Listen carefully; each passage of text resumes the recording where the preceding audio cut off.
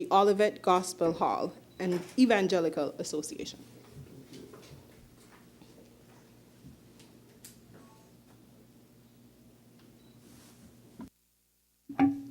Praise the Lord. All hail the power of Jesus' name. Let angels prostrate fall, bring forth the royal diadem, and crown him Lord of all. O give thanks unto the Lord, for he is good, for his mercy endureth forever. Heavenly Father and O God, I come to thee at this time in the Holy Spirit through the Lord Jesus Christ, the Savior of mankind, thy only beloved Son, in whom thou art well pleased, and at this time sitting at thy right hand and making intercession for all of the household of God.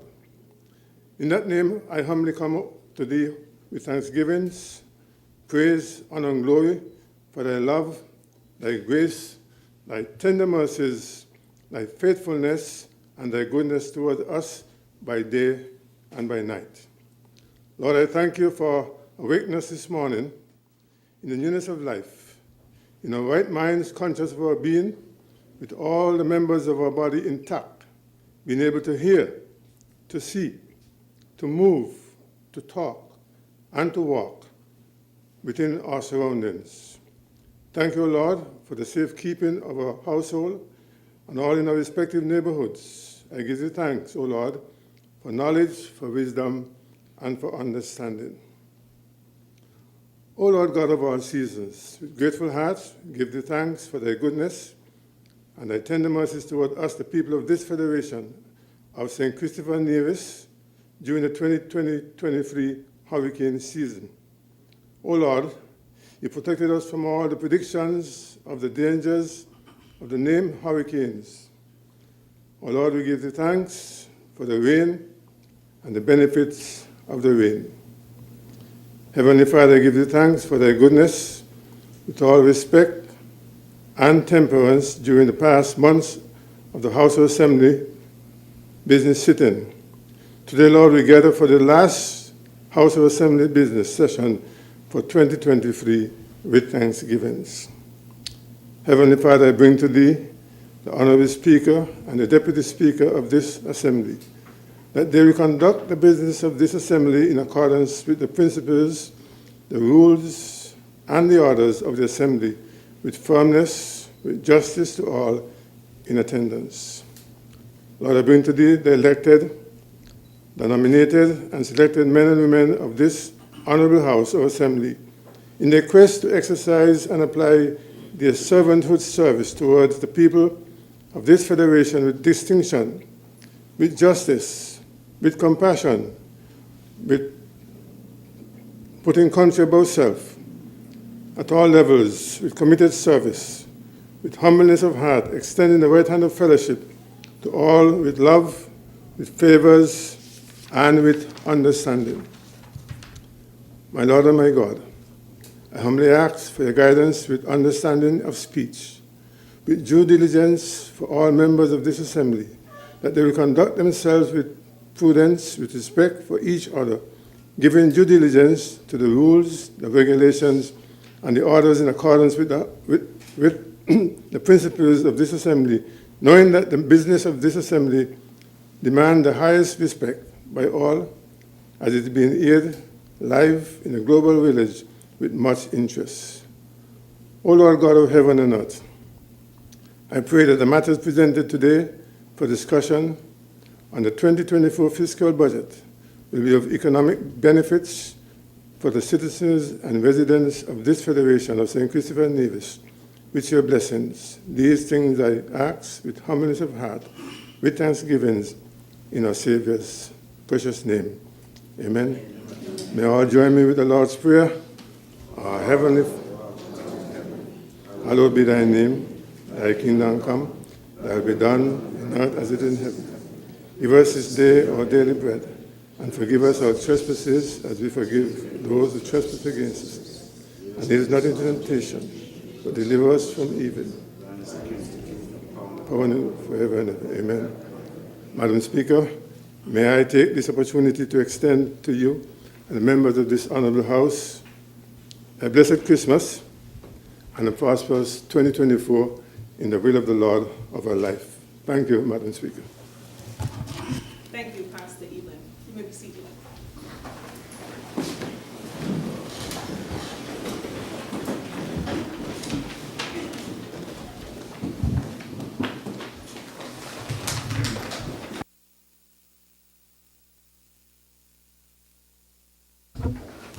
If you haven't done so as yet, kindly place all devices on silent or vibrate for the duration of the proceedings. Thank you.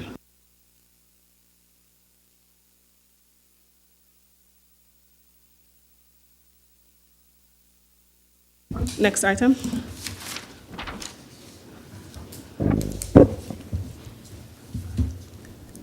Confirmation of minutes. Minutes are deferred. Messages from the Governor General. There's one message. I am pleased to advise that the fiat from the Governor General has been received. A fiat is required anytime there is a bill which considers the expenditure of monies from the Consolidated Fund. It requires permission from the Governor General for the bill to be introduced and debated.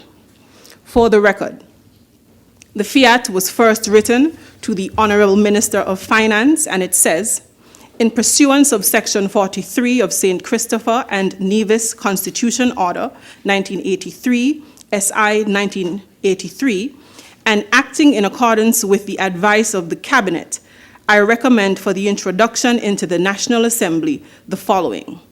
Appropriation 2024 Bill 2023. It is dated the 7th day of December 2023 and signed by Her Excellency, the Governor General, Dame Marcella Liebert.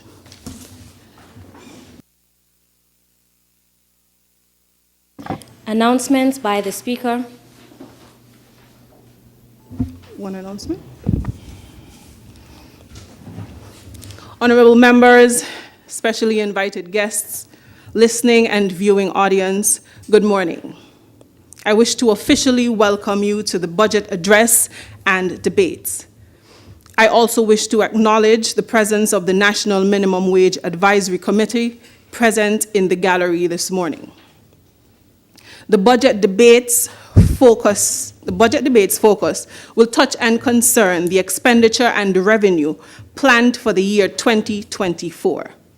The importance of the proceedings today and the upcoming days are informed by and take authority from Section 71 of the Constitution of the Federation of St. Christopher and Nevis, which prescribes that the minister with responsibility for finance shall cause to be prepared and laid before the National Assembly before or not later than 60 days after the commencement of each financial year, estimates of the revenues and expenditure of the government for that financial year.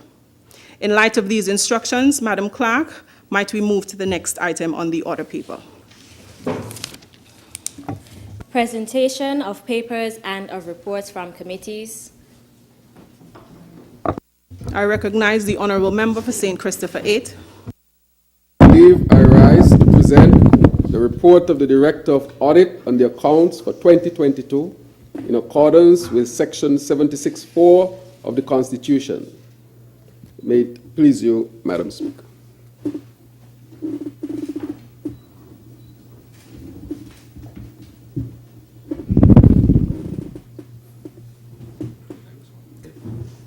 Madam Speaker, with your, the Honourable Member St. Christopher 8. Yeah, with your leave once again, Madam Speaker, I rise to present the draft estimates 2024.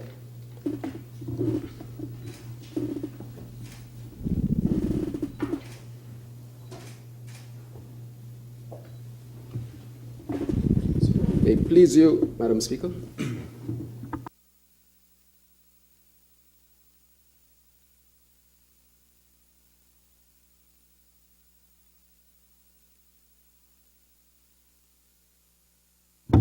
Madam Speaker, with your leave once again, I rise to move the motion for the approval of the estimates of expenditure. Is there a seconder? I rise to second the motion, Madam Speaker. The question is that the estimates of expenditure be approved. Those in favor? Aye. Those against? The ayes have it.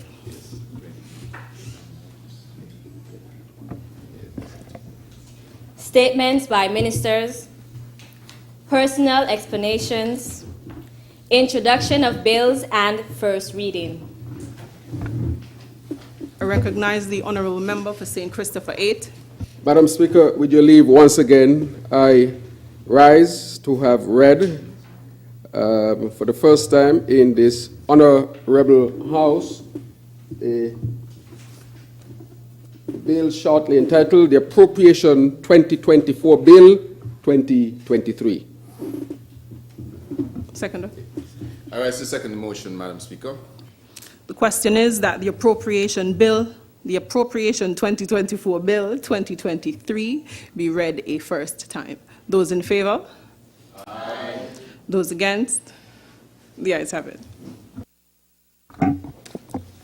A bill to provide for the services of St. Christopher and Nevis for the financial year commencing 1st January 2024 and ending on 31st December 2024, otherwise known as the Appropriation 2024 Bill 2023. The Appropriation 2024 Bill 2023 has been read a first time.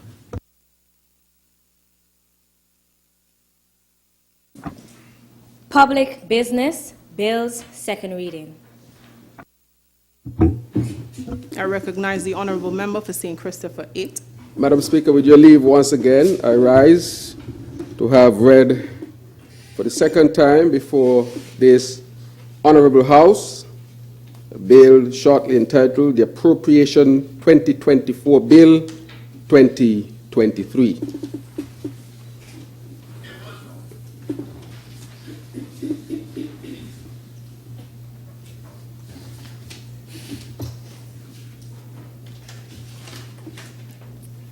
Madam Speaker, it gives me, of course, great pleasure to be here this morning to have before this Honourable House this bill that I've just mentioned, but to put it in colloquial terms, the budget address. Madam Speaker, the celebration of our nation's 40th anniversary of independence was an inspirational journey for many of our citizens and served to intensify my own conviction and resolve that our sustainable island state agenda is the best development model to ensure continued transformation of our country. The milestones that we have achieved over the last 40 years are well known to our people. Madam Speaker, with this knowledge, I want today to invite all citizens near and far to join our St. Kitts Nevis Labour Party administration in advancing the transformation of our country for the next 40 years. Madam Speaker, let me say from the onset that the world is facing an existential threat, and especially small island developing states like ours here in the Caribbean and also in Pacific Oceans. All of the countries in the world, of course, are threatened by climate change. And as such, St. Kitts and Nevis had to take the decisions, we had to take the decisions to come up with a framework and a roadmap to make sure that our country can deal effectively with climate change. Hence, the framework that we came up with was the Sustainable Island State Agenda.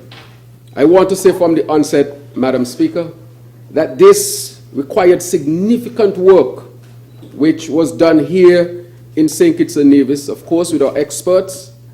And of course, I want to thank the team, this A-team on this side, that put a lot of work into this. And to really thank the Minister of Sustainable Development who helped to lead all the technicians for us to arrive at this. I know that our people were anxious as to what we were developing and what this was.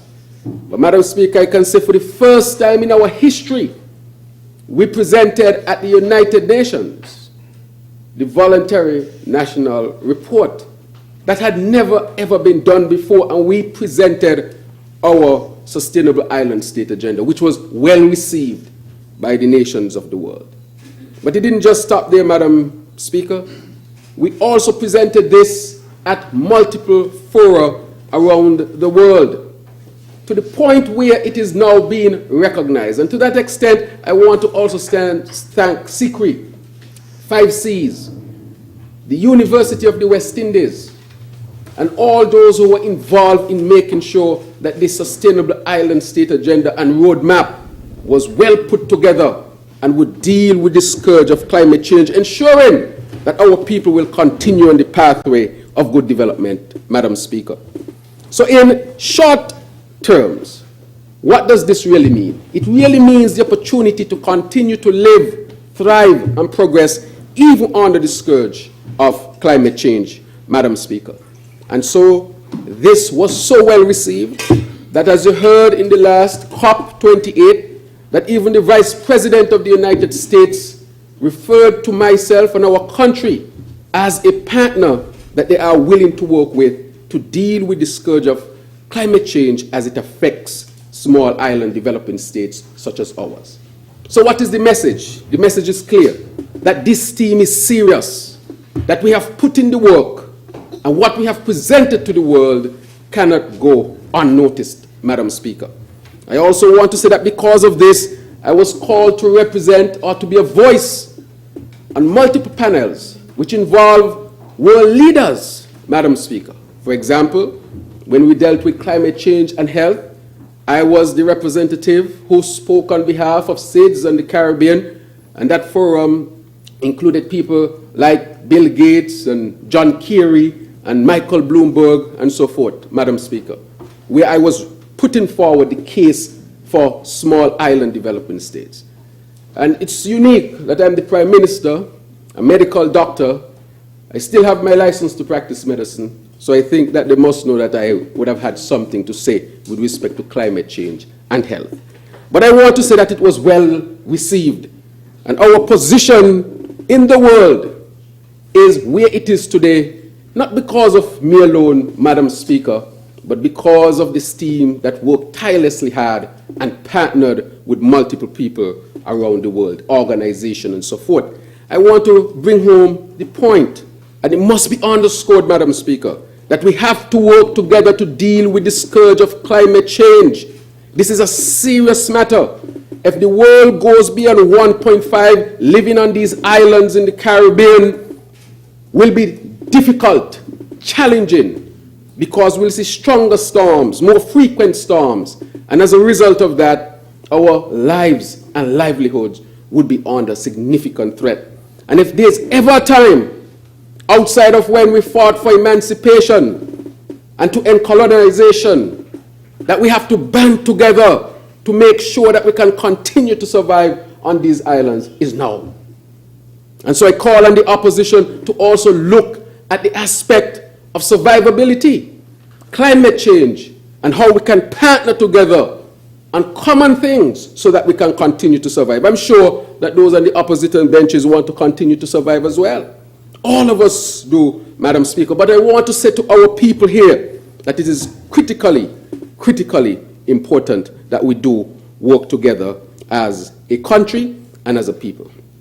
Equally important, Madam Speaker, we initiated that all-important dialogue to help our people conceptualize the development pillars and translate the ideas into action in their lives and communities. All three sessions when we were developing the debate on the budget process, Madam Speaker, I want to say that all three sessions provided an effective avenue for the government to listen to the voices of our people.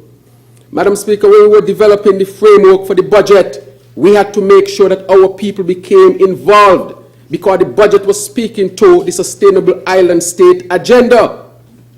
We went to Lodge, we went to Old Road, we went to Marriott.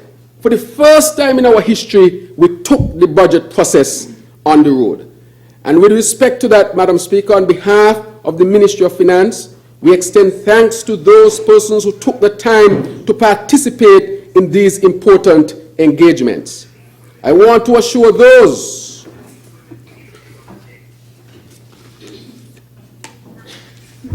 Apologies, Honourable Member. Yes, go ahead. There's Members some- of the gallery, I reiterate, I wish to have no interruptions by mobile devices or the like. If that persists, the individual will have to be removed from the gallery. Please allow the honourable members the respect that they deserve and allow them to present without interruption. Thank you. With that, Madam Speaker, I want to, on behalf of the Ministry of Finance, we extend thanks to those persons who took the time to participate in these important engagements. I want to assure those who shared concerns from their communities or made recommendations that we hear you and we will work to find solutions to the issues raised and to incorporate the suggestions in the implementation of the government's programs and projects over the coming months. Madam Speaker, we intend to make this consultative approach a standard feature of the budget, a standard feature of preparation of our budget. We trust that more of our people will be encouraged to participate in all efforts of the government to increase partnership in developing important policies for the betterment of our country.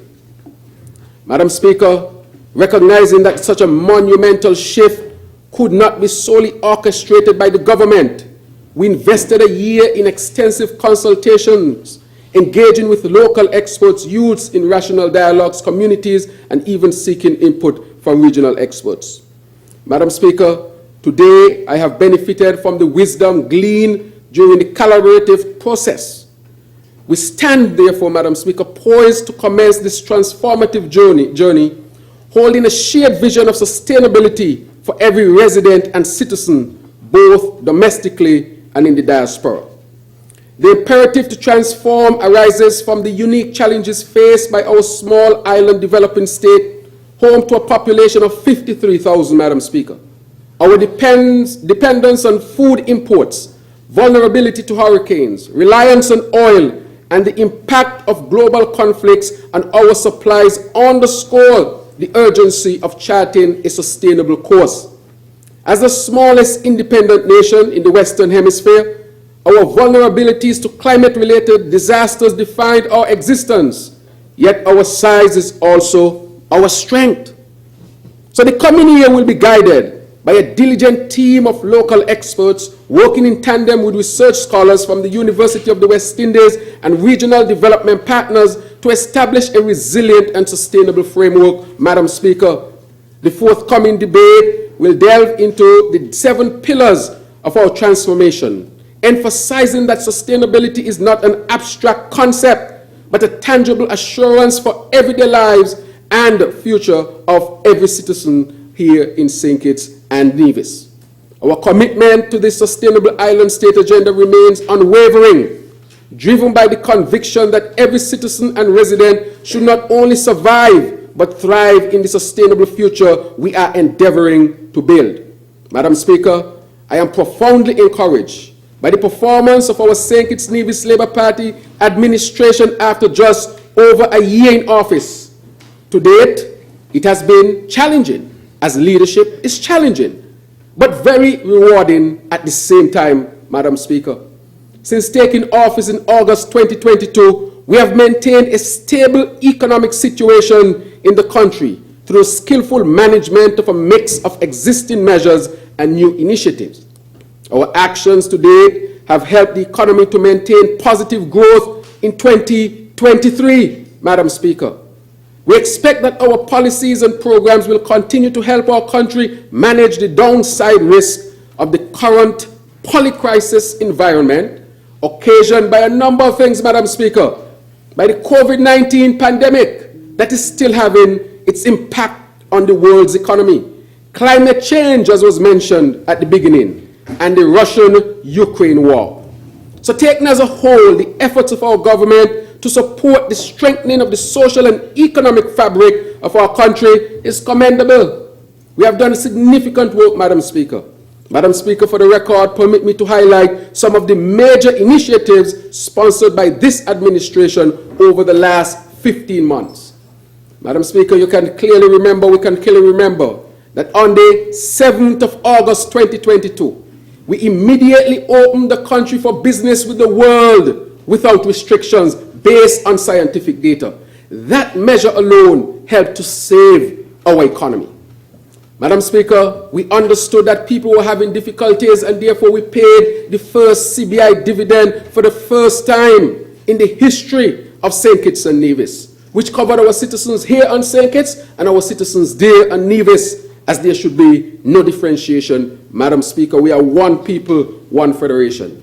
We introduced free tuition for students at the Clarence Fitzroy Bryant College for all students, Madam Speaker, those from Nevis and those from St. Kitts. We introduced a dedicated program for medical assistance for children in need of specialized life-saving medical care. And I say that slowly, Madam Speaker, because before we used to see mothers up and down the road, as we say here, looking a sponsor while their child is dying. We have taken the decision that that must not happen. We are not saying that you can't raise funds, but whether your child lives or dies will not depend on how much you collect on a sponsor sheet. Madam Speaker, today, a lot of children have been saved as a result of that.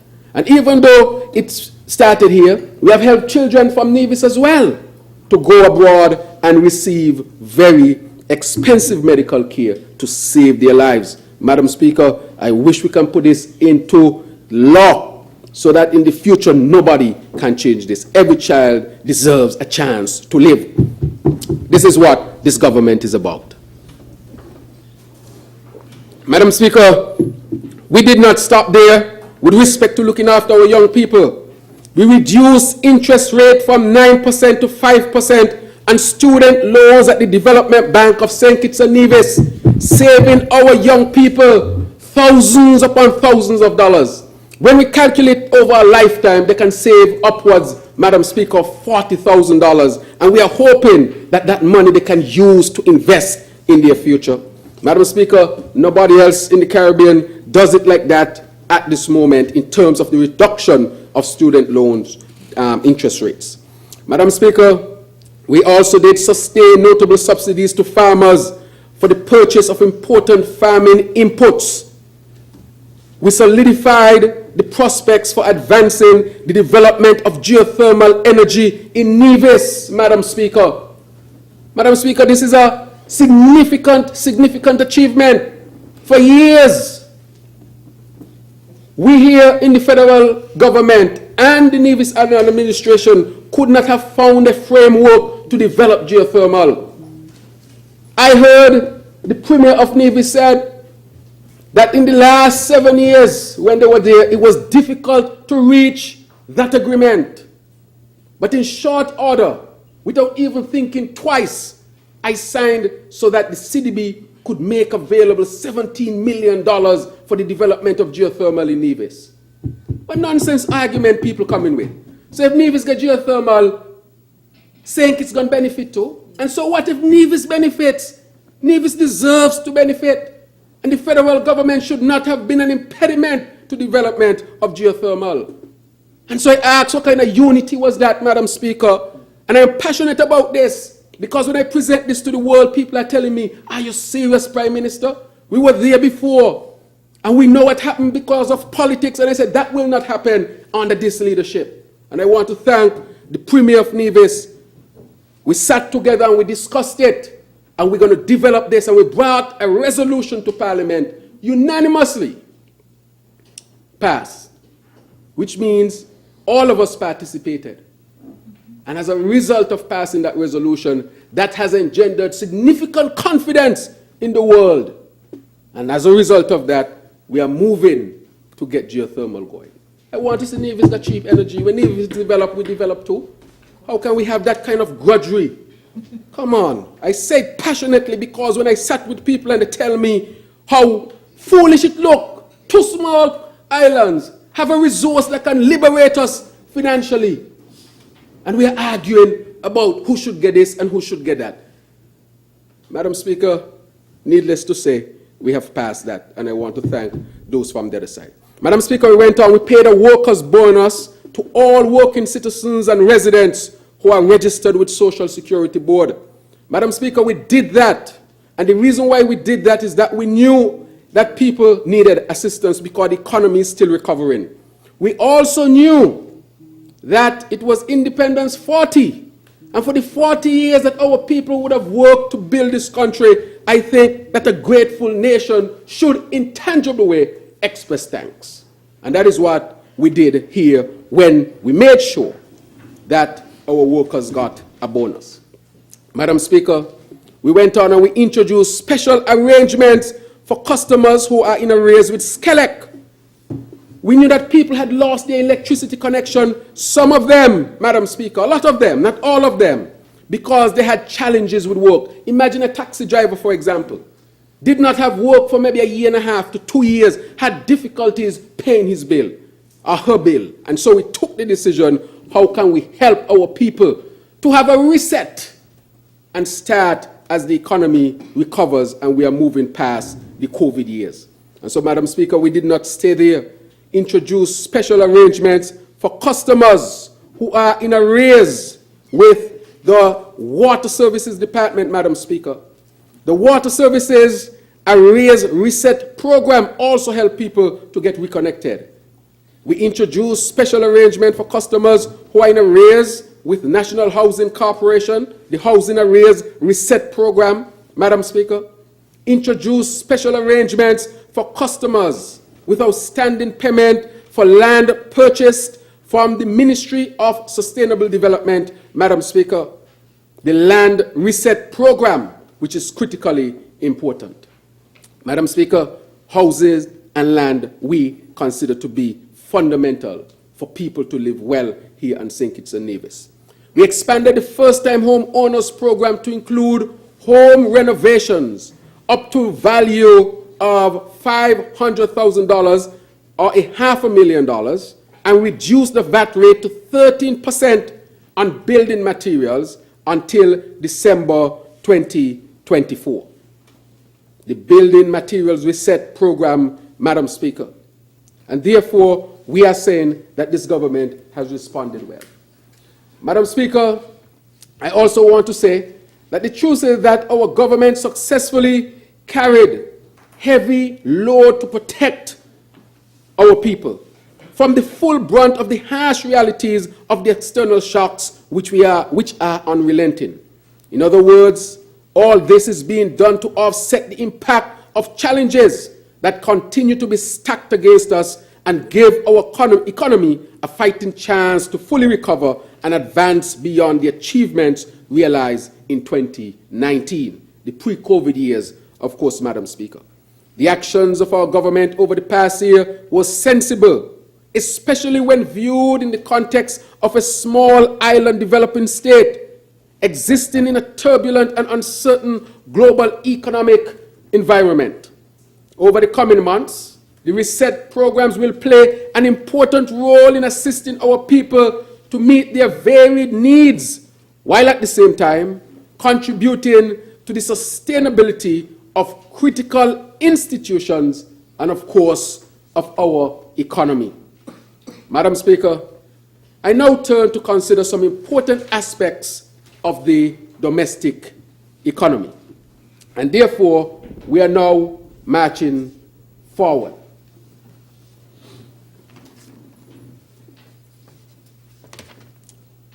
Our federation operates within the wider global economy and therefore will continue to be influenced by the international and regional developments. In this regard, we are aware that the International Monetary Fund is projecting that the global economic output will fall from 3.5% in 2022 to 3.0% in 2023 and 2.9% in 2024, reflecting a slowdown in the global economy.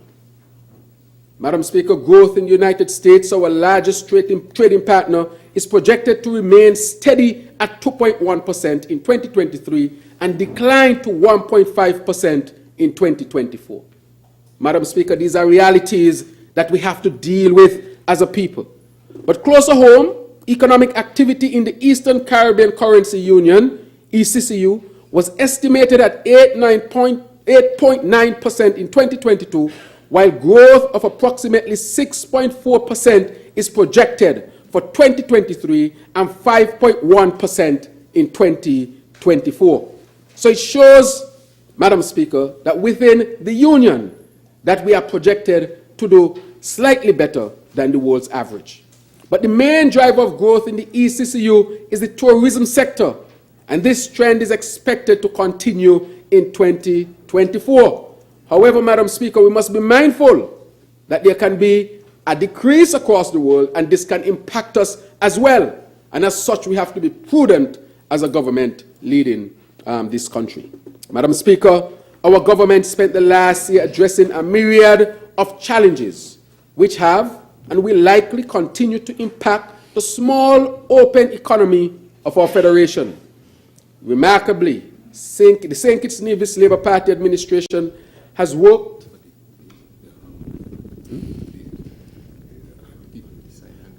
or they asked me to slow down a bit because the people with the sign language. I want to say to our community of the deaf, sorry about that. As you know, we introduced for the first time sign language so that the members of the deaf community can also participate in parliamentary proceedings, living up to the principle that all must be involved in a democracy and for democracy to work. So, Madam Speaker, so the government spent the last year addressing a myriad of challenges which have and will likely continue to impact the small, open economy of our federation.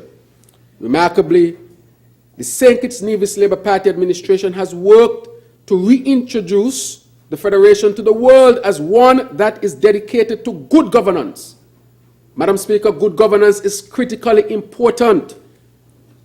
Without good governance, you cannot have a thriving democracy. And that is why, even though there was a lot of song and dance about good governance, not one of them lay before the House to be passed and enacted, and activated, the complete statement, Madam Speaker, because people came and made song and dance about good governance. And when we got there, was not activated, and we made sure it was activated. We are serious about the development of our people and the protection of our environment, and laser focus on our economic and social progress, Madam Speaker. Our efforts are already bearing fruits as our simple message spreads far and wide that we are open for doing business with the rest of the world, and the rest of the world knows that. Our efforts have set the path to a sustained recovery, supported by positive growth in all major sectors, Madam Speaker. Positive growth. Prudent management, Madam Speaker.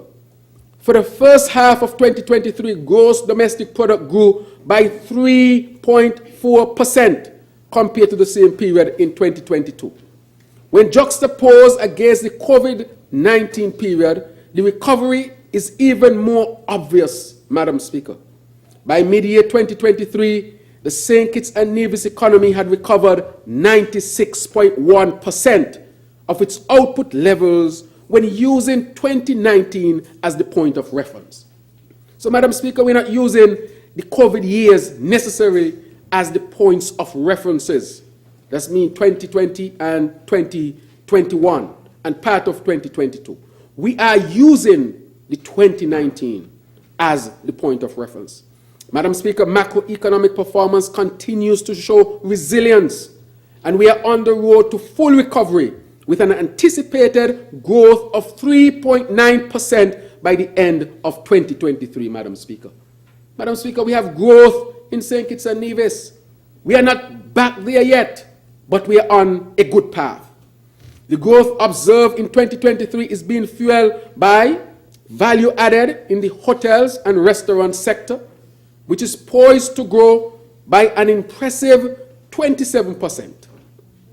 Also, Madam Speaker, the wholesale and retail sector by 4%. The transport, storage, and communications sector by 1.5%. The construction sector by 0.8%. and the public administration sector by 8.5%. Madam Speaker, we are seeing growth all across in our economy. The increase in the hotel and restaurant sector is being influenced by the increases in visitor arrivals to the Federation by air and by sea. We should put our hands together for the Minister of Tourism, who is working tirelessly hard to make sure that transport to the Federation is on a good path. I'm talking about JetBlue. I'm talking about all the other major airlines and also the regional airlines. So activity, Madam Speaker, in the construction sector is driven by the rise in residential housing construction. Madam Speaker, more people are building houses here in St. Kitts and Nevis. We have seen that go up, and it continues to go up. We also see, Madam Speaker, the increase in wholesale and retail and transport, storage, communication sectors is as a result of a general rise in consumer demand for goods and services, Madam Speaker. The outlook for 2024 and beyond is promising for our Federation, as we expect that full recovery from the impact of the pandemic will be achieved in 2024, and growth will expand by approximately 3.6% per annum over the medium term. Madam Speaker, we expect growth in 2024. Although inflation continues to ease in most countries as supply chains issues normalize and energy and food prices fall substantially from their 2022 highs, food prices remain elevated, Madam Speaker. It is an issue across the world. Global inflation is projected to fall from 8.7% in 2022, but will remain high at 6.9% in 2023 and decline to 5.8% in 2024. That is why we passed the Consumer Protection Bill in here, so that our consumers must be protected. We don't want to have any price gouging and so forth, Madam Speaker, so that people's dollar can go much further. That is why we did that, looking out for our people. However, some of this inflation, as can be seen, is imported inflation. Wherever they are manufactured, the cost is high, and therefore it is reflected here in our St. Kitts and Nevis. Our estimates of inflation for 2024 reveal that, consistent with global inflation, prices have begun to stabilize. And even though the prices are stabilizing, we are still saying we want the prices to be as low as they can be, so that people can feel the ease in their pocket, Madam Speaker. So for 2024, inflation is projected to be 2.0% compared to the 2023 estimate of 3.8%. Notwithstanding, we continue to be cautious with our estimates given the possible impact that the war between Israel and Gaza could have on oil prices, which could lead to further inflationary pressures.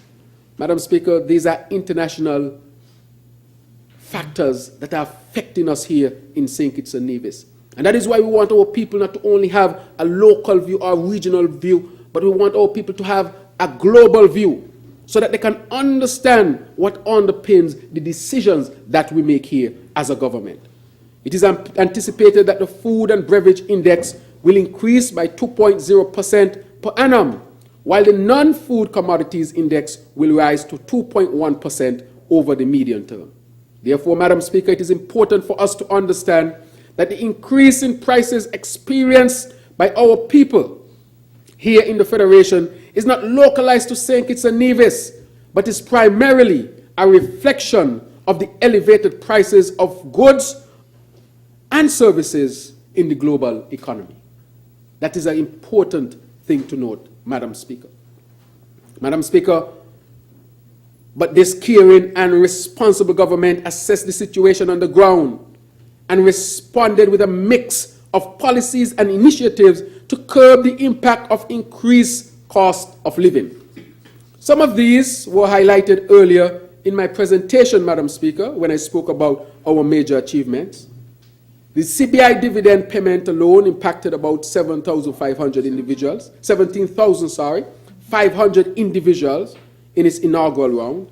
A total of 35,694 workers also recently benefited from the payment of the $1,000 worker bonus, Madam Speaker. We continue to provide support to the vulnerable members of our society via the Poverty Alleviation Program, which soon will become LIFT and will be spoken about more later. We also help through the STEP program and through the new Elevate program, Madam Speaker, and other social assistance programs offered by the Ministry of Social Development and Gender Affairs. So, Madam Speaker, we have given significant help. During the first 10 months of this year, our government has invested in excess of $118 million to implement the various support programs. That is nothing to sneeze at, Madam Speaker. It shows that this government is caring about its people and continue to care.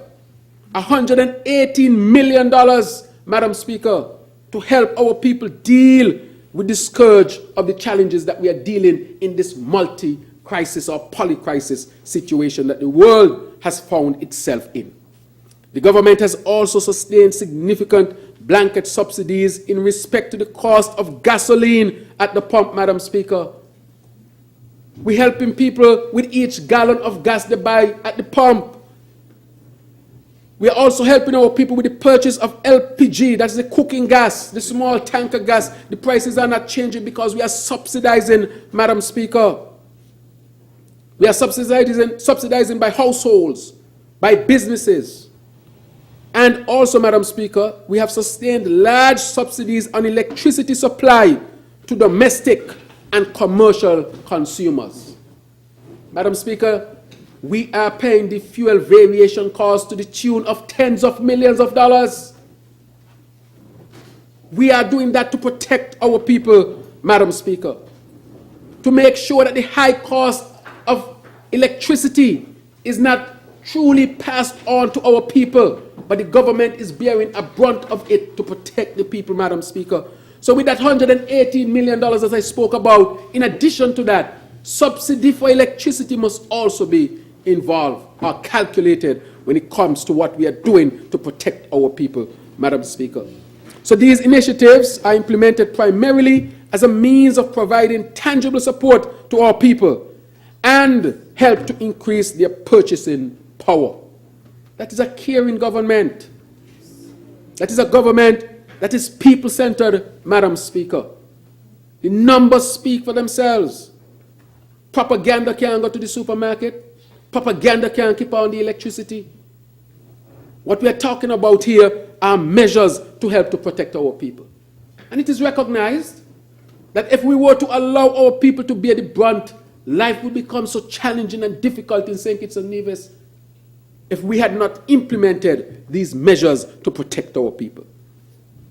Madam Speaker, I hasten to encourage our people not to take this generous support by this caring government for granted, as most countries have already discontinued the COVID-era subsidies and public assistance programs.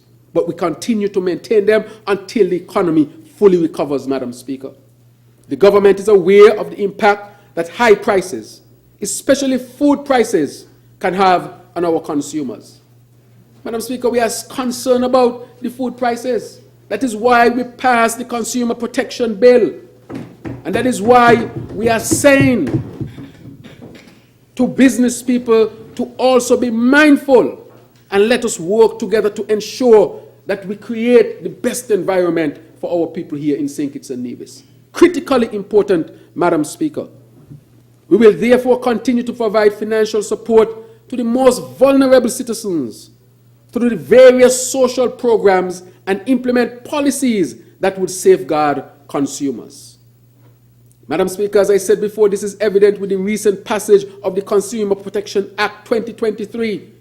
The government is also actively exploring the introduction of competition policy and price gouging legislation, all in an effort to fortify consumer protection. We are serious about this, Madam Speaker. We don't want people to be using the excuse of COVID and all this for eternity, with prices that might be going up and you don't have solid justification, Madam Speaker. And so we are saying that we have to protect our people here in St. Kitts and Nevis. Somebody told me they went, one price, go back a few hours, look at the price change again at the end of the week. Madam Speaker, if that is a concern, we need to get the data, and we are dealing with that to make sure that our people are protected here in St. Kitts and Nevis.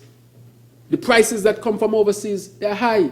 I spoke to one of the owners, and he showed me alternatives and said that there are alternatives to almost every product. But apart from that, Madam Speaker, we will do what we have to do to keep prices here in St. Kitts and Nevis low so that our people can afford it. All around the world, Madam Speaker, suffering from inflation. Whether it's a big country, a small country. Imagine the big countries are feeling the brunt of this. Can you imagine? When those countries sneeze, we catch pneumonia. So if they are dealing with it, can you imagine for small island developing states like ours, St. Kitts and Nevis? Madam Speaker, therefore we are saying with the increase in economic activity, labor market conditions in the economy have improved immensely because we have worked towards that. And accordingly, I want to report here that the Social Security Board data as of June 2023 shows total job registration was recorded in the region of 25,384, an increase of 2%, 490 jobs over January to December 2022, which was seen at 24,894. This is a very positive development, as it is indicative of the continued upward trend in economic expansion and job creation or job growth here in the Federation of St. Kitts and Nevis. Madam Speaker, the numbers speak. When compared to 2019 levels, we see exceptional results. The data is pointing to the recovery of 95.4% of jobs lost during the pandemic. We are recovering, Madam Speaker, and it's because of prudent management. That is why we are recovering. Because we opened the country, Madam Speaker. That is why we are recovering. It is because we dealt with corruption, Madam Speaker, systemic corruption. And I'm going to speak about some of them, Madam Speaker. Systemic corruption, deep. The more you dig is the more you uncover. You can't believe an administration could have been so corrupt, Madam Speaker. Every institution under threat. It hurts when you see tens of millions going down tubes. Madam Speaker, I have the records. Sometimes, if you look at the records, and you have the files, Madam Speaker, you can't believe what was happening in the previous administration. Madam Speaker, we have the files. Give us a taste of beer. We have the files. We have the files, Madam Speaker. We need to hear one. They need to hear one. So, Madam Speaker, I want to say that we are recovering. And the main contributors to these good results include the hotel and restaurants, transport, storage, communication, wholesale and retail sectors. And even with these results, we will continue to push hard to ensure that in 2024 we exceed the 2019 job levels in all major sectors of the economy. Madam Speaker, I mentioned these, but I don't want our people to take it lightly that when you make efforts to get rid of corruption, that in itself adds to economic growth. The studies have shown that if you do nothing else in a country except cut out as much corruption as possible, you will see economic growth. That is why the economy will grow, if for nothing else, for seeking to deal with corruption, Madam Speaker. Can you imagine you have a whole school, $21 million, and not a block laid? Those things are painful, Madam Speaker. Not a block laid and $21 million gone. Managing dirt. Madam Speaker, Development Bank, $334 million in debt about to crash, but we saved it. And you have people talking about programs, when programs were used to thief money. Madam Speaker, I can talk the things, you know. Yes, please. Because I'm fed up of people grandstanding and not recognizing all that had been done. Action. Madam Speaker, even with these results, we will continue to push hard, as I said previously. We want to create a situation in the country where all who are interested in working can find decent work. Madam Speaker, that is very critically important as we set the path for sustainable island state. We want to make sure that work is available for our people. And as you can see, we are recovering. We want to create that situation right here where people can find decent work and restore the capacity for people to fully take care of themselves and their families, Madam Speaker. Madam Speaker, I will move on to discuss more of the fiscal landscape. A review of the government's fiscal performance revealed that for the 2022 fiscal year, a deficit of $99.2 million was recorded for the overall balance, and a primary balance also reflected a deficit of $82.9 million. Madam Speaker, let me spend 2 minutes on this.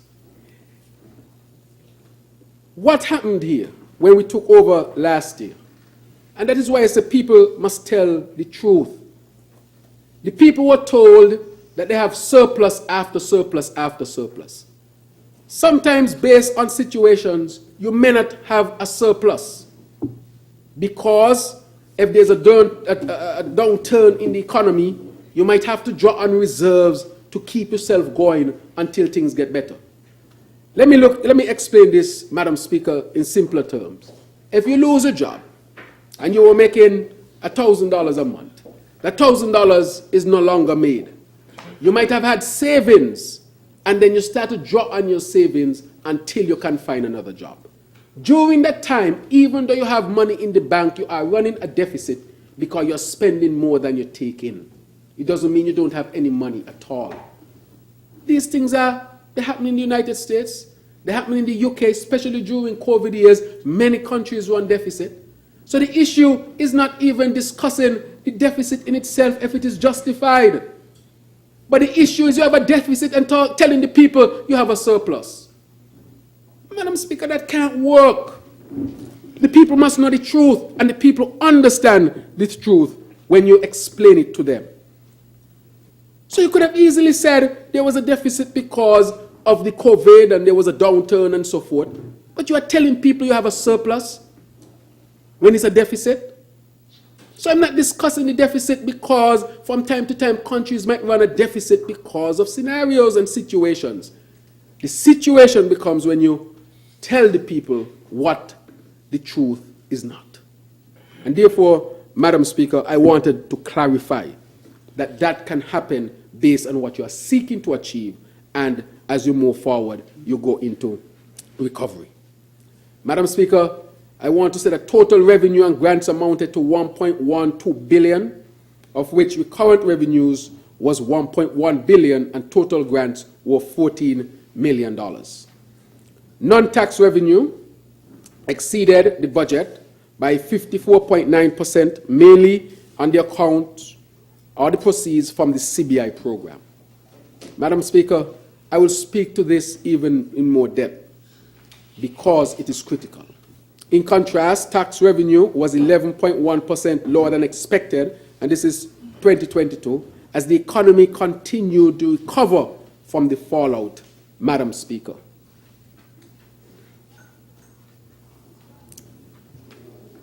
Madam Speaker, with respect to, in contrast, the tax revenue was 11.1% lower than expected as the economy continued to recover from the fallout of the pandemic and struggled to cope with the effects of the Russian-Ukraine war. That was part of it, Madam Speaker. With respect to expenditure, total expenditure for 2022 amounted to 1.2 billion. Outlays were 34.2% more than the budget, which was indicative of former administration decision to purchase land under the land for debt swap arrangement, and other notable expenditures initiatives, including 10% increase in salaries and wages and an extra month's salary to civil servants, as well as the transfer of persons to the civil service. Madam Speaker, why am I saying this? Is that the people can understand exactly where this came from. So the issue here is not just the deficit. It is saying to people that there was a surplus when there was a deficit. Telling a lie. Telling a lie. In local parlance. In every parlance. Or misleading the people. The people can understand, Madam Speaker, when these things happen. However, I can say what added to the deficit was the Basseterre High School. Every month, money being paid to the tune of over $600,000 for management of the Basseterre High School. This is like the emperor without clothes, Madam Speaker. I must be the only one not seen a school. We over here not seen a school. But $24 million gone. Madam Speaker, money gone from government to development bank, down a tube. Can't be accounted for. This is serious business. Money just disappearing as if there are magicians who make it disappear. Poof, he gone. Just like that, Madam Speaker, poof, he gone. And I can go through almost every ministry and every sector. But our first order of business was to make sure we stabilize the situation here in St. Kitts and Nevis. Madam Speaker, I spoke about all the issues that affected the deficit position.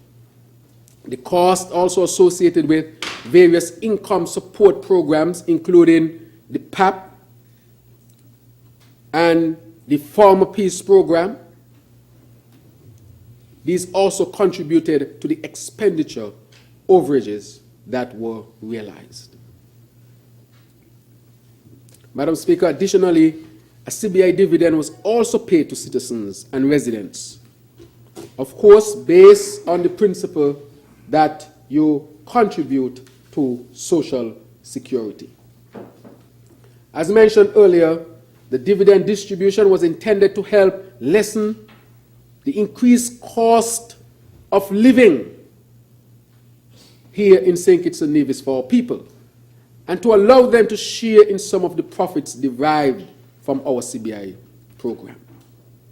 With respect to the debt situation, Madam Speaker, at the end of December 2022, the total public sector debt stood at $1.6 billion, or 60.2% of GDP. There are some other numbers I will give later on, Madam Speaker. This represented a decline of 6.5 million in the debt stock and a decrease of 8.9 percentage points in the debt to GDP ratio. The reduction of the debt to GDP ratio was the result of an expansion in economic activity of 2022 when compared to 2021, Madam Speaker. And it is because we opened the economy in August. Had that economy not been opened, we would not have realized the drop in the debt, Madam Speaker. How can you keep a country locked down? Debt going up. People can't eat. Man and man can't work effectively. On the altar of politics, Madam Speaker. That is the sad thing about it. On the order of politics, the country was kept locked down. The country should have been opened up since in May 2022, according to the scientific data. And up to August, all the restrictions still had not been removed. I had the data, and that is why I said I will open up the country when we take office, because when I sat with the team on the 7th of August, at Marriott. I said, show me the scientific data.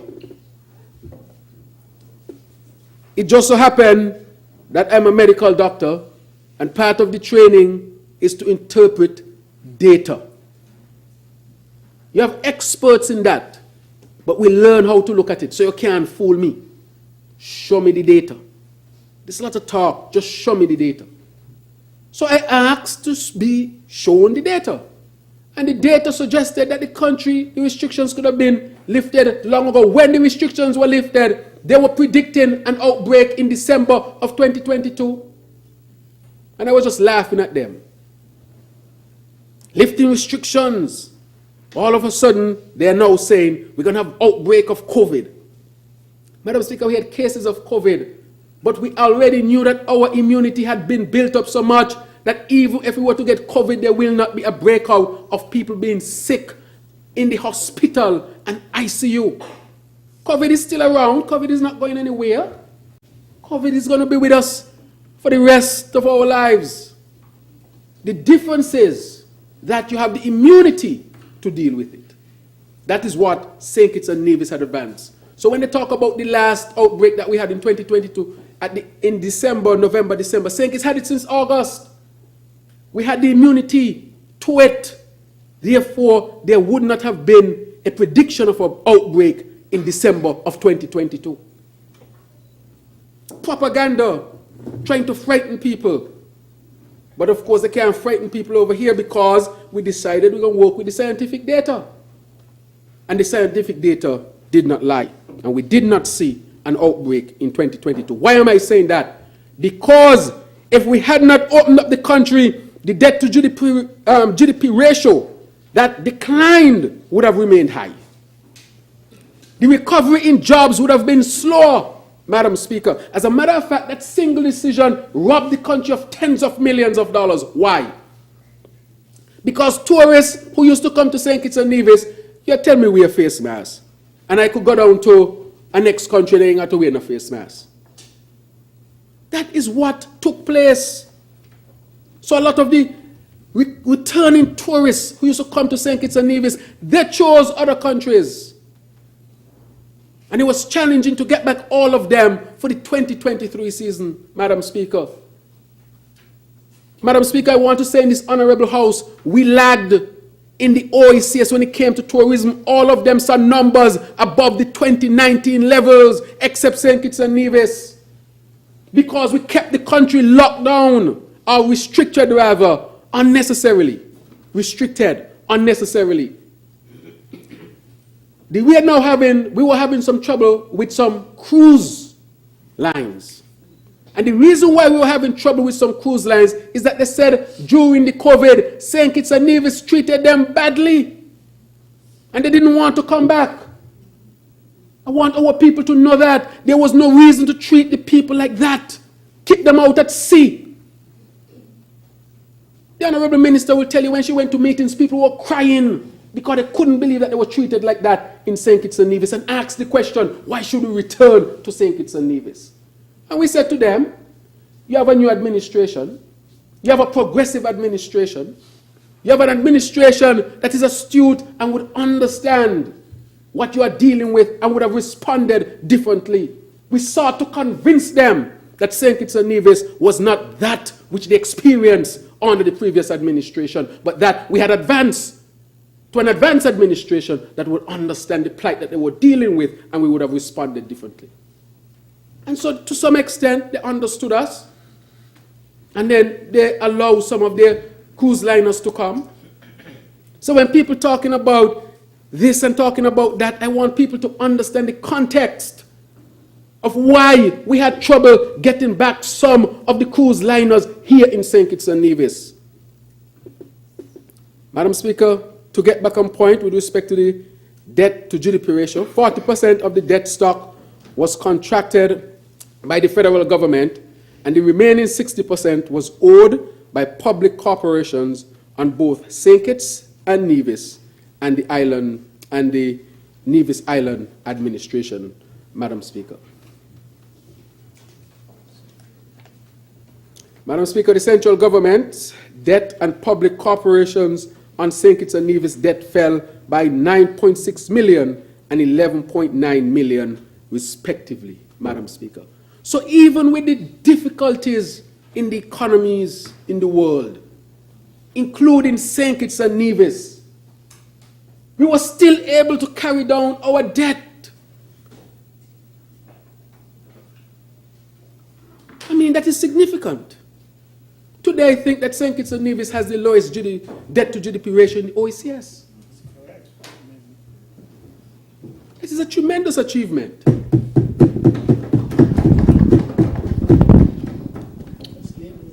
Labor. Thank you. That long time.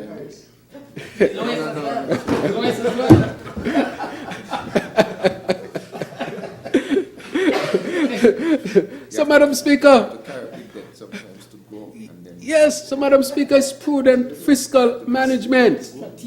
and bring it back. Sometimes you have to spend, for example, let's say you have a business, you might say, boy, let me borrow our house, you borrow $300,000, you pour business, the business start to turn over profit, you pay off for $3,000 and you're good. Sometimes it's like that. You make an investment. Labour invested in this country. All right, Madam Speaker, and those investments are what we are seeing now, Madam Speaker. That is why we are seeing that type of result at this particular time. And so I want to thank those from the Ministry of Finance who have been working tirelessly hard. I want to thank, of course, the ministers who have been working tirelessly hard, the people who have been working tirelessly hard, because no one person can do it. We have to recognize we have to do it together, Madam Speaker. And so this is a tremendous achievement. And none of this was premised on debt forgiveness. If we get some debt forgiveness, that will drop down very, very, very low. And I will pursue some debt forgiveness. But we are, of course, meeting our obligations. And at the same time, we are dealing with the debt situation here in St. Kitts and Nevis. And that is why I'm saying that we have to be prudent to make sure that we continue to put our country in the best position. Madam Speaker, I want to move on to economic expansion and diversification. And one of the first things I want to touch here is agriculture. Agriculture is important and fundamental, Madam Speaker. It deals with the issue, Madam Speaker, of food security. And I think we are at a point where the majority of us, if not all Kittitians and Nevisians, are in agreement that this issue rises to the level of the top 5 priorities for our country. Very critically important. Further, this government has identified food security as a strategic pillar in the Sustainable Island State agenda. We are fully committed to ensuring strategic investments in agriculture, in the agriculture sector, to ensure that we achieve the CARICOM 25 by 25 agenda. This will also be a critical step in our march to a sustainable island state as we reposition agriculture as a key contributor to employment, social and economic security, and the improvement of our collective health and nutrition. Madam Speaker, I would like to say that climate change is significantly impacting agriculture. The change in rainfall patterns, the droughts that we are seeing presently, Madam Speaker, possibly the worst drought in our history. Somebody told me they went to buy some sweet potato, and the sweet potato them small. They used to call them pickings when I was small. Pickings. Pickings. And you only used to give your pig pickings. People never used to eat the pickings. But Madam Speaker, because of the lack of rainfall, you try to grow sweet potato, and where you're going is pickings. It's a serious issue. A serious issue, Madam Speaker. Climate change impacting us, Madam Speaker. The aging mother is from St. Paul's, you know.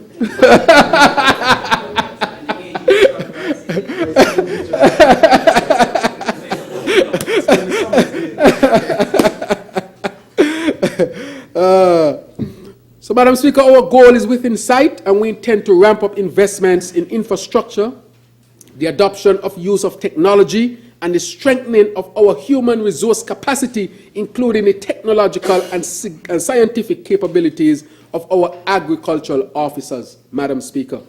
Madam Speaker, at this point, I want to also point out that as we chart the way forward for implementation, I have to remember, of course, our dear citizens from the deaf community. As we chart the way forward for implementation of our planned strategic interventions, Madam Speaker, we are conscious of the need to hear from stakeholders operating in the sector. And to this end, the Ministry of Agriculture, Fisheries and Marine Resources initiated a number of stakeholder meetings in 2023 to discuss pertinent issues such as the impact of drought, land distribution and preparation, access to water, duty-free concessions, the availability of agricultural inputs, and the Cannabis Act, Madam Speaker.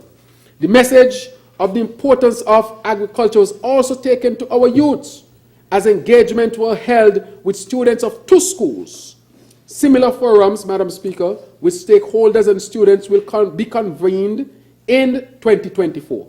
And therefore, I use this opportunity to invite the public to listen out for the announcements of these events and to participate when possible, Madam Speaker.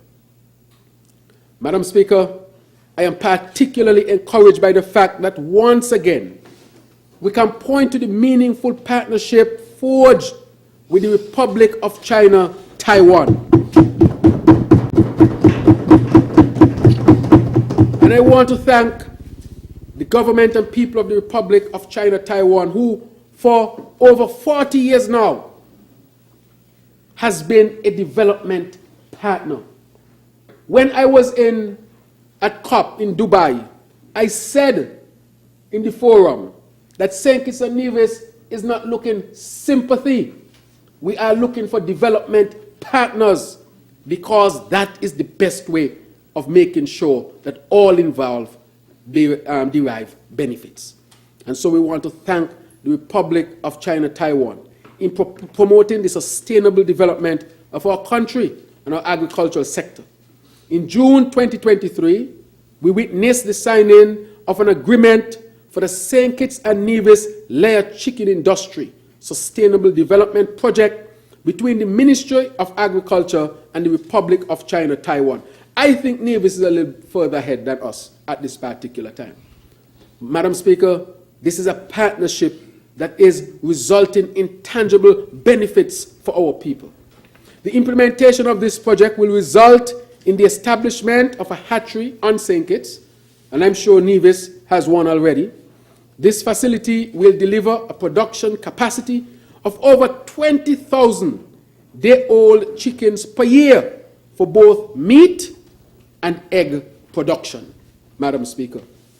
The key objectives of this project include the introduction of modern breeding technology, as well as egg production technology, ensuring the Federation's ability to sustainably produce poultry products and substantially reduce the level of imports.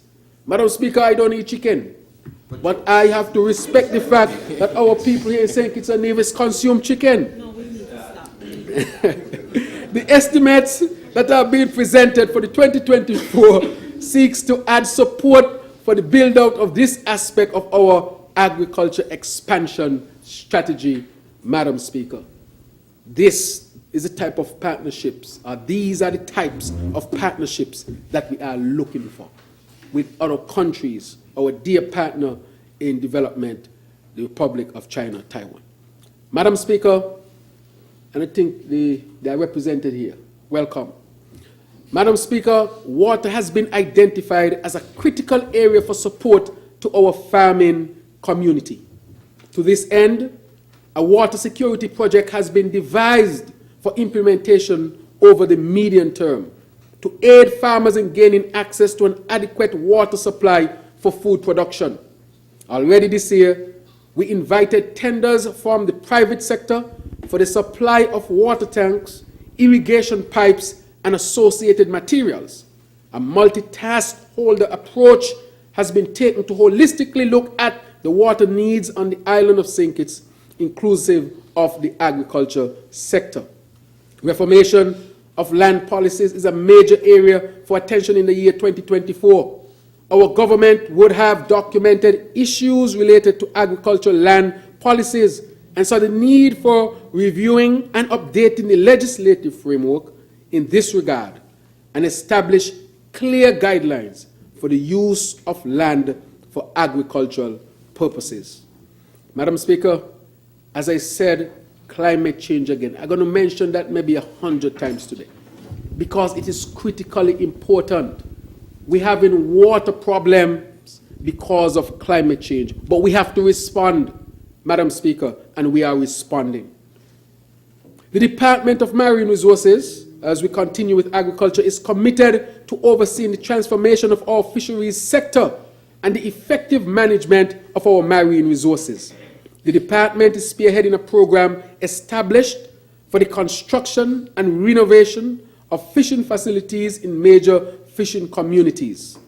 This will ultimately help to promote more fishing activities, improve the assurance of fish quality, increase food safety, create jobs, sustain livelihoods, and attract new fishers into the sector.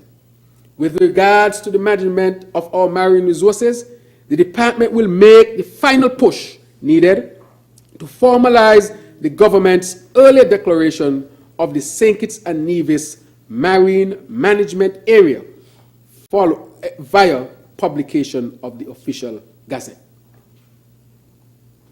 Madam Speaker, this is critically important to the development of the blue economy here in the Federation of St. Kitts and Nevis. We are small in terms of land, and we are a small island developing state. We have great potential as a large ocean state, Madam Speaker. Madam Speaker, we have maybe 100 square miles of land. If you include Booby Island, maybe 100.1 square miles of land. But for the sake of rounding off, we say 100. However, we have 22,000 square kilometers of ocean. 22,000 square kilometers. That is a lot of land, Madam Speaker. And therefore it means, a lot of ocean, Madam Speaker. Therefore, it means that we now have to start to develop the ocean and get from it what we could have in terms of its resources to help to advance the development of St. Kitts and Nevis. For too long, we are saying we are small. That is because we are looking at land. We have to now say to the world, we are much larger than we look because we have thousands upon thousands of space in the ocean. And let us not take that lightly. We don't explore it. We know that there are those who want to come into our waters fishing and catch the larger size fish and take back to their countries and so forth so that they can enjoy. Madam Speaker, we have not started to touch that as yet. But I'm saying also that while we want to delve into the large ocean to derive what we can derive for our development, we must also realize that climate change is affecting it. Madam Speaker, when you go out in the summer, you see all this seaweed across the ocean.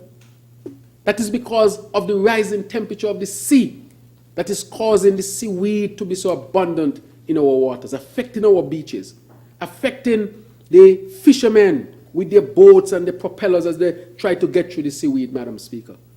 The rising of the sea levels, Madam Speaker, intruding our wells and our aquifers, Madam Speaker. This is a serious matter. The bleaching of our corals, the death of part of our coral reefs, Madam Speaker.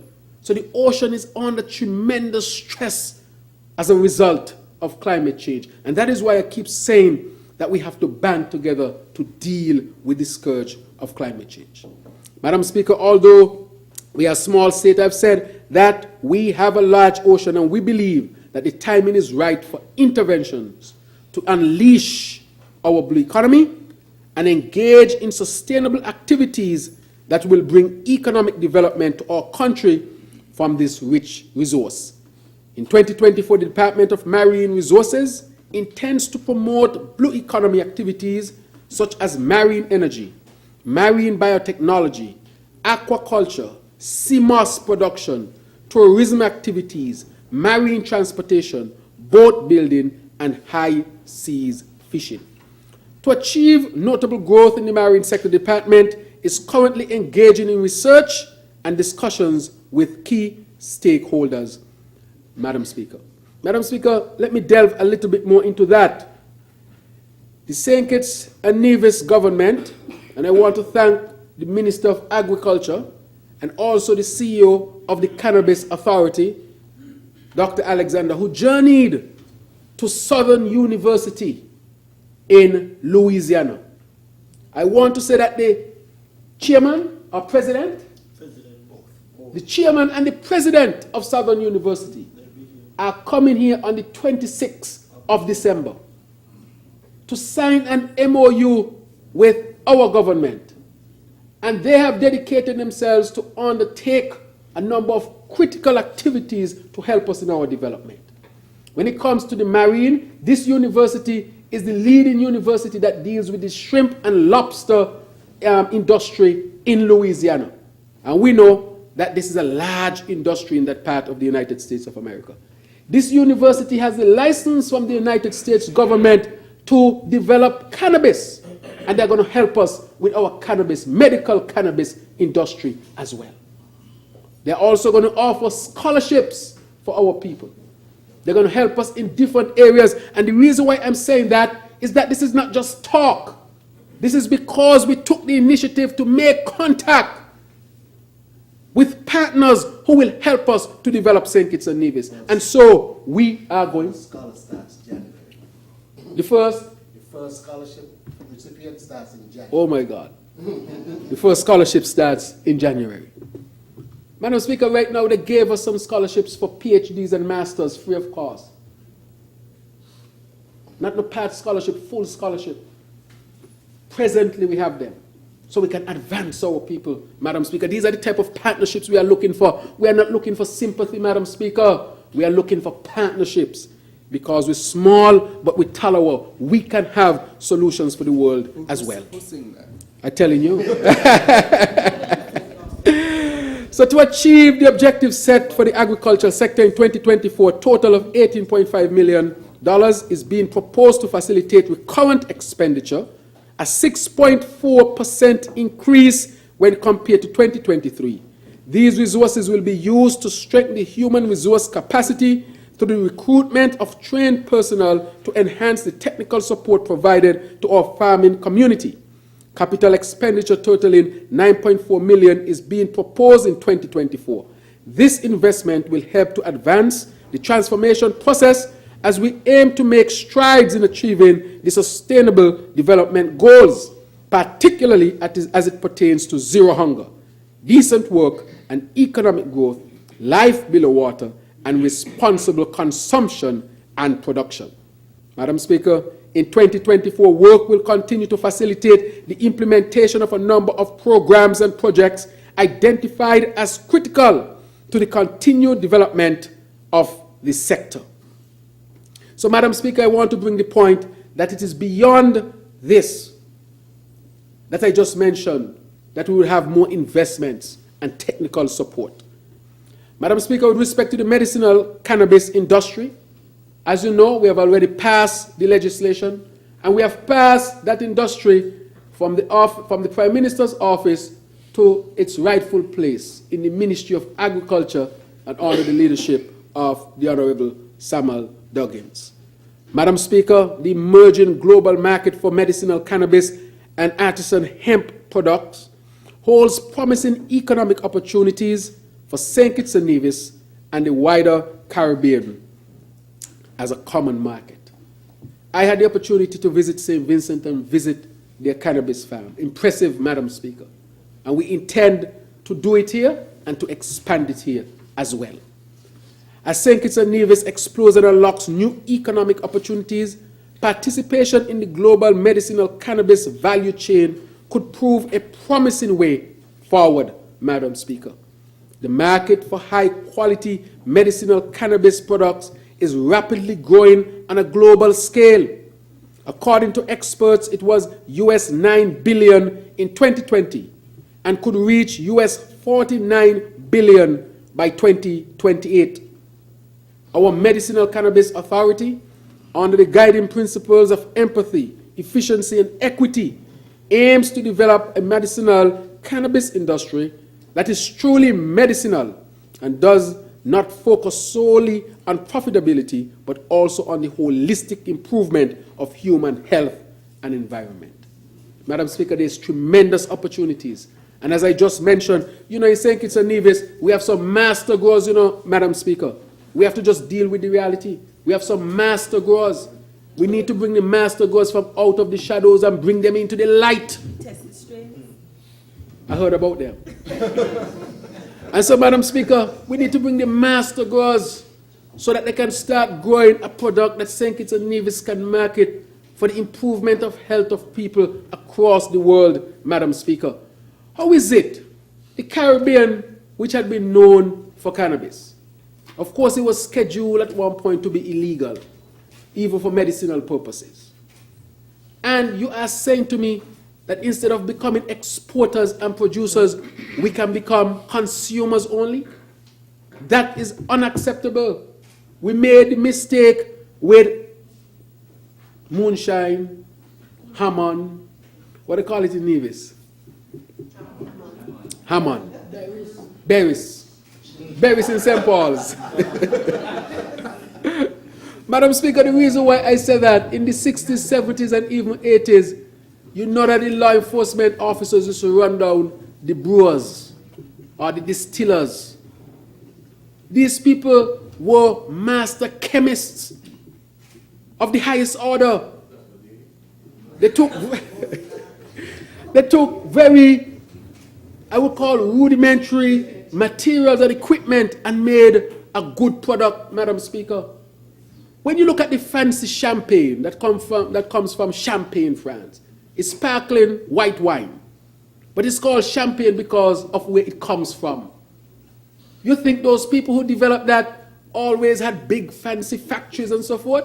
I can tell you had to be a man or a woman in a little thing, say, boy, let's do a little thing here and see if we could sell something to make $1 over the centuries. And then it comes to the point where now they can export that. We had master distillers here who could have developed their own brand and market that to the world. So we made the mistake here. We can't make the mistake with the cannabis industry. We have to give the master growers an opportunity to develop their product, their brand, and offer it to the world as a product to help humankind healthcare. And so this is, Madam Speaker, a high-profile delegation from St. Kitts and Nevis, and I'm speaking with respect to Southern University.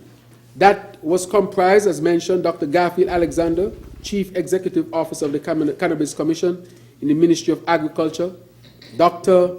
Michael Emmanuel, Professor at the University of the West Indies, Mona Campus, Jamaica, Dr. Hadia Claxton, Special Envoy for Investment, Development, and International Business Relations, engaged in fruitful discussions on a visit to the Southern Institute of Medicinal Plants, a division of Southern University and A&M College in Baton Rouge, Louisiana.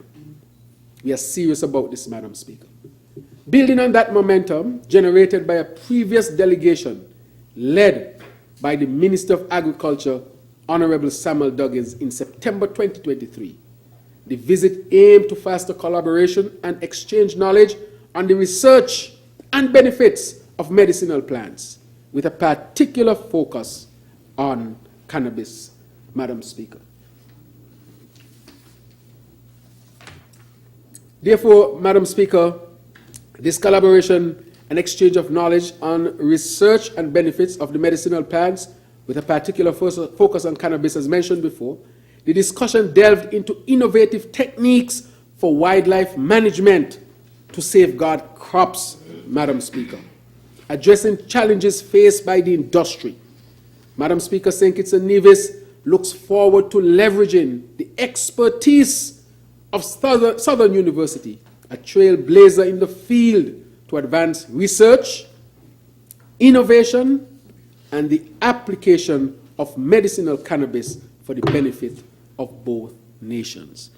Madam Speaker, we were serious when we say we're going to develop this industry.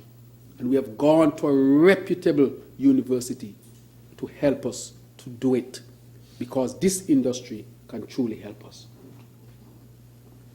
Madam Speaker, I'll now move on to construction. As you know, construction is a big part, and we say the construction sector remains a strong pillar of St. Kitts and Nevis economy.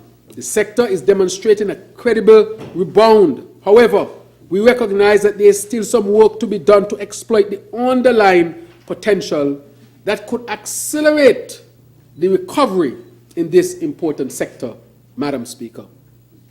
Very important. So unlike the other sectors mentioned earlier, job gains in the construction sector as at June 2023 was lagging by 9% when compared to the 2019 levels. We're not even comparing to 20 and 21.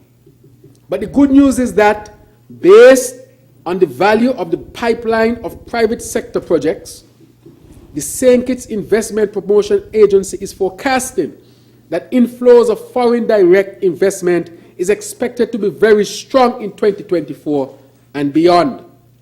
The planned activities of the central government and the state-owned enterprises will also combine to make significant contributions towards the full recovery of the sector in 2024. Madam Speaker, it is universally recognized that high-quality basic infrastructure is essential for countries to achieve superior levels of development and for building a competitive economy. Madam Speaker, without good infrastructure, you're not even at the start line. Therefore, our government has completed an assessment of the existing infrastructure gap that could possibly impede development and the attainment of the sustainable island state objectives. We therefore plan to invest heavily in basic infrastructure over the medium term. To this end, it is proposed that the Ministry of Public Infrastructure, Energy, Utilities and Domestic Transport be allocated a recurrent budget totaling $24.2 million and a capital budget of $61.7 million in 2024. These resources will be used to support the general operations of the ministry, facilitate the recruitment of technical personnel, and accelerate the implementation of some important infrastructure projects. This will further strengthen the capacity of the ministry to continue to lead in the transformation of our physical infrastructure, Madam Speaker. Improving our road network is also foremost in our medium-term development outlook. To those residents who have given voice to the frustration of people living in government-sponsored housing developments without access to proper road infrastructure, I say, we hear you, Madam Speaker. And I want to say to our people, help is on the way, and our roads will, of course, start in earnest to be constructed. This process began in 2023 with the investment of approximately $3 million to construct roads in Stone Fort Heights. Over the next 2 years, we will expand the road works to residential developments at Shadwell West, Shadwell South, Boys View Extension, Palmetto Point, Farms Meadows, Willets Extension, Rollins Extension, Lodge Project, West Coast, Stapleton Extension, and other underserved areas. I want to add also, thanks to the Minister of Infrastructure, in addition to this, we will in the new year push hard to bring on stream several other major capital projects, such as the Basseterre High School, Madam Speaker. Madam Speaker, can you imagine if we had that $24 million? 21 million dollars, Madam Speaker.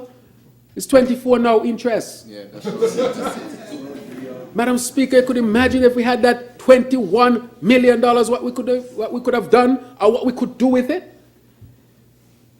It is sad that $21 million gone down the tube. However, this government has taken the effective step of demolishing the Basseterre High School, and we want to thank the Minister of Education for his leadership on this one, making sure that the Basseterre High School gets something.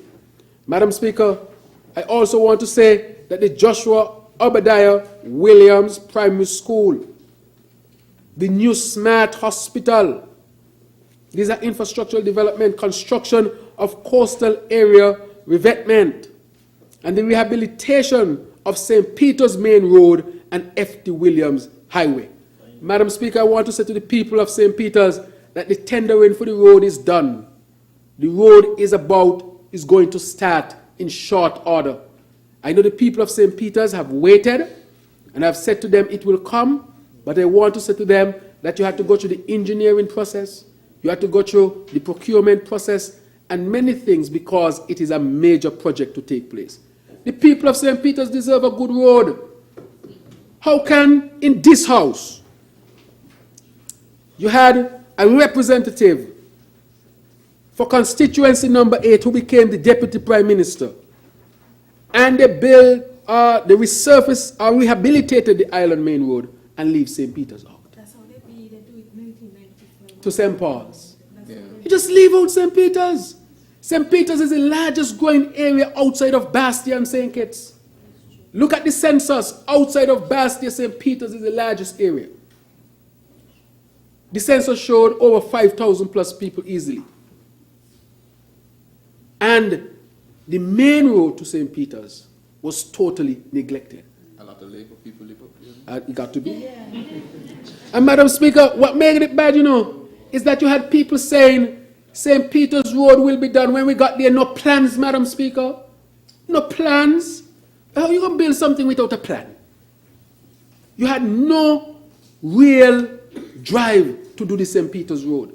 And that is why we are somewhat delayed, because we had to get all of the work done, preparatory work, to make sure we can deliver the road for the people in St. Peter's. Neglected St. Peter's? And you could just neglect the largest area outside of Basseterre in St. Kitts by not giving them a road. Madam Speaker, maybe somebody else understands this. I don't understand it. Neglected the people of St. Peter's. Madam Speaker, you go up to St. Peter's, the health center that was there. They started the health center and stopped the health center. Again, when we went to look at it, that was entangled in so much things. We had to untangle it. And we have finally did that. Or we have finally done that. And therefore, we are now ready to start the St. Peter's Health Center again. Madam Speaker, still on St. Peter's, they promised St. Peter's a bus stop. Nothing being done. When you go there, there's no plan. It was just all talk. Do St. Peter's bad. I mean, no water, you left. No road. No bus stop. No representation. No representation. When you go and you look at the other infrastructure, No peer. oh my God, I wouldn't talk about that. And no beach. But Madam Speaker, I want to say today, St. Peter's go all the way over to Half Moon, It's a big parish. But the point is taken, Madam Speaker, that hardly any significant development. But I'm saying that you can never say that a government can do everything. But it's perplexing to understand that you invested heavily in the Island Main Road and nothing was done to the St. Peter's Road. And your excuse is St. Peter's is not the main road. I don't know what constitutes a main road. I can only say that based on the number of persons who live in St. Peter's, it is a significant number and deserves to have its road rehabilitated. St. Peter's got more people than Sandy Point, Madam Speaker. St. Peter's got more people than Keon. St. Peter's got more people than any other community that you might think is large outside of Basseterre, as simple as it looks. It is a main road, PM. A main road is a lot of traffic. Thank you. Thank you for the definition. A main road is a lot of traffic.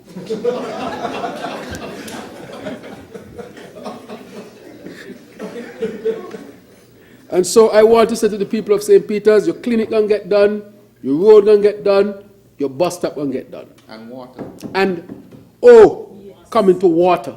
And your water is already improving, and we are doing significant work to resolve the water issue in St. Peter's, and carry on to speak. And Madam Speaker, it's only less than 2 years. Imagine, imagine 7 years. 7.5. 7.5 years. No water, no road, no clinic, no bus stop. And you're talking about you did things for people of St. Peter's? The record speaks for itself.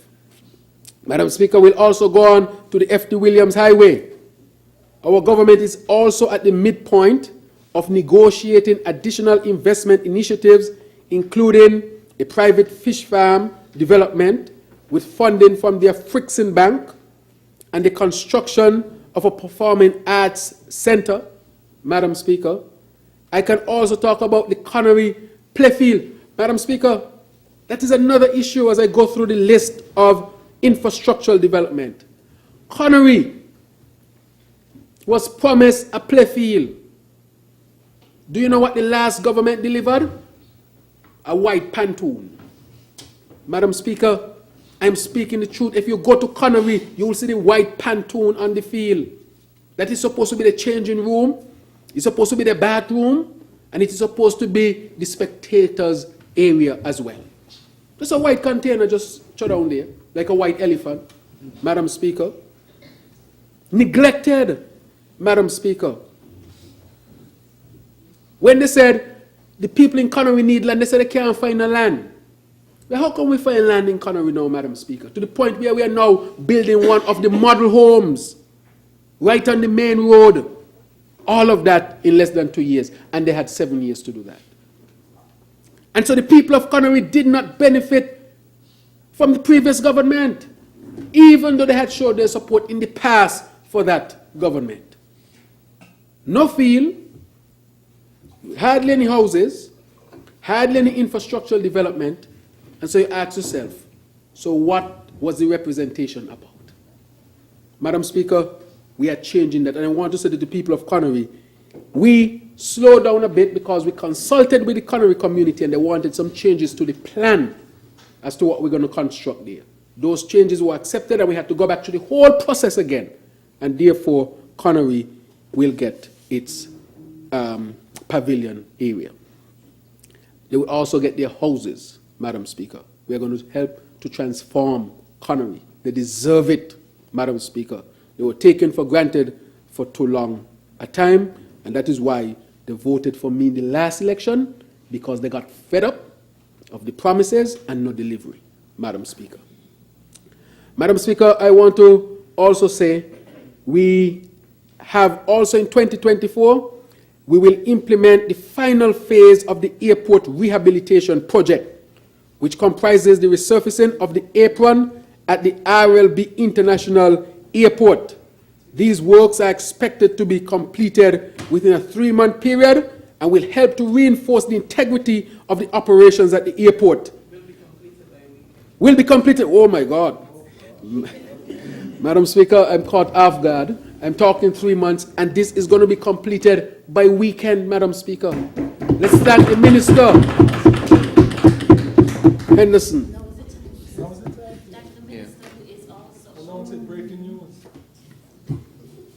Oh my God, yes.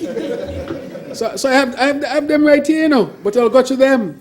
Some big news here, and we will announce them. Thank you. I have it right here. Because this is a government that is working. Our sustainable island state agenda accepted on the international stage, recognized by serious countries. And we have more announcements of what we have achieved as a country in such a short time. Just by having that accepted is a great achievement already, Madam Speaker. Madam Speaker, and so we spoke about the airport, and that resurfacing and rehabilitation will help the operations at the airport. As we move to position the Federation as a premier tourism destination, approval has been granted for Inter-Caribbean Airways to build a hangar at RLB International Airport. The hangar will provide office space for the airline's team, as well as mobile mechanical services for the aircrafts.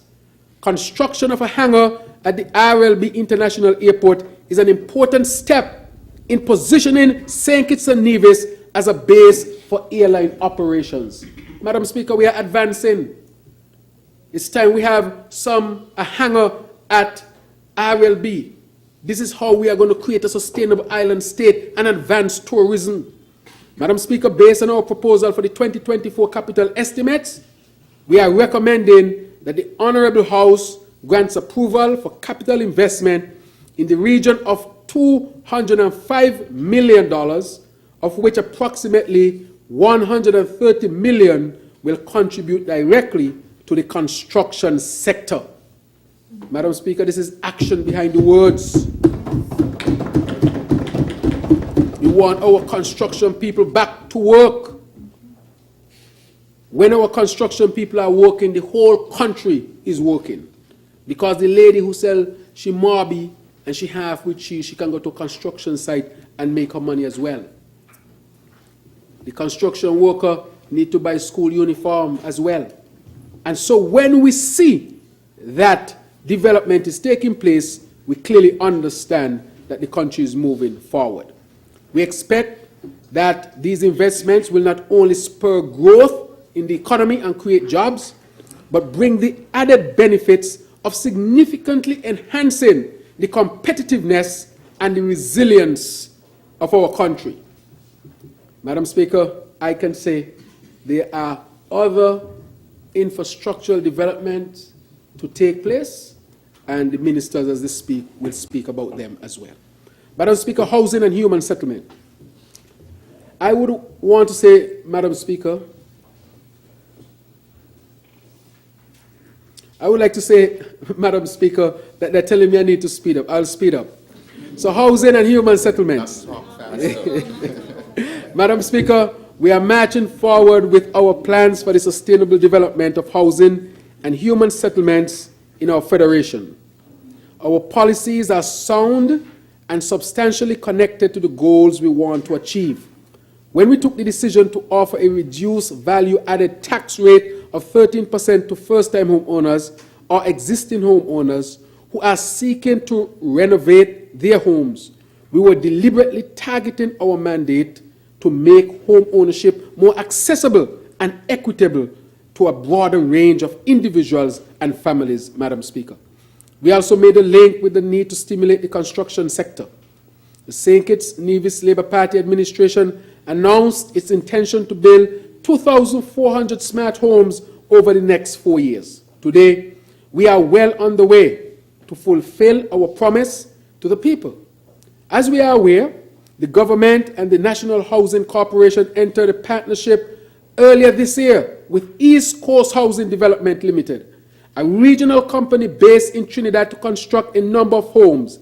Several local contractors have already benefited from training in the new construction techniques employed by this developer. An additional training will be offered to enable more local contractors to participate during construction phase of the project. We are already seeing that, Madam Speaker.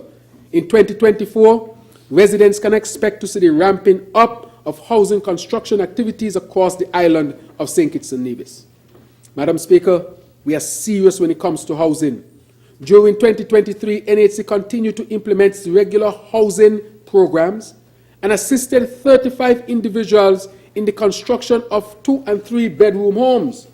In 2024, the NHC will construct an additional 62 2-bedroom homes at an estimated cost of easy $13.5 million. These homes will be specifically built for low-income families and differently abled citizens, Madam Speaker. The NHC is also committed to improving the living conditions of the residents of West Street and East Street. In September of this year, the corporation completed the relocation of the remaining persons who resided at the West Street apartment block. The old buildings were demolished, and construction of the first apartment building will commence in the first quarter of 2024. After the completion After the completion of the building on West Street, this I'm going a little too fast, Take all day, we want to hear everything. the NHC will commence the demolition of the dilapidated buildings on East Street and proceed with the construction of the new apartment complex. I want to say to the Minister of Housing, excellent work. The construction of these apartments is in keeping with our thrust to build new communities and to provide modern, energy-efficient, affordable housing for financially vulnerable citizens. The West Street and East Street housing initiatives are also in line with the government's urban revitalization mandate, which is in line with SDG 11, the creation of sustainable cities and communities. Madam Speaker, Minister of Housing is working. When it comes to tourism, Madam Speaker, the tourism industry, when nurtured, can help to reduce poverty, stir entrepreneurship, and stimulate the economy, thereby supporting our attainment of Sustainable Development Goal number 2, which says no poverty, and Sustainable Development Goal 8, which says decent work and economic growth. I am pleased to report that the tourism sector has made significant progress despite global challenges, and our people are once again reaping the benefits of this vital industry. Over the past year, we have taken bold actions to reshape our tourism offerings and set the industry on a more sustainable footing. The notable actions taken, Madam Speaker, to this date includes increasing international and regional airlift capacity, improving and diversifying our product and service offerings, and building a foundation to transform St. Kitts and Nevis into a year-round tourism destination. Madam Speaker, the rebound in the cruise sector was notable as we welcomed 772,528 passengers by the end of the 2022-2023 season, an increase of 97.8% over the previous year. The Minister deserves a round of applause, Madam Speaker. This is a direct result of the exceptional work done by the Minister of Tourism and her team in re-engaging the cruise lines to ensure that our Twin Island Federation is seen as a valuable destination. In order to sustain this recovery, we have prioritized improving our destination standards and enhancing customer service. In preparation for the 2023-2024 season, the Ministry of Tourism provided training to over 1,200 individuals across 11 tourism-related service areas, such as hair braiders, primate petting vendors, taxi and tour operators, certified drivers, and water sports operators. Madam Speaker, the urgency of responding to climate change is shared by our cruise industry. Our partners in that industry are concerned. The world has changed and we need to adapt in order for our destination to remain competitive. We have observed changes in cruise itineraries as the cruise lines set sail for shorter voyages at lower speeds in order to minimize their carbon emissions to avoid penalties as required by the carbon intensity indicator implemented by the International Maritime Organization. This, compounded by the continued decrease in home porting in San Juan, has resulted in decrease in the estimated number of ship arrivals for the season. But this is what is important, Madam Speaker. This does not necessarily mean that the actual number of cruise visitors would be less, as a number of larger ships are scheduled to call at our port, Madam Speaker. And we are expecting the largest ship, and I'm sure the Minister will also speak to that.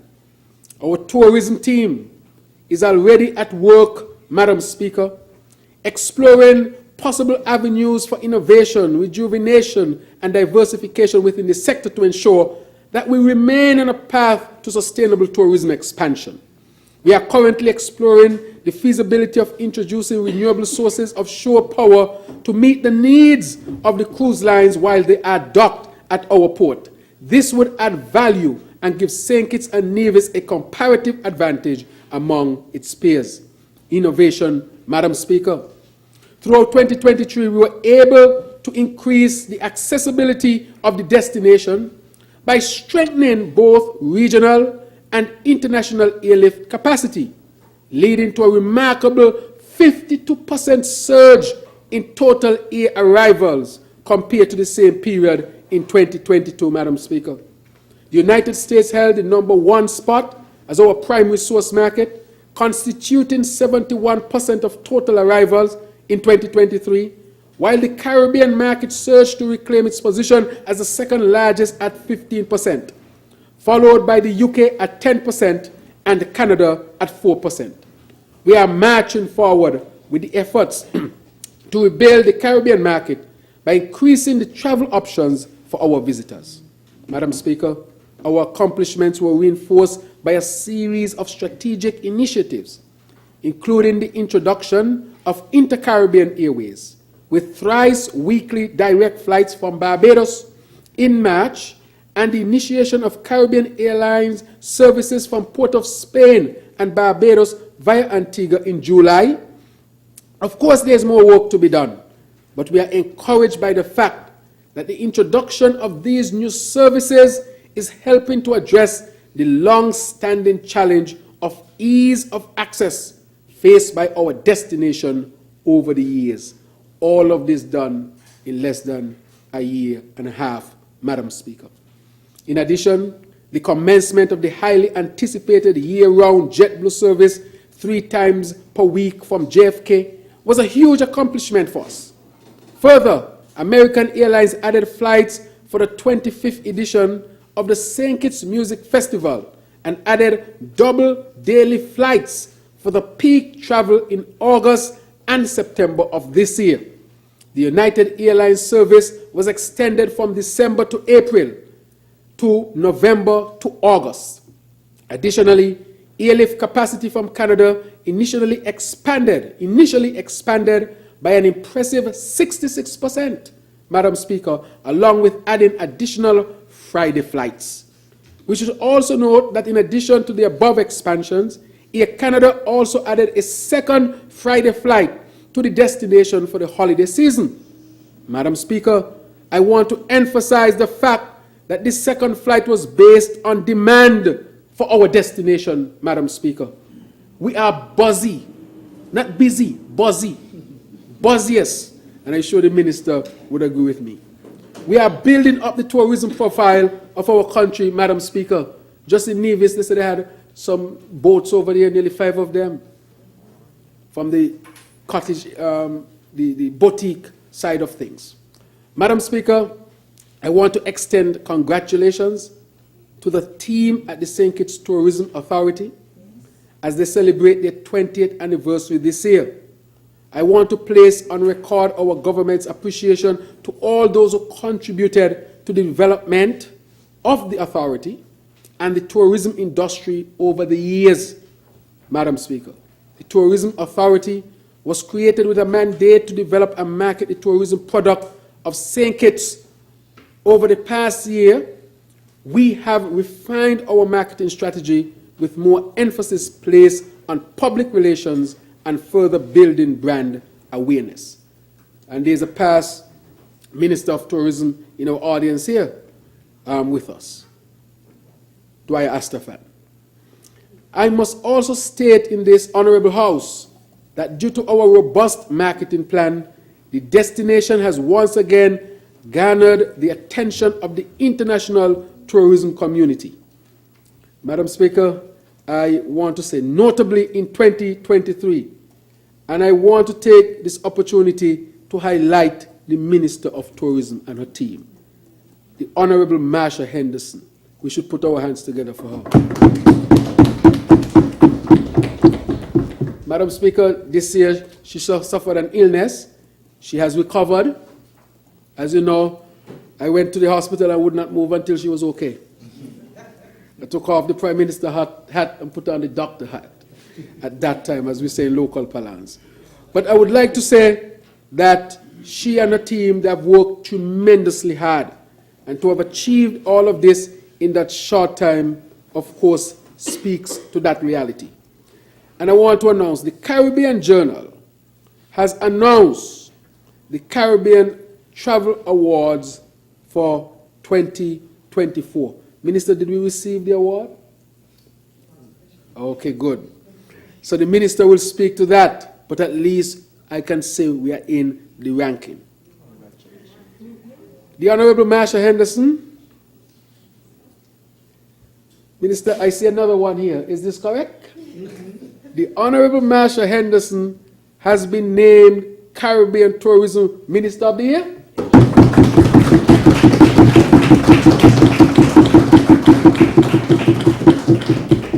Wow. The Honourable Marsha Henderson has been named Caribbean Tourism Minister of the Year.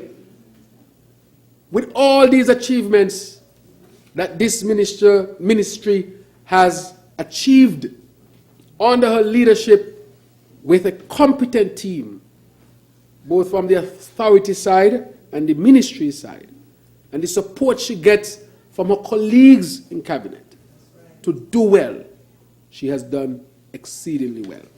Honourable Marsha Henderson has been named Caribbean Tourism Minister of the Year. That sounds sweet.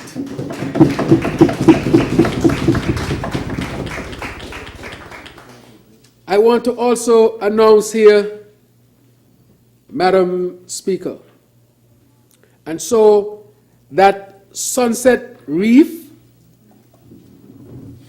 has been named, it has been completed, has been named Sustainable Hotel of the Year, Madam Speaker. Wow. I will tell you a little bit, and I'm pressed for time, but Sunset Reef, when I met the owner and I saw his vision, I told him we want to make Sunset Reef a model. A model. I would say today that Sunset Reef is negative carbon print. They use geothermal, meaning the heat from the rooms turn it into electricity to power the ACs to cool the rooms. Nothing down there comes from the grid. Most of it, if not all of it, come from just having sustainable energy. We partnered on another pilot. We brought in to St. Kitts and we gave him all the concessions. A new type of high-performing capacitor. Instead of using heavy metal for a storage for renewable energy, the technology has advanced to these type of capacitors. And so St. Kitts and Nevis has one of them. And so it's going to come online. And if that is proven to work, I can say in the Caribbean, St. Kitts and Nevis is the first place to have that type of technology. But it will not stop there, Madam Speaker. That technology will be extended to the people of St. Kitts and Nevis. When we say we are going to develop the model of a sustainable island state, we are serious people. Sustainable tourism, sustainable agriculture, sustainable whatever. We are going to create the model here in St. Kitts and Nevis. And this is demonstrative of this. So even in the renewable area, we are making strides, and I will speak a little bit more. But I'll continue, Madam Speaker. And so this recognition that the recognition that I've spoken about serves as a substantial affirmation of the quality of our destination's offerings and experiences, and positions us at the forefront among other Caribbean destinations.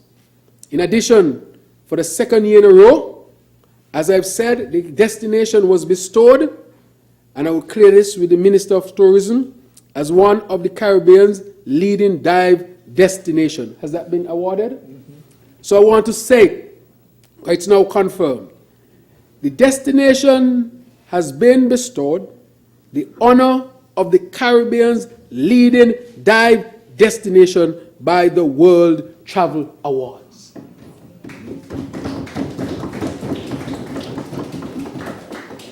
Furthermore, in 2023, as I've just said, Sunset Reef did not only win, but was included in Condé Nast Travelers' esteemed hot list for the year. So while the Minister of Tourism will provide much more details on the recent developments at the airport and so forth, I am pleased to share with you that some notable changes will be introduced shortly at the RLB International Airport. Travelers will enjoy an improved experience as we have started the process of switching to the common use terminal equipment system. Our current system locks airline into using a particular counter, and this no longer meets the requirements of our expanded airlift situations. Plans are also in place to further improve the speed of check-in process by installing kiosks at strategic points in the terminal. Additionally, screens will be erected throughout the terminal to display flight arrivals, departures, and gate information. We will continue to explore ways to further improve the efficiency of operations at our ports so that in the coming years, our ports will be transformed to align with our vision for a sustainable island state. Madam Speaker, we are hard at work and on the move to entrenching tourism as a solid pillar of our sustainable island state agenda. Madam Speaker, I'll move on now to industrial and enterprise development. In a world of heightened uncertainty and mounting risk for small states like ours, we must continually seek to expand and diversify our economy and reduce over-reliance on any one industry, Madam Speaker. This is an important tenet for the Sustainable Island State Agenda, which identifies sustainable industry as one of its strategic pillars. The delay in jobs recovery in the manufacturing sector can be traced to the closure of factories during the pandemic years. The closures have significantly impacted employment in this sector. The manufacturing sector has played an important role in creating jobs and expanding our export capacity. We are therefore actively seeking investments in renewable energy components and other type of activity at the industrial site. We are hopeful that our efforts will bear fruit in the near future. Madam Speaker, it's challenging, but we have a number of things in the pipeline. The development and adoption of national standards is essential for the advancement of the productive sectors. Our government therefore continues to work to strengthen the national quality infrastructure of the country. This is necessary to promote trust in trade relationships, provide assurance with regard to the quality of products and services, promote safety and reliability, and reduce barriers to trade and trade disputes. The Bureau of Standards continues to improve its capacity to deliver the highest quality service in food, water, and environmental testing and monitoring compliance of the related standards and regulations. Critically important, Madam Speaker. As part of an ongoing project with the Caribbean Development Bank, the Chemistry and Microbiology Laboratory will significantly upgrade its capacity to identify pesticide residue in food products and to conduct cannabis testing, Madam Speaker, through the acquisition of a gas chromatograph mass spectrometer in 2024. For the first time, this will provide the Federation with the level of testing and assurance required for export to EU ports, Madam Speaker. This is a precursor to the Chemistry and Microbiology Laboratory seeking ISO 9001 certification in 2024, Madam Speaker.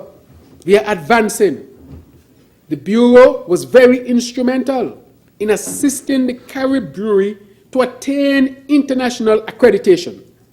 Earlier this year, I was pleased to participate, Madam Speaker, in the ceremony where the Carib Brewery was officially recognized as an ISO 22,000 certified company. Madam Speaker, congratulations again to Carib Brewery, a leading manufacturer of beverages in the region. Madam Speaker, let us put our hands together for the Carib Breweries. This is a tremendous achievement. I want to say here, do you know that the breweries, I think, work 24 hours now, or close to that? Do you know they sell more products outside of St. Kitts than in St. Kitts? And do you know they even ship products to Trinidad? That is because they now have the support of the Bureau of Standards to help them to attain this type of certification, which allows them to expand, of course, their markets. The point of me presenting this information here today is to confirm to the public that some very important developments are taking place to assist businesses to gain access to markets outside of the Federation. We also recognize the potential of these accomplishments to fuel our march towards a sustainable island state, in particular, achieving the sustainable industry pillar.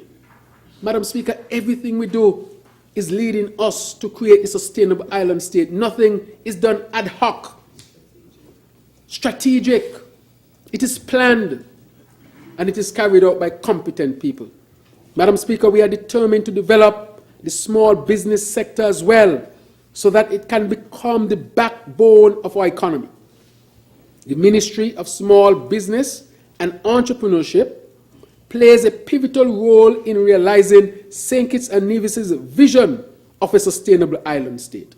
The new strategic focus of the ministry is to prepare small businesses to lead the charge for long-term economic growth while contributing significantly to environmental sustainability and social inclusion.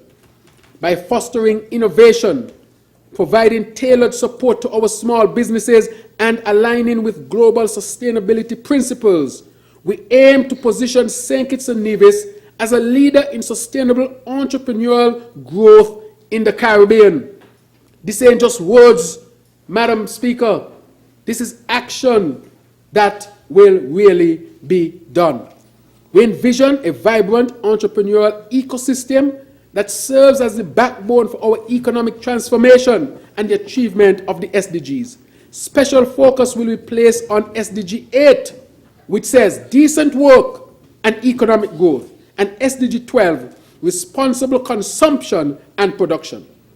Madam Speaker, by integrating these goals into the ministry's strategic plan, we aim to build an economy that thrives on innovation and sustainable business practices. Madam Speaker, the creative economy. The creative economy has been identified domestically and regionally as a growth area with enormous potential to contribute to economic growth and diversification and sustaining livelihoods, particularly for our youth. To this end, the Department of Creative Economy was successfully launched in July 2023 with its campaign dubbed Project Transform. The minister is here, hard-working minister developing the creative economy. One of the central objectives of the department is to raise the standard of skills of the creatives through a range of training and career advancement programs, mentorship initiatives, and collaboration with industry leaders. Madam Speaker, we can see how the creative economy is galloping and developing very fast. And therefore, this is really achieving what we intend for it to achieve. So our government views the creative industry as an important driver of economic growth, job creation, and innovation. We are therefore proposing that the Ministry of Sports and the Creative Economy be allocated a total of $23.1 million to support the work of various arms of the ministry. In pursuing the development of the creative economy space, some attention would also be focused and our intangible culture. More specifically, for the support of the creatives, the 2024 estimate proposes the establishment of a national creative arts fund that will offer between 2,000 and 1,500 grant assistance to qualifying applicants. The fund is designed to stimulate growth in the creative economy through 3 distinct offerings. 1, the technical aid grant. 2, the product development grant. And 3, the product advancement grant. Madam Speaker, this is the first time this is happening in St. Kitts and Nevis, and we are taking the creative economy very seriously, as it can be a part of our economic advancement and help us to establish the sustainable island state. Madam Speaker, you know, a lot of people sing around here, a lot of people dance around here. They should be given the opportunity to explore the talents and develop themselves. Not everybody wants to sit down behind a desk. Not everybody wants to probably work in construction. People want to sing, people want to dance, people want to do different things, and therefore we must help our people to do this, because the orange economy or the creative economy is going to become the pillar of advancement. 1 minute to say something here. The scientist, a great scientist, was asked. He is at the university, I think it's the State University of New York. What will be the most important commodity in the future from his prediction? He said scientifically, he thinks that man will solve the energy issue. And therefore, our material needs will be easily met. And energy will become extremely cheap, and everything that comes with it. This is his prediction. So they asked him what will be of high value. He said, the creative arts. That, he said, is where it's heading. Well, if he's predicting that, even if he doesn't go to that extent, he's already predicting and know as well that this aspect is developing very quickly. And therefore, we must take heed and develop our creative arts area. The Calypsonian is here. But you? Yes. I hear the member from number 4 used to sing. He was at a music festival one time. 3 times a music festival.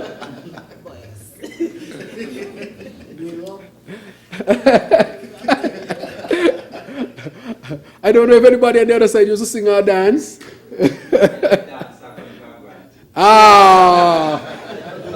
There you go. And I know somebody on the other side love carnival. Some more carnivals to go to. Madam Speaker, our nation's economic prosperity hinges on the robustness of our citizenship by investment program. I want to speak to this, Madam Speaker. A cornerstone of Kittitian and Nevisian identity. Since taking office in August of 2022, the St. Kitts Nevis Labour Party administration has ushered in transformative innovations, reinforcing the program's integrity and aligning it with the highest standards for citizenship, Madam Speaker. We don't take this lightly at all. Collaborating with international partners, we have proactively fortified the CBI against future risks, embodying a commitment to strategic vision over complacency. Madam Speaker, the CBI program will continue to be a major factor in attracting foreign direct investment into our country. We anticipate that investors will capitalize on the recent changes to the CBI program, particularly the real estate option, which is now set at the minimum investment of $400,000. Since the changes to the real estate option, the St. Kitts Investment Promotion Agency has witnessed renewed interest from developers involved in the construction of hotels, condominiums, and villas, including those with stalled or incomplete projects. To this end, Skipper is collaborating with some of our existing developers through its Discover the Opportunities campaign, which is a marketing initiative that is designed to attract investment funds to complete these projects. Madam Speaker, as stewards of this vital program, Madam Speaker, we have introduced stringent regulations, including mandatory application interviews and the Sustainable Island State contribution, enhancing due diligence and directing CBI funds towards our agenda of renewal. This holistic approach, coupled with the Sustainable Island State agenda, is not merely economic, Madam Speaker. It is a commitment to improving citizens' lives, from investments in education and resilient infrastructure to driving the green energy transition. Our CBI program is a catalyst for tangible, positive change. And as we navigate this path, we remain steadfast, Madam Speaker, in prioritizing the people of St. Kitts and Nevis, safeguarding the precious value of citizenship, and fulfilling the expectations placed upon us by our international allies and our citizens alike. In leading our nation, the St. Kitts Nevis Labour Party administration will hold true to the principles of sustainability, freedom, and unwavering commitment to a premium standard of citizenship. Madam Speaker, this program must be protected at all costs. We must all work to protect it. This needs a national effort. That is why it behooves me when you see your own people lying on the program, undermining the program, Madam Speaker. Very sad. That is why when we were in opposition, we were careful with what we said about the program. Careful. Because this goes beyond party politics. This is a national issue, just as geothermal is a national issue. There are things we can play politics with, but there are others that we should protect as nationals of St. Kitts and Nevis. This is one of them, Madam Speaker. And I'm appealing to those who know better to do better and stop for petty politics, seek to undermine such an important industry. Madam Speaker, marching forward to a sustainable human development and social protection, I will speak to social development. It is our firm belief, my firm belief, that attaining our goal of a sustainable island state goes hand in hand with building an inclusive and equitable society where every citizen participates and benefits from the development process and no one is left behind. They are the commitments we have made as part of the 2030 Agenda for Sustainable Development. Our St. Kitts Nevis Labour Party administration will not rest until every citizen is empowered with the means and tools to climb the socio-economic ladder of our society and enjoy an acceptable standard of living. It is not by coincidence, Madam Speaker, that social protection features as one of the 7 pillars of our Sustainable Island State agenda. We intend to ensure that the social dimension is kept at the fore in all our development activities. Our citizens come first, Madam Speaker. The decision last year to return the Poverty Alleviation Program to the Ministry of Social Development and Gender Affairs has resulted in some notable successes. Over the course of this year, connections were made with the Ministry of Small Business and Entrepreneurship. This is an initial step to introducing beneficiaries of the PAP to the idea of using entrepreneurship as a means of creating employment and improving their lot in life, Madam Speaker. At the same time we give this support, we want to teach our people to fish as well. That is how you really break the poverty cycle. Collaboration was also established with the Ministry of Employment and Labour, where an employment readiness training was conducted with unemployed PAP recipients. With a much more coherent approach, we will proceed in 2024 to reform the PAP into a multi-dimensional program, aptly named LIFT. And the minister in that ministry, Iselin Philip, will speak more to it. Livelihood improvement for family transformation, LIFT. LIFT embodies the philosophy of our government, to empower people, to lift them out of poverty while giving them a helping hand. We are committed to lifting people out of poverty, Madam Speaker. Lifting in this context takes both parties working together to attain a better life. So what the government wants to give is a hands up to lift our people up. Madam Speaker, I go on to say that gender equality, our SDG 5, must be mainstreamed in every facet of our social and economic development. We look at, for example, the woman empowerment, employment, and financial inclusion WIFI project, sponsored by the Taiwanese Technical Mission on behalf of the Embassy of the Republic of China, Taiwan, stands as an excellent example of sustainable investment in our women. Over the course of the last 2 years, the project has trained 255 women in business creation and provided startup grants of $3,000 to 120 female-operated owned businesses.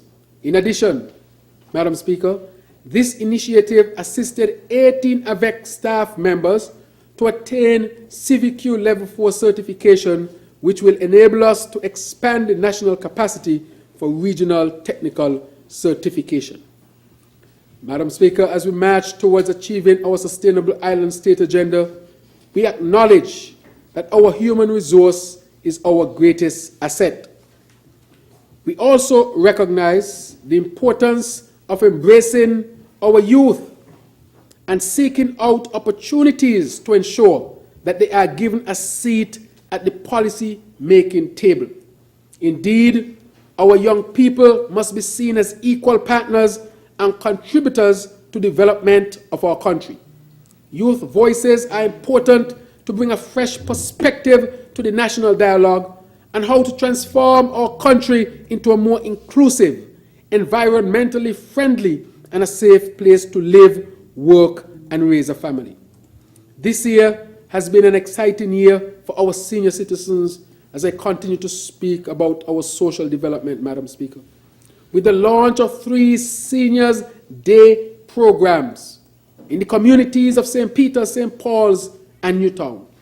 Seniors from these communities were offered the opportunity to learn new skills and to have new experiences. Madam Speaker, we just can't let people who are retired just sit at home with nothing to do. That is why this program is so vital in making sure that our people can live well even in retirement. In age with grace. In 2024, with dignity, same thing.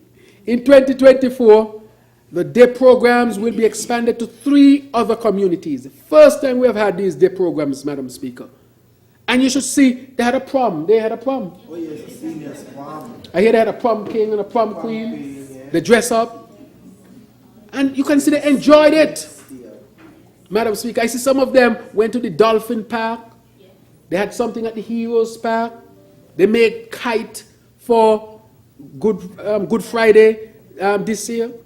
And you can see that they're enjoying life more than they did before with this social interaction.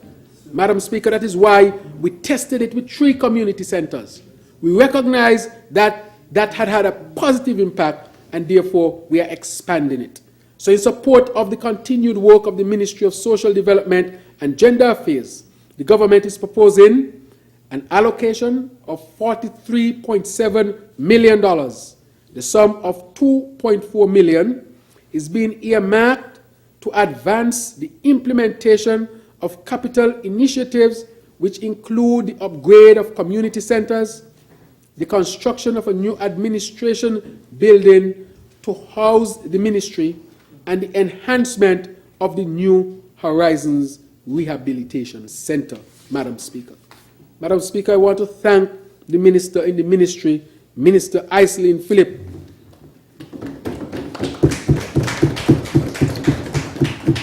When she is with our senior citizens, you can see that she's so comfortable around them, and they are so comfortable around her. Madam Speaker, they are filled with life. She's fighting for them. Life will be much better for our senior citizens. No longer we want our senior citizens locked in a room. You know, sometimes people used to lock the senior citizens in a room in the back. Yes. You carry the breakfast, lunch, dinner, and they're just waiting almost to die. What kind of existence is that? We can't afford that in St. Kitts and Nevis, and that is why we brought this innovative program, so that our senior citizens can come out again and enjoy life.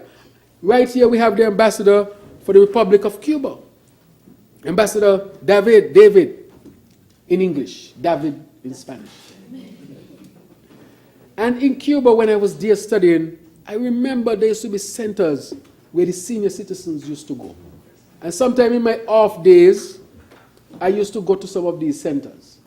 I learned from the senior citizens how to play chess and how to dance a little bit of salsa. I think the chess work out better. Right in Villa Clara, Cuba, they taught me that. And that is why, since on the campaign trail in 2013, I say we need these centers. They used to look forward to it. They had live music, dancing, making this, making that, playing chess, playing all sorts of different things. And they had life. And then you come home and you say, where is Miss John? Miss John is home. Miss John only coming out when she go in church on a Sunday. Because nothing else there for her to do. I think the senior citizens went to the movies. Yes.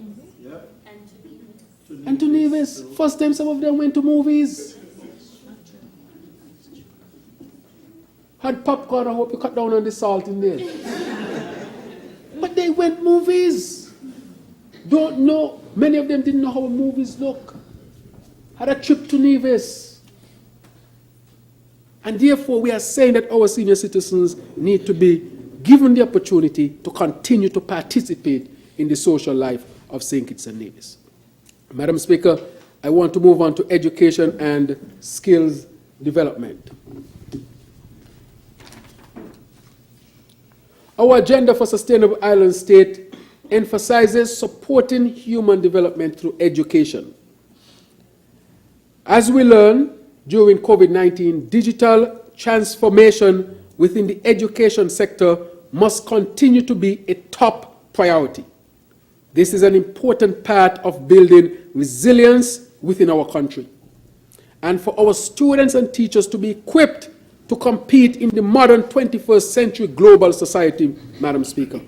We are pleased to have received the support of the Caribbean Development Bank and the Inter-American Development Bank in the rollout of the US $4 million Enhancing Learning Continuity and Resilience project. This project enabled the Ministry of Education to purchase 3,700 laptops for distribution to teachers and students, and 4,125 tablets for student use. Plus an additional 3,000. But an additional 3,000 that we got from the Republic of China, Taiwan. That's correct. And I want to express our gratitude. Madam Speaker, this program was introduced under the former Labour administration, and the former Prime Minister, the Honourable Dr. Denzel Douglas, is right here. That program charted a new course in the Caribbean. And then the program was stopped for whatever reason. because they don't care about students. And we were told that it was a waste of money. I agree that the program was not perfect, as anything you start for the first time is never perfect. But to deprive students of devices in a 21st century when we are talking about AI, and then COVID hits, and see them start scrambling, as we say in local parlance, to find a device to get to students. Madam Speaker, I can tell you, during those 2 COVID years, we're going to see a drop-off of achievements of our students. Because I remember a mother calling me and saying, Dr. Drew, I was not the Prime Minister then, can you top up my phone? I said, well, you want me to give you a top-up? She said, well, my child has the lessons and I don't have any internet. So if I get a little bit of data, the child can do the lessons from the phone. I said, how a child can learn from a phone? So those students suffered. And that is why we took the decision that we will equip our students with devices, whether it be tablets or whether it be laptops. And I want to say that the Minister of Education, in his foresight, leadership, and innovation, said, let us give tablets to the younger ones and the computers to the older ones. And we did not stop there, because we learned from the previous program that there were errors and things to be corrected, which is, of course, natural part of introducing anything new. And we went and put lessons. Books are on the tablets. $2 million. And the books are there and the lessons are there. So a child can be home with their laptop and be practicing maths. And they get the score right there. And their teacher can see, and parents can see if the child is really working and how the child is performing. And then the teacher can take that and personalize the help for the child. So we expect education to improve significantly during this time. Madam Speaker, that's innovation. A laptop, a device has become like a book. Remember the days when you had no book at all? Then you start with what I used to call them, a slate? That's what they were called, a slate. You write and rub out, you can't get home the notes. And then after that, you get a half a book.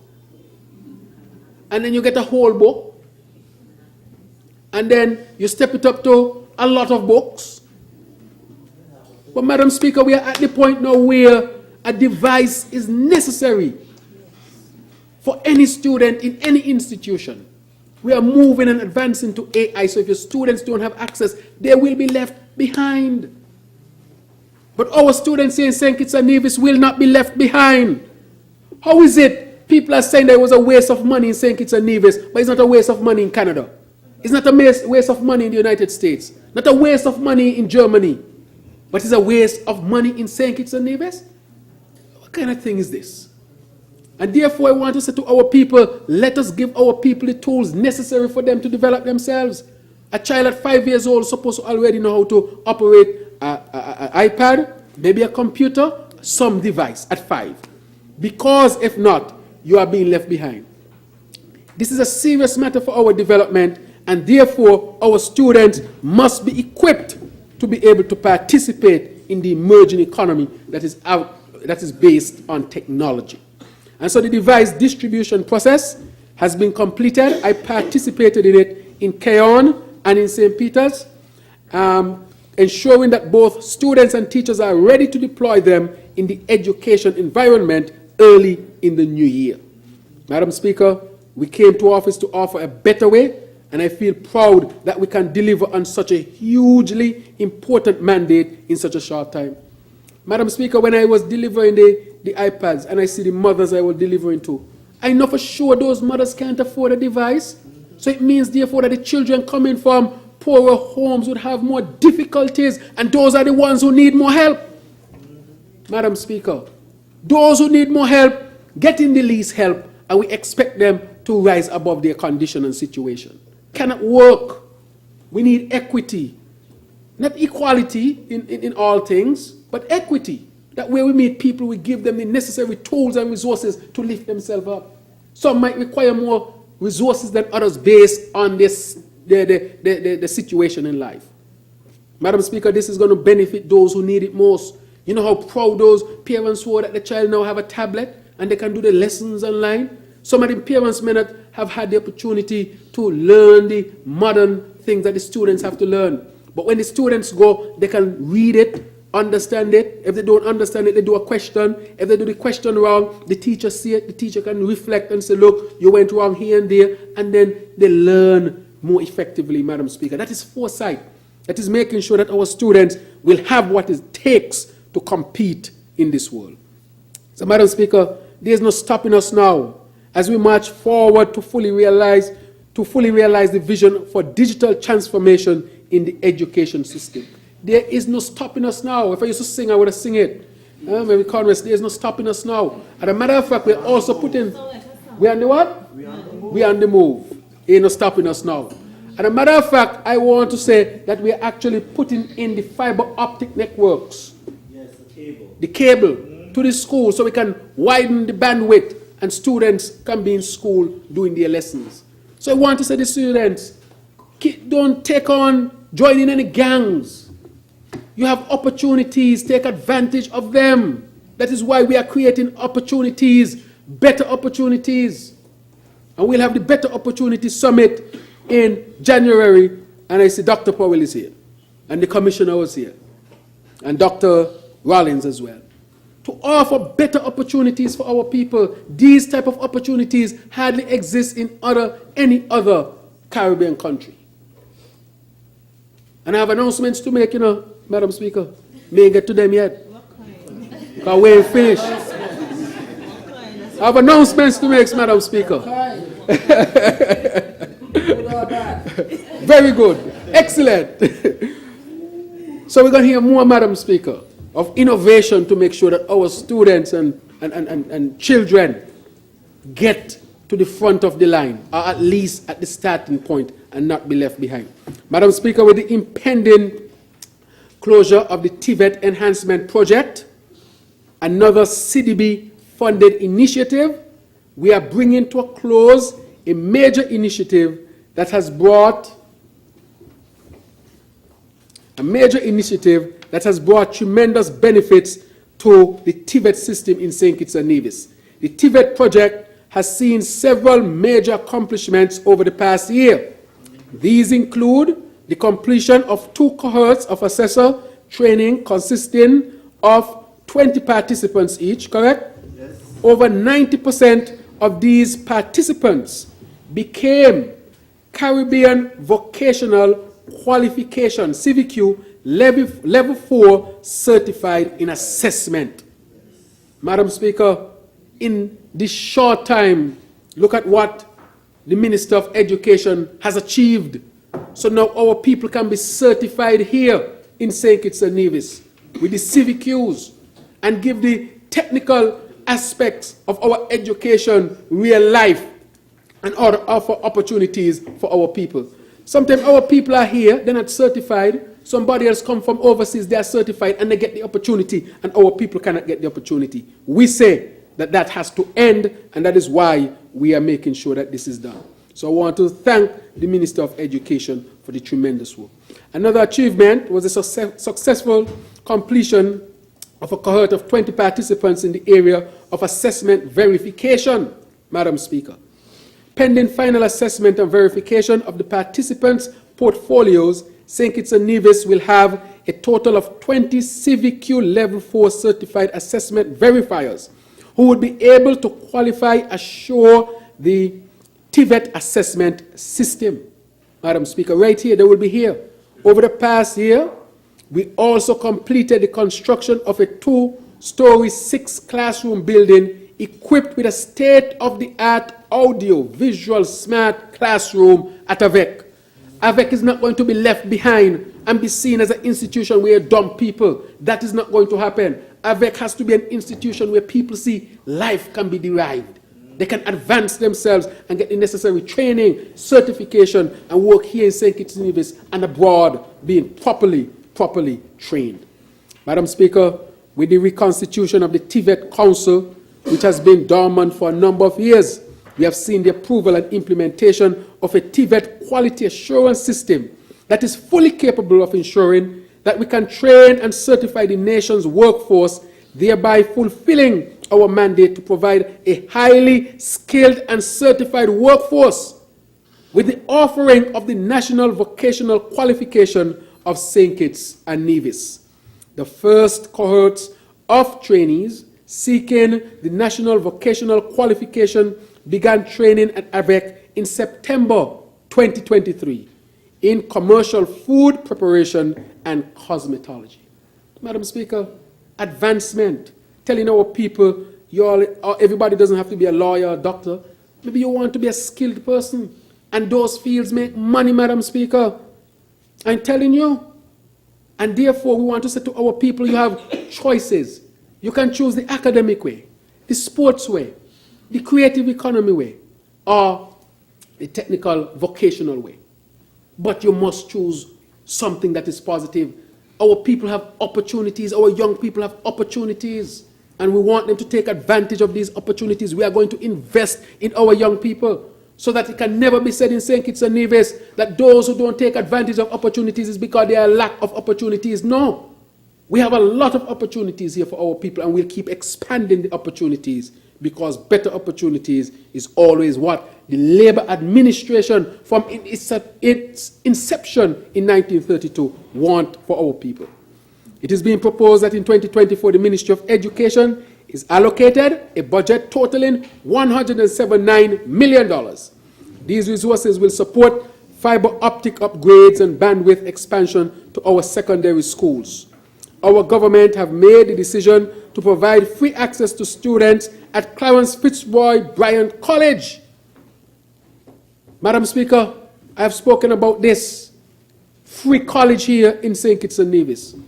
And we are cognizant of the increased interest of our people at all ages in receiving a quality education.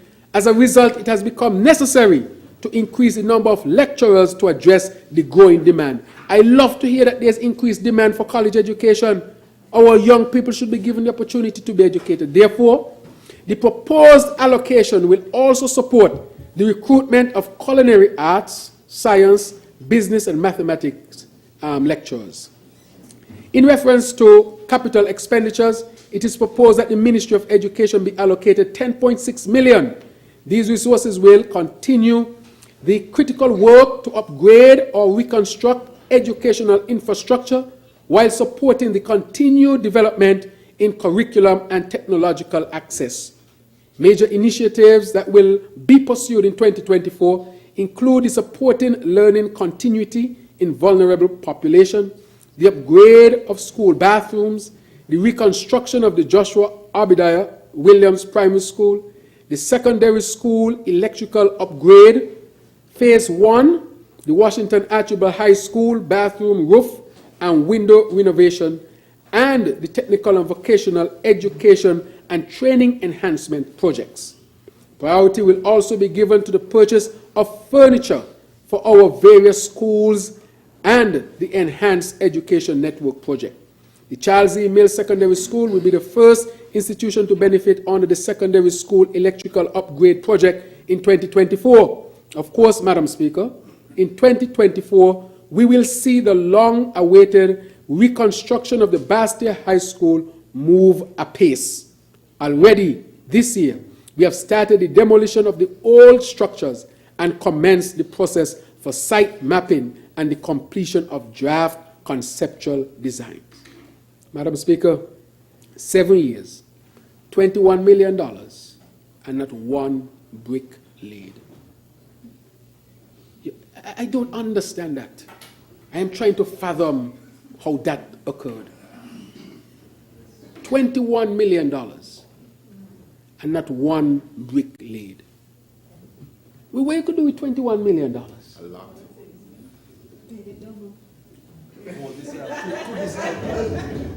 So what happened to the $21 million? We gone. He gone just so. I mean, even if you didn't do everything, but I could have seen something to say that it justified at least something of the $21 million. But $21 million and not a brick laid. Oh, you can't get worse than that. Can't get worse than that. Madam Speaker, I must say that the future for education in this country is indeed bright. Yeah. And it can only get brighter as we achieve success in rolling out the big investments being made by our St. Kitts Nevis Labour Party administration. Madam Speaker, I want to wrap up this by saying that from its inception, the St. Kitts Nevis Labour Party was determined that every person in St. Kitts and Nevis must have access to quality education. That is why the party introduced comprehensive secondary education in the 1960s. Some countries in the Caribbean don't have that yet. We are light years ahead, and that is why we have to take it further. Free college, devices in school, access to internet and so forth. We want to make sure that our young people have full access to top quality education. We will not compromise that. And with that, I want to thank the Minister of Education, of course, Dr. Jeffrey Hanley, member for number 1, for his excellent work that he has been doing in education. Of course, a great deal of achievements in a short space of time. Imagine, nothing done for the Basseterre High School in 7 years. And in less than a year and a half, we have demolished the old structure and getting ready now to put in a new structure. And a whole election was centered around illnesses at the Basseterre High School. It leaves me very confused. If you thought that the Basseterre High School, something was wrong there, you ask people to vote out a government based on that. $21 million and not a block laid. Madam Speaker, maybe if they didn't spend the $21 million, it would not have been so deeply concerning to me. I might just say, well, they're incompetent, but at least the money there. Let's do something now. Madam Speaker, $21 million. I'll deal with it in the wrap-up, Madam Speaker, because I have the records. Madam Speaker, I am truly excited and encouraged about the prospects for upgrading the healthcare system in our country. We have embarked on a deep and systematic assessment of the weaknesses and challenges in the healthcare delivery. We have also commenced the process of implementing holistic reforms to foster an adaptive, responsive, resilient, and equitable health system for the people of St. Kitts and Nevis. To be clear, our intention is to raise the standard of healthcare in our federation to a level which can attain accreditation in line with international standards. This is where we must go if we are to achieve a sustainable island state, and our commitments on the SDG 3, good health and well-being, by 2030. The Ministry's strategic plan for health remains its guiding framework, outlining a transformative program to enhance healthcare outcomes and reduce disparities. In 2023, with the assistance from PAHO, the Ministry has commenced a comprehensive review of its essential public health functions, forming the basis for updating the strategic plan for health in 2024. The Ministry is committed to aligning its agenda with the National Sustainable Island State Agenda, ensuring a smart and resilient health sector. The primary strategic goal is therefore to empower individuals and families to take charge of their own health. Simultaneously, the plan aims to strengthen the fundamental components of the national health system to enhance health outcomes. Madam Speaker, in line with our people strategy, we are committed to human resource development and providing the right opportunities to bolster the morale and performance of our dedicated health workers. In April, we added to the medical staff 2 internal medicine specialists at JNF, and at this point, a neurologist and a biomedical engineer, signifying a major leap forward in the provision of specialist services and our accreditation efforts, Madam Speaker. The addition of this world-class expertise was made possible through our long-standing diplomatic relations, Madam Speaker, with Cuba. And the ambassador is here. Ambassador David Rivero Perez, who was pivotal in making this a reality. Madam Speaker, the Ambassador David, works very hard. He understands what we are seeking to achieve. And sometimes I think if he's a Kittitian division, because he really wants us to be successful. Madam Speaker, in just short time, he got us two internists, a neurologist, 1 in the biomedical field, in short order, taking us to having the highest number of specialists we have ever had at JNF in its history. And it's because of Cuba's cooperation in training professionals and providing professionals that we need. I think Cuba deserves a round of applause. Thank you, Ambassador. Thank you, And on behalf of the people of St. Kitts and Nevis, we want to say thanks to the government and people of Cuba for the tremendous support and helping us to achieve our sustainable island state agenda. Please convey our thanks and appreciation. And so, Madam Speaker, we have also at the hospital, the expansion of healthcare services in our institution is pivotal in our ongoing transformation of the healthcare system. Our government is steadfast in its commitment to providing the highest standard of care to all our citizens and residents. In May of this year, the Ministry of Health took a significant step towards addressing the healthcare needs of our citizens with the addition of 15 dialysis machines. The much needed life-saving medical equipment was donated by the St. Joseph's Hospital in Ontario, Canada, and Mr. Charles Estridge, a St. Kitts and Nevis national and biotechnical technologist, is biomedical technologist residing in Canada in collaboration with Mr. Garrett Payne. And I dare say Mr. Austin Edinburgh, advisor from our end, was pivotal in making those links. And I want to thank all of them. Madam Speaker, it was strange to me when I hear people criticizing the dialysis machine from this prestigious hospital. Strange. How can you criticize equipment to save lives? Before these machines came, we had 8 machines at the hospital. The machines were under pressure. They had to cut people's dialysis treatment from 3 times a week to twice per week, which means your chances of death increases and it shortens your lifespan because you're getting 1/3 of the treatment that you really require, Madam Speaker. And we saw increased deaths, Madam Speaker. I did not go out there and talk about it because I did not want to bring politics to that basic level, as some are doing now. And when you see you get 15 machines, which means people can get the 3 times weekly treatment, machines can rotate in and out, taking pressures off of one machine, which means its life will be lengthened. Mr. Estridge came down with a professional team from Canada. All they said, just give us room and board, not $1 they asked for. And you have people in this country criticizing that? A national who lives in Canada donating back to his country? As a matter of fact, Madam Speaker, I know that the lifespan of our patients will increase because of these machines. So when I go there and I talk to the nurse manager, Nurse Francis, she has machines resting, and she has machines and she can rotate them out. And so I want to say to our people, man, criticize, but know what to criticize.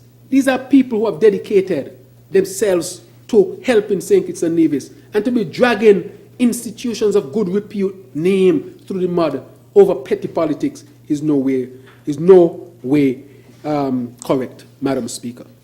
So we recognize, Madam Speaker, the importance of specialized training for our medical personnel. Thus, the arrival of the machine was accompanied by the specialist team from Canada to impart their knowledge and expertise to enhance the capabilities of our healthcare professionals, particularly those in our hemodialysis unit. Furthermore, Madam Speaker, the ministry aspires to establish, not aspire anymore, the ministry has established a renal transplant program at the Joseph N. France General Hospital, offering the best possible care to those battling end-stage renal disease. We are well on our way in achieving this, Madam Speaker. That deserves a round of applause. And I want to take this opportunity to thank Dr. Hakim, a professor in London, Cleveland, London, and Imperial College London, who is a specialist in renal transplant. And I am going to offer this service to our OECS brothers and sisters, that if they need renal transplant, they can come into St. Kitts. We are going to convert St. Kitts into a center of excellence for renal care. Madam Speaker. So if a man down in Grenada and he needs a renal transplant, he can come to St. Kitts Nevis. and get that. And I'm encouraging the other countries to develop centers of excellence so that we share the burden, so that each country does not have to develop centers of excellence. But St. Kitts and Nevis is going to develop 2 centers of excellence, one for renal and the other for cardiac care. We're well on our way for renal, and by next year, 2024, we will establish ourselves also as an area for cardiac care. So if we do that in St. Kitts and Nevis, it means, therefore, that if other countries do it, for example, one do neurology, and next one might do dermatology, then we can move within the region at much lower cost, taking care of our people. It is about time we take care of ourselves with partnerships. We're not looking for sympathy, Madam Speaker. We are looking for partnerships. As the chair of OECS, I said I will introduce this and offer this. My term comes to an end in 6 months, and I will offer 2 centers of excellence to my brothers and sisters, to our brothers and sisters in the OECS. We're only 650,000 people. The more we do together, the more we spread the burden, is the more we will be able to thrive within the Caribbean region. So St. Kitts and Nevis has established its renal transplant program and will quickly establish itself as a center of excellence for renal care. I want to also say that we have 2 nephrologists now. We had 1 before, we have 2 now. So we have 2 nephrologists, which are the kidney doctors. We have dialysis nurses, we have a new nurse manager, new machine, we fixed the water problem. We have very experienced anesthesiologists to help when we do the renal transplant. We have contacted another center that's going to help us with the transplant in terms of study of the tissues and so forth. And we have established the protocol for the medication. St. Kitts and Nevis has established that. And we only got 53,000 people.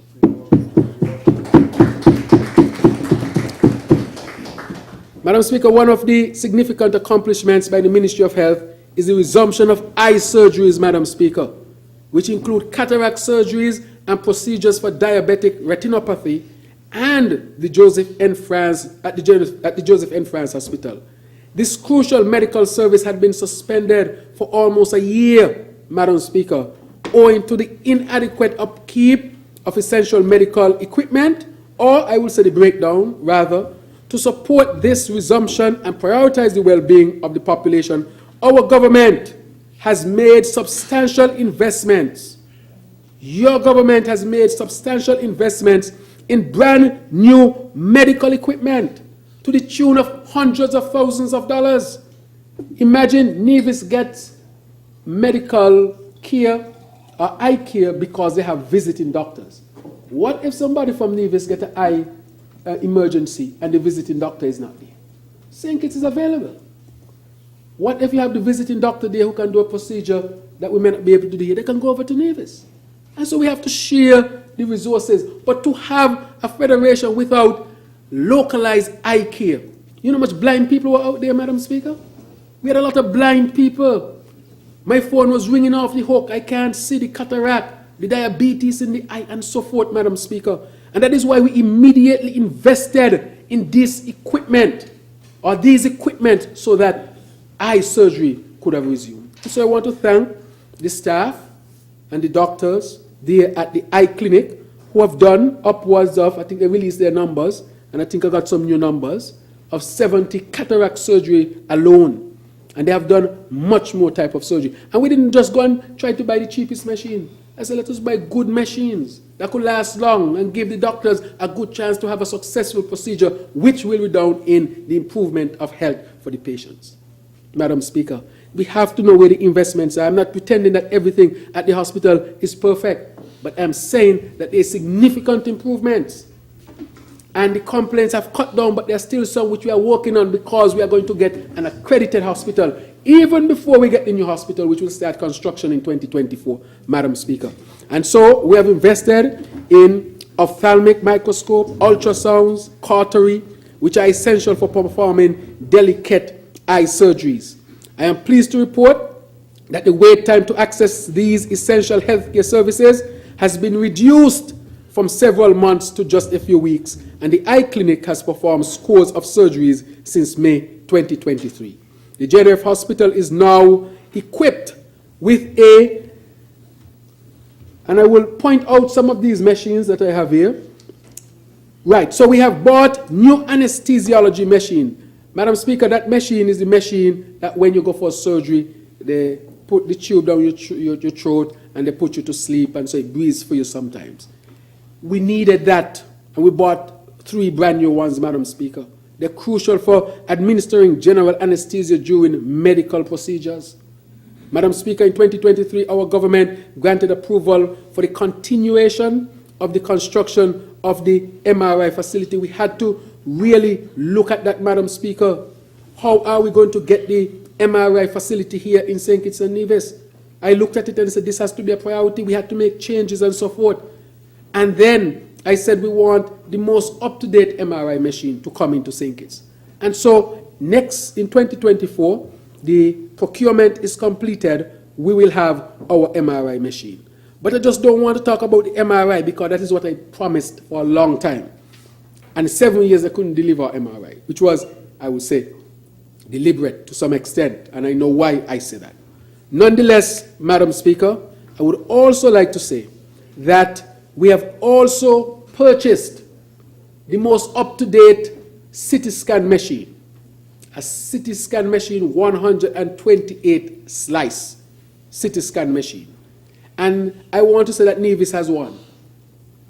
Nevis has a 128 slice CT scan machine, which is the most advanced type of CT scan machine right now. That machine can detect heart conditions, such as blockages of arteries. That is why I say we will become a center of excellence. That first piece of equipment is to lead us to create the center of excellence. I want to thank Dr. Laws, Frank Laws, the cardiologist, Kititian, who has done tremendous work, who is working along with me and the ministry to establish this. Madam Speaker, I am saying that we are going to become the first 4-minute city in the Caribbean. What does that mean? It means that if somebody faint anywhere in Basseterre, within 4 minutes, somebody who knows what they're doing will be at their side. It means we're going to train everybody in Basseterre. So those who work in government headquarters are going to get training. Because training only takes an hour. You'll be surprised of just learning the basics of how much lives one can save. It might be your own family life.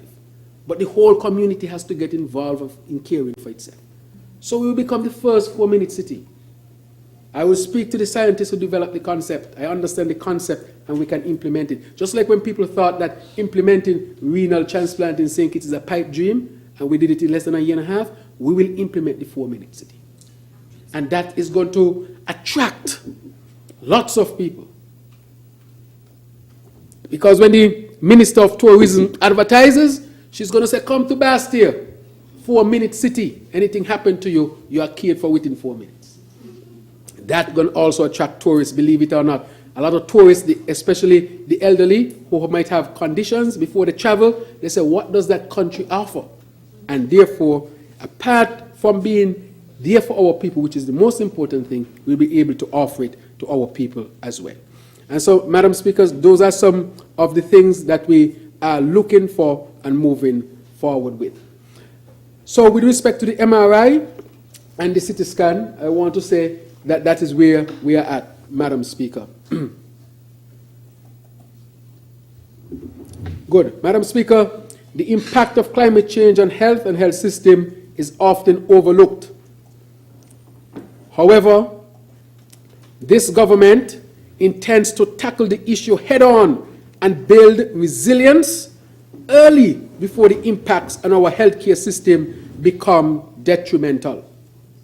We are already working closely with Green Climate Fund and PAHO to establish a national climate change and health committee to improve our capacity to engage and coordinate with all stakeholders to ensure that the health sector perspectives and priorities are fully accounted for in the development of national climate change plans and strategies, Madam Speaker.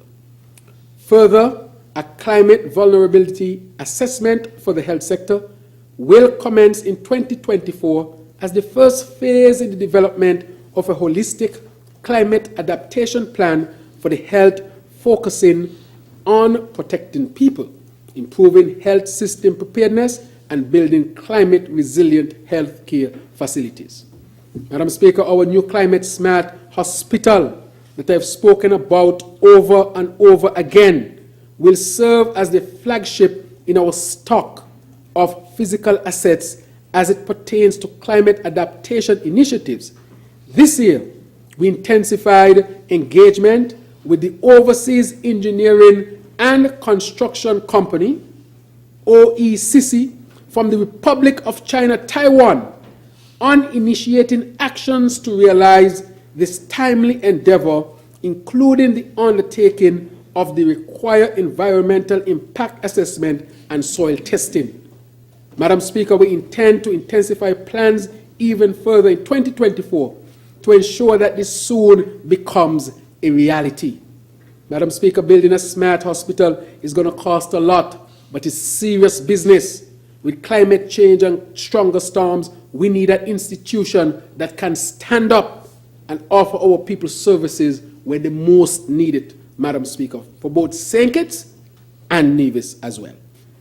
Madam Speaker, the Sustainable Island State Agenda is underpinned by an ambitious digital transformation strategy that aims to improve our collective ability to manage and utilize information for the betterment of our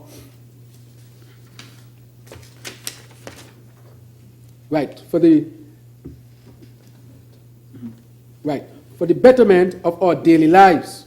In line with its progressive agenda, the Ministry has initiated discussions regarding the digital transformation of the health sector. This initiative seeks to ensure equitable access to information technology for various units and patient care, facilitating informed decision-making and improve health outcomes as well. Privacy and confidentiality concerns will be addressed through the development of regulatory frameworks. With the assistance of PAHO, a human resource health electronic platform is being established. It consists of an online registration system for nurses, doctors, dentists, pharmacists, and related medical professionals, and will facilitate the development and sustainability of an urgently needed comprehensive database for health professionals. Madam Speaker, we are advancing. Looking ahead, our proposal is for the Ministry of Health to be granted a total of $79.3 million to support recurrent expenditure in 2024. This will constitute an increase of 8.2% when compared to 2023. On the capital side, we are proposing expenditure totaling $21.5 million, reflecting an increase of 4.5% over the 2023 estimates. Madam Speaker, we are investing in our health sector. Our government's unwavering commitment to enhancing healthcare services is evident through the investment in modern equipment, infrastructure, digitalization, and human resource development. We are dedicated to providing the highest quality of healthcare to our citizens and residents, and we are confident that these initiatives will lead to a healthier and more prosperous future for our nation. Madam Speaker, as I said, health is wealth, and therefore we have to make the investments necessary. But I want to say to our people that we have to take responsibility as well, to eat better, to exercise, to deal with managing our stress. These simple changes can significantly enhance our health, our personal health, our community health, and our nation's health. The reason why I'm saying this is it doesn't take, we already know what to do, but it's the will to do it. And we are making sure through different programs we will be encouraging our people to do it. I want to say that I will launch a project here in the government headquarters. It will be a revolutionary project that we will run for about 6 months. We'll give the workers, in addition to a lunch break, we're also going to give them an exercise break. The exercise break is during your working hours. So you don't need any extra time. So you have your lunch break and you choose it 2 days a week when you're going to take that hour to exercise. So you finish work at 3, but you have to exercise during that. So when you finish exercising, you go home, that's your exercise for the day. We want to see if we introduce exercise into the normal work day, if people will get healthier, if people will be more productive, and people will, of course, feel happier with their work. I believe it is possible. I believe it is so. Other data has suggested that. But we can't be left behind. We cannot be looking at the data and let other people be doing it or trying it. I don't know if others have tried it in the Caribbean. I doubt it, though. But we are going to pilot it. So I think that if we give people a chance to exercise twice per week during their work hours, so that they don't have to have added hours of exercise, that can improve the health of our people. And if it shows that, then we are innovative people. Yes. If it shows that people perform better, are healthier, happier, slimmer, all of these things, well, we're going to introduce it. We will introduce it. We are not afraid to try new things. We have to try new things. Let's say it's be the first place where you get 2 hours per week, call your exercise hours. That is embedded in your 40 hours of work, where we can do that. So that is what we want to do. Madam Speaker, I move on to the other issue of law and order and citizen security. Madam Speaker, this is, of course, a critical area and a critical topic. I want to say that our government remains committed to the maintenance of law and order and safety and security of our citizens, residents, and our visitors. At this time, Madam Speaker, I pause because I want to express sympathy to the families who are hurting because of the loss of lives through violence, Madam Speaker. Mothers are hurting, families are hurting, and communities are. This should not be taken lightly, and this should not be used in a particular way. But the way that this should be used is to make sure that we do the correct things so that St. Kitts and Nevis can improve, and it will improve. Madam Speaker, I want to say that I pledge that we'll continue to work tirelessly to ensure that those who commit crimes are brought to justice. It's critical, and sustainable interventions are implemented to tackle the root cause of crime and violence in society. Madam Speaker, we understand that societal peace and stability are very important for us to achieve our sustainable island state agenda. I strongly believe that what is learned can be unlearned, and if there is early application of best practice intervention with a multidimensional focus, we stand a good chance of dealing with this scourge once and for all in St. Kitts and Nevis and the Caribbean. I'll speak more to that. That is why in June this year, our government commissioned a National Security Task Force to develop and manage the rollout of a new initiative that approaches crime and violence from a public health perspective. Madam Speaker, let me delve a little bit more into that. This is dealing with the issue of violence from a scientific perspective. The World Bank was commissioned early part of this century to do a study as to why interpersonal violence in the Caribbean and some parts of Latin America was high, Madam Speaker. And they came out with the causes and the solutions. They asked the countries to adopt their recommendations. Hardly any country in the Caribbean did, none that I can remember, but those in Central America and South America, there were countries that did and saw the significant benefits derived from such a program. Madam Speaker, This is an issue which is a national issue. We all have to be on board. That is why when I went to dealing with crime and violence from a public health perspective, I spoke and I said that it is time that the Caribbean does this, and St. Kitts and Nevis will be the first place to introduce this. The reason why I said that is that when you study across the Caribbean, the approaches have been superficial and non-scientific, Madam Speaker, with programs that might have some short-term gain, but in the long term put countries at risk, Madam Speaker. Look at Jamaica that introduced the Don system, and they cannot extricate gang culture from the tapestry and the fabric of their country, Madam Speaker. Look at Trinidad. If you go to Central America, you'll recognize that those who introduced this type of system went down a road that they can't reverse easily, Madam Speaker. So why should we introduce something like that here in St. Kitts and Nevis? Why? This is a serious matter and should be taken seriously. Madam Speaker, the country needs to have a dialogue on this.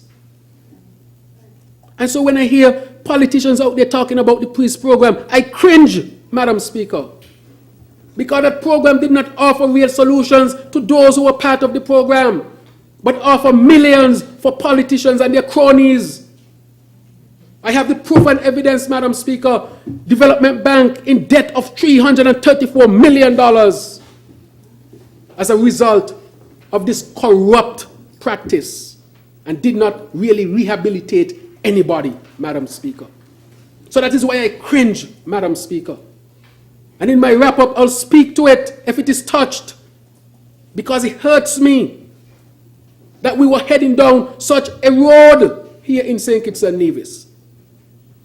Why would we adopt a program like that that had been tried and put these countries at serious risk of their development, of their democracy? Why? Why did the Development Bank have to be used as a tool to get tens of millions of dollars through a program like this into the pockets of politicians, Madam Speaker, and their close associates? When you see it, Madam Speaker, from what the audit has shown, you cringe. You can't believe this is a country where this has happened. Money leaving the bank in plastic bags. I mean, when you read it, you thought, what is I'm really reading here? This sounds like cartoon. This can't be real. What happened right here in St. Kitts and Nevis? The program was used as a conduit for people to siphon money from one area to the next, with no real rehabilitation. If you're really rehabilitated, it doesn't reverse overnight. And that is why, Madam Speaker, I will not go deeper into it, but to say that we are approaching it from a systemic issue and multidimensional, Madam Speaker. So we are making sure that there has been a marked intensification of activities as they seek to implement now the security forces' innovative crime-fighting strategies, mobilize strategic resources, and deploy new technologies, Madam Speaker, some of which I would not speak to, but you will see the impact of. Throughout the year, the police force has dramatically stepped up its operations, significantly increasing its visibility and outreach as part of its efforts to curb crime and violence. Further, in order to increase its resources, Section 10 of the Island Constables Act was activated. This permits the police force to temporarily enlist former law enforcement personnel to assist in peacekeeping endeavors in extreme circumstances or emergencies for a period of 90 days in the first instance. The police force has also upgraded its information reward system. As of June of this year, any person or persons who provide the police with information that leads to the arrest and conviction of criminals are eligible to receive a monetary reward of up to $25,000. The safety of our communities is everyone's responsibility, Madam Speaker, and therefore it is our individual and collective duty to support the police and other law enforcement agencies in their endeavors the Ministry of National Security, Citizenship and Immigration, Madam Speaker, will make sure that we continue to build out the strategic plan. We are committed to building the human resource capacity of the security forces. I was pleased to welcome 31 new police recruits who joined course number 46 in July this year. Over half of these recruits are female, exemplifying our commitment to prioritizing gender equity within our security forces. But in order to continually enhance the capabilities of our officers, the ministry will continue to prioritize the identification of training opportunities that can be resourced to augment the skill set of officers in areas that are of critical importance to the sector. In addition, the installation of a new Commissioner of Police, Commissioner Sutton, and the appointment of a Deputy Commissioner, one that had been missing for a long time, is a testament to this administration's unwavering commitment to strengthening the leadership and administration capabilities of our police force. Our government is committed to upgrading the technological capabilities of the security forces so that they are on par with security agencies elsewhere. In May, we completed the procurement of 2 new crime scene forensic units. The vehicles have ample storage and are equipped with crime scene and general safety lighting and forensic examination equipment. The staff of the Forensic and Crime Scene Investigation Unit have undergone the training required to properly utilize, maneuver, and maintain the vehicles, Madam Speaker. It is expected that the police force will purchase additional vehicles to expand coverage to all districts across St. Kitts and Nevis. Madam Speaker, patriotism, discipline, and respect are important in achieving this. But we are extending this, of course, Madam Speaker, these values. Madam Speaker, these values are especially found in the St. Kitts Nevis Defence Force. In line with these core tenets, the Defence Force sought to establish the St. Kitts Nevis Cadet Corps. Hailed as a success, this venture is being pursued with the intention of providing our youth with a safe and structured space for learning outside of the classroom. The invaluable life skills training that the Cadet Corps imparts on our youth is vital for their growth and development as responsible and law-abiding citizens for our nation. In addition to learning the basic principles of paramilitary training, discipline, and integrity, the Corps engages our youth in physical activities that encourage fitness and promote good health overall. It instills in them the love of community and national service from an early age. During the upcoming year, the administration will invest the time and resources necessary to transform the Cadet Corps to maintain this valuable training and development program for our young people. Madam Speaker, in 2024, we will make sure that all of this is done. I want to stress a couple of things, Madam Speaker. In that, 1, we are going to have that committee that deals with that. 2, we are transforming into the Elevate program. 3, we are strengthening the Cadet Corps. 4, we are giving our young people more opportunities, and we are having the Better Opportunity Summit in 2024. And we are making sure that the task force is established, while equipping the law enforcement officers and the apparatus with the equipment that is needed. We have expanded the City TV outreach in terms of areas that had never been covered. We have reinstituted the K9 unit. The puppies are here. They're going to be ready because that went down almost as if it was disbanded, so that can be a part. We are also introducing higher levels of technology, which we have already started to use, and we are seeing the benefits of. And Madam Speaker, another unit that is being introduced that I will not speak of at this point in time. We are partnering with the United States of America and the FBI in terms of investigation and training. The other thing that we are doing is that we are setting up in the first quarter of this year a radar system to cover St. Kitts and Nevis so that we can see any vessel that is coming to our shores. Madam Speaker, we are investing heavily because we want to get this right. We want it to be sustainable.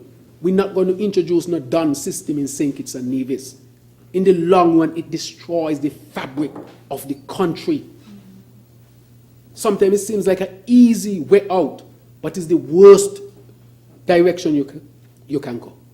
Because it offers nothing to the country, and in the end, it really does not offer any better for the people a part of the program. And they deserve better. They deserve better and a chance as well. And therefore, we're going to deal with this from a scientific standpoint and make the necessary investments. So we're going to push and get it right so that our people can benefit from this, Madam Speaker. So I'm not going to approach this superficially or just cop out. Because when I saw what they did with that program, I cringe and hear politicians talking about it. Madam Speaker, I have the files. And I'm serious. If anybody touched that program in any type of way, I'm going to reveal. This is a serious matter. Couldn't believe that our country was going down that dark road, Madam Speaker. Dark, pitch dark. We have to get back out of that and get on a proper path. It's challenging, yes. But I would not be able to live with myself, Madam Speaker. I don't know how others live with themselves. I can't understand. And this might be the budget in which I talk more in depth on what happened with that. I did not benefit the young people or the people involved. It mostly benefit another set of people. And so, Madam Speaker, this year we have also invested more in our security officers. Madam Speaker, we want to speak to the Immigration Department. We'll proceed to implement some important changes that will lead to greater efficiency and general improvements in its operations. One such initiative is the expansion of the department's operational scope through the establishment of an immigration enforcement unit.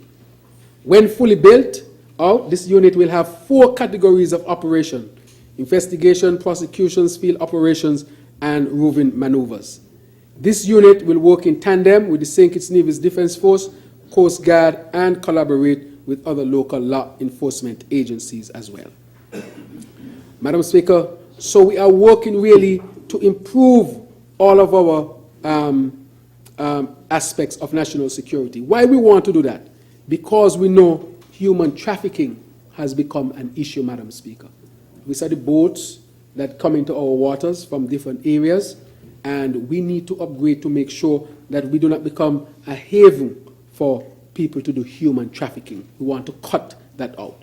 We are a nation that welcomes immigrants through the legal process, but through the illegal process, we have to show that we are also a nation of laws and will not accept that.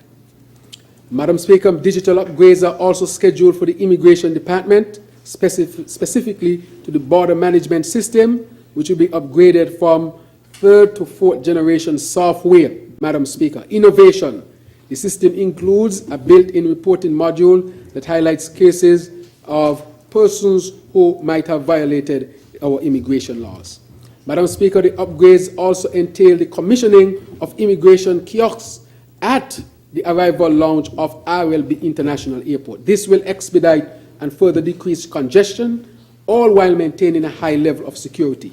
By the end of the first quarter in 2024, there will be 5 fully functional immigration kiosks in place at our airport.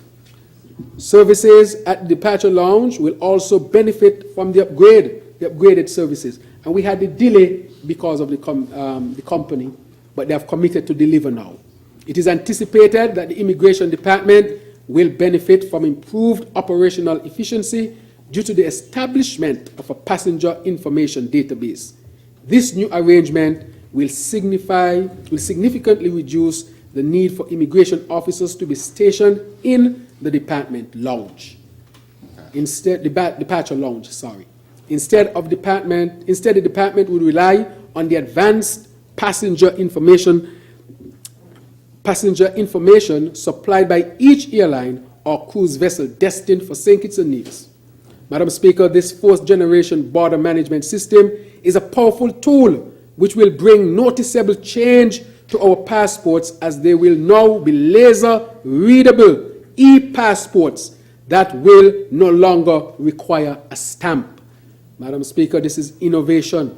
We are set to become the first in the Caribbean to have this level of border management system upgrade. Again, leading the way as we head towards our sustainable island state. We have to be the first in a lot of things, Madam Speaker, in order for us to establish the first sustainable island state in the Caribbean. Madam Speaker, standing as irrefutable testimony of our commitment to the principles of fairness and justice for all, we revisited the policies governing the incarceration of female offenders. Prior to August 2023, female prisoners were not allowed to leave the prison compound to participate in rehabilitative activities. As we are all aware, this has not been the case for male offenders. The St. Kitts Nevis Labour Party administration deemed this to be an archaic policy befitting of an overhaul, and we did just that. As of August 2023, incarcerated female offenders are allowed to participate in supervised assignments and rehabilitative activities in the same manner as males. This decision has the potential to yield great benefit not only for female offenders upon release, but also for their families and communities through the opportunities to learn new skills, Madam Speaker. This is also consistent with our overall effort to reduce recidivism and promote acquisition of decent work. Madam Speaker, as we go on, technology has transformed the legal landscape in various ways, making the administration of justice more efficient, accessible, and transparent. The Eastern Caribbean Supreme Court, recognizing the power of technology, launched the electronic litigation portal in the Magistracy Department. The portal was launched in March 2023 and enables litigants to file documents from anywhere in the world. Madam Speaker, 2024 is expected to be a year of further improvements in the administration of justice, and the Minister of Justice is here. This will incorporate infrastructure, technology, capacity building, access to justice, and ambitious legal reforms. These efforts will lay the groundwork for a just society, enabling our sustainable island state promise to take hold. Madam Speaker, with this I want to thank the Minister of Justice, the AG, for his tremendous work in this area. He deserves a round of applause, Madam Speaker.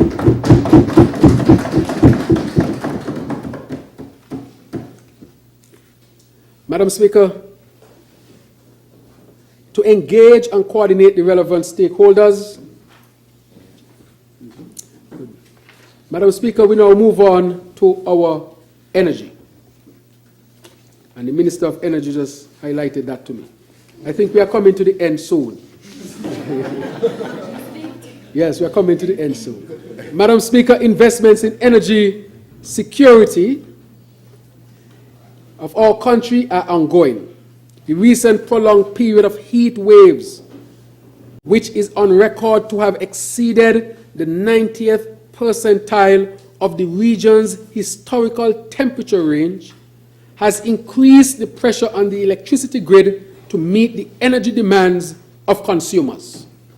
As a result, the central government assisted the St. Kitts electricity company, Skelec, to acquire two 2-megawatt Caterpillar gensets to strengthen the generating capacity. In addition to the infrastructure activities, Skelec will invest in a new state-of-the-art smart metering system. The shift to the new system will begin with a nationwide installation of smart meters in 2024, which will change the way electricity is supplied to consumers. With this new system, customers will be required to pay in advance through a top-up system. That's an option, similar to the mobile telephone service. On the Skelec end, the new system will assist in the management of power distribution as well as improve collections. It would also help to safeguard the financial viability of the company, Madam Speaker. Madam Speaker, for some time now, we have been hearing about establishing a solar energy plant in the Basseterre Valley. Well, I can confirm, and the Minister of Energy will also confirm when he speaks, that this administration has successfully renegotiated the agreement to bring it in line with our ambitions of becoming a sustainable island state, and we are on the cusp of signing off. We have signed off, Madam Speaker, just confirmed from the Minister of Energy. We therefore expect groundbreaking on the Basseterre Valley solar PV farm to take place early in the new year. The solar plant is designed to provide 35.7 megawatts of power to the grid and should be completed within 18 months. As we move closer to realizing our green energy transformation, we intend to focus on the fortification of the grid network. In 2024, we will be focusing on the development of the three main areas, namely the interconnectivity of the St. Kitts and Nevis electrical grids, the upgrading of the electricity infrastructure to accommodate up to 66 kW of power, as well as the bi-directional feed-in of electricity to prevent energy loss, and the facilitation of public-private partnerships specifically for combined sources of renewable energy. Madam Speaker, this is transforming the sector, and the Minister will speak to it. We are making significant strides in making sure that we become energy independent. That is why I was happy to sign for Nevis to get that geothermal push that is needed. I can't understand, Madam Speaker, and I said it already, that you were in a government where you had Nevis representatives, St. Kitts representatives, at one point having 9 seats of all seats, and could not sign that paper. There's a serious injustice done to the people of Nevis. And some claim that the grandfather from Nevis, The father, they said. the father. Well, I just can't understand that, Madam Speaker. And I want to see the people of Nevis benefit, because that can be done. And they're going to help the whole country to transform and help us to become a sustainable island state. And so we are moving closer to monetizing as well, Madam Speaker, household green energy generation. The Energy Unit is currently spearheading the work on the feed-in tariff policy. The creation of a modern FIT policy will bring us one step closer. To reducing our dependency on fossil fuel by accelerating the widespread adoption of renewables as it allows private energy producers such as homeowners to sell excess electricity to the grid. Madam Speaker, if you have some panels and you make some extra energy, you can make $1. That is what we want to do, so that can be a way of people generating some income. The policy is expected to be completed by the end of this year. Additionally, SCASPA has committed to recommissioning the existing 1 megawatt solar farm at RLB International Airport and expanding it to a 2 megawatt solar farm with the accompanying battery storage facility. Madam Speaker, this is tremendous development. The recommissioning of the solar farm will not only reduce our carbon footprint in the public sector, but also lessen the financial obligation of SCASPA. Procurement of the panels is currently underway, and we expect full installation by the first quarter of 2024. Madam Speaker, water. We sometimes take for granted the popular adage that water is life. If we think about it seriously, we instantly recognize that it is true, as water is one of the most basic but essential of all of needs of human survival. After air is water. It is also integral for our economic progress and development. As we move towards our national development goal of becoming a sustainable island state, we must inculcate a culture of water conservation. Although the problems with respect to water shortage in some communities are not entirely addressed, we have made immense progress in achieving our goal of providing a 24-hour water supply for the Federation. Over 1 year ago, our government made it a priority to address the water issue in the Keon area by re-engaging Bedrock Exploration Development Technologies, BEAD, St. Kitts Limited, to commence drilling in Keon. Madam Speaker, I perplexed as to why this did not take place. By August 2024, we were 20, yes, you may change. Yeah. All right, by August 2023, we were successful in securing a substantial resource of potable water for the residents in that area. The well has the capacity to provide 700,000 to 1 million gallons of water per day.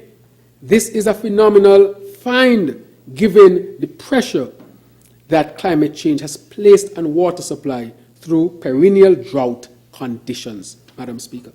Work is now underway to ensure that the water can safely and efficiently harvested from the well. The order for the pump has been placed, and it is expected that the full commissioning of the well would be realized in 2024. It's ongoing now. Right. So, as the Minister of Water just said, and I got a call from BEAD yesterday, that it is ongoing presently, and that well is well on its way to really supply the people of Keyon and surrounding environs with water. Madam Speaker, significant achievement. Upon completion of the Keyon well, it is our intention to begin drilling in the St. Peter's area to bring a more long-term solution to the water shortage issue there. As an interim measure, the government introduced a new water storage tank project to ease the suffering of residents by improving access to water by affected households. Under the project, we have already distributed over 250 tanks primarily to vulnerable residents in Upper Keyon, Whites Village, Sarabori, Cabitry, and Spooners Village.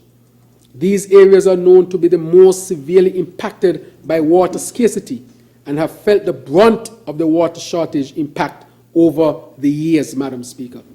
Water shortage tanks were also distributed to the residents of St. Peter's who suffer a similar plight. A total of 314 water storage tanks were supplied to households throughout the Upper Monkey Hill, the Glen, Paris Village, Fountain, and Stapleton, bringing the total distribution under the water project to about 500 or more. We are also investing notable resources to maintain adequate water supply to residents in Frigate Bay and the Southeast Peninsula. Madam Speaker, we are serious about resolving the water problem. People should not go without water, and that is why we are investing so heavily. And I can say, I also take this opportunity, Madam Speaker, to remind the residents across the Federation that even when the water situation is stabilized, we have an individual and collective duty to act as better stewards of our water resources.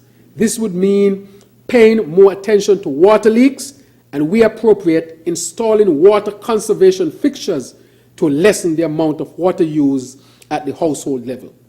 Scientific data and our experience over the last several years strongly suggests that we must seek alternative means and technologies to meet the increasing demand for potable water.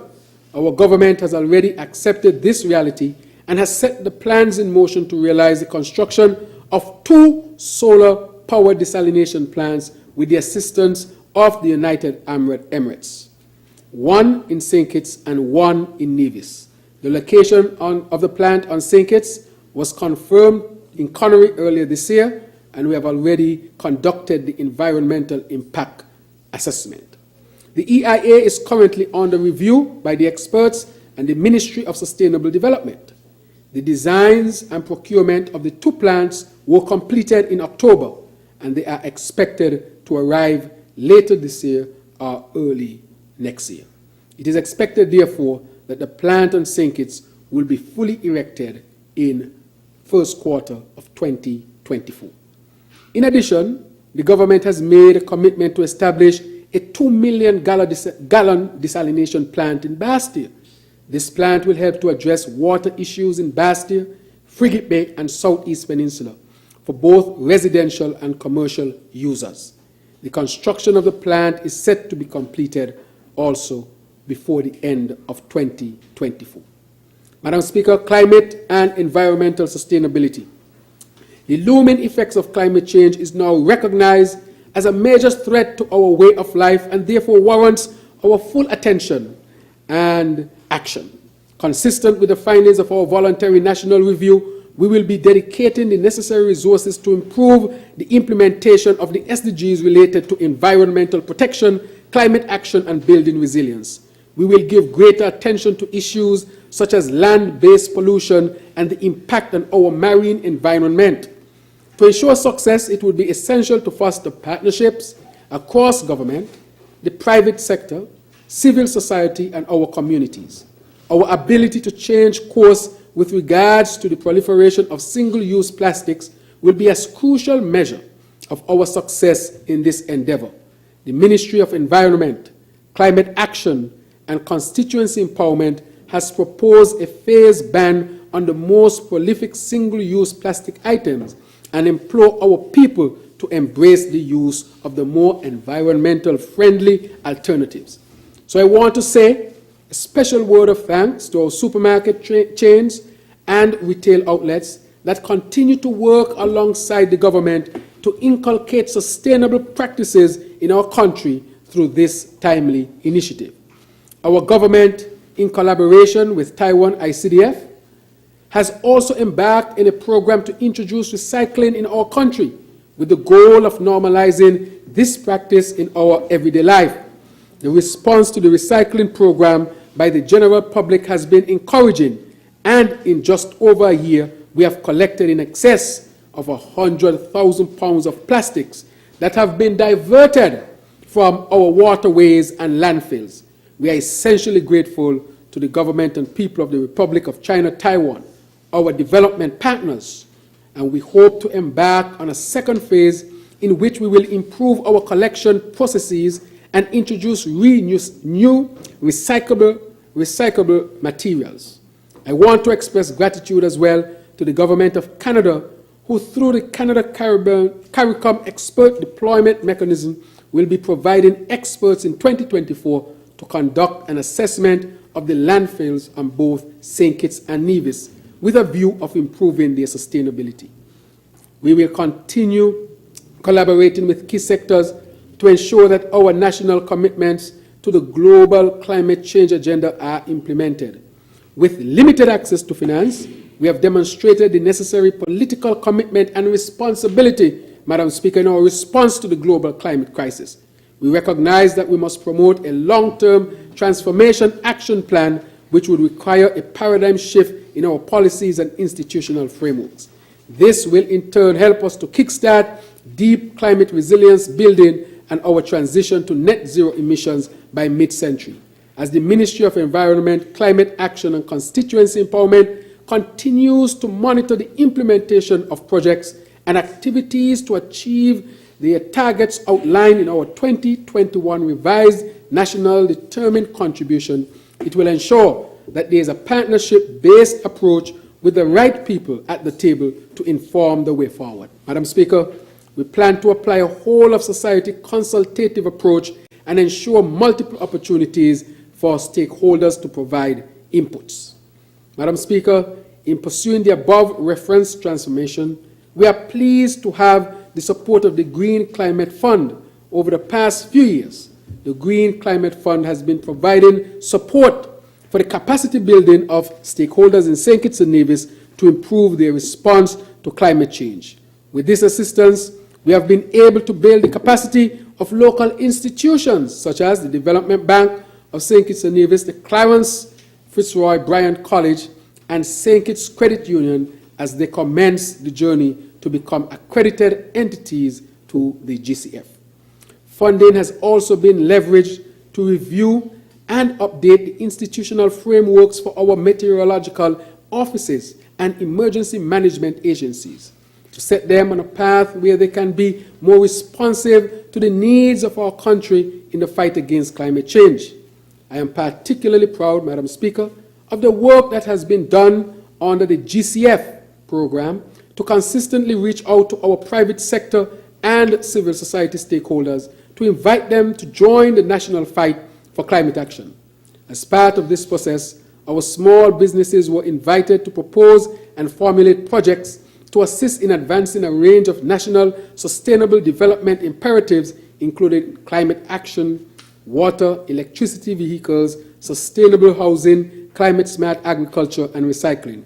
Madam Speaker, they did not disappoint. There was a high level of interest, and the quality of the submissions made by the participating small businesses were encouraging, Madam Speaker. In the coming year, the GCF will support the conduct of climate vulnerability assessment for the agriculture, health, and tourism sectors. These represent the first phase of the medium-term plan to assess all sectors in our country with respect to their vulnerability to climate change. As early as January 2024, we will commence the consultations towards the formulation of a holistic national adaptation plan for which the GCF provides funding up to $3 million to ensure that our country builds cross-sectoral resilience at all levels in line with targets set in the NDC, Urban Resilience Plan, National Physical Development Plan, National Development Planning Framework, and sectoral strategies. This is essential as we march towards a sustainable island state. Madam Speaker, we also have to look at the digital revolution that is taking place. The digital revolution has transformed the way we communicate, access information, and conduct business. Digital technologies have become essential tools in our daily lives. In particular, they are important for advancing economic development, social empowerment, and good governance.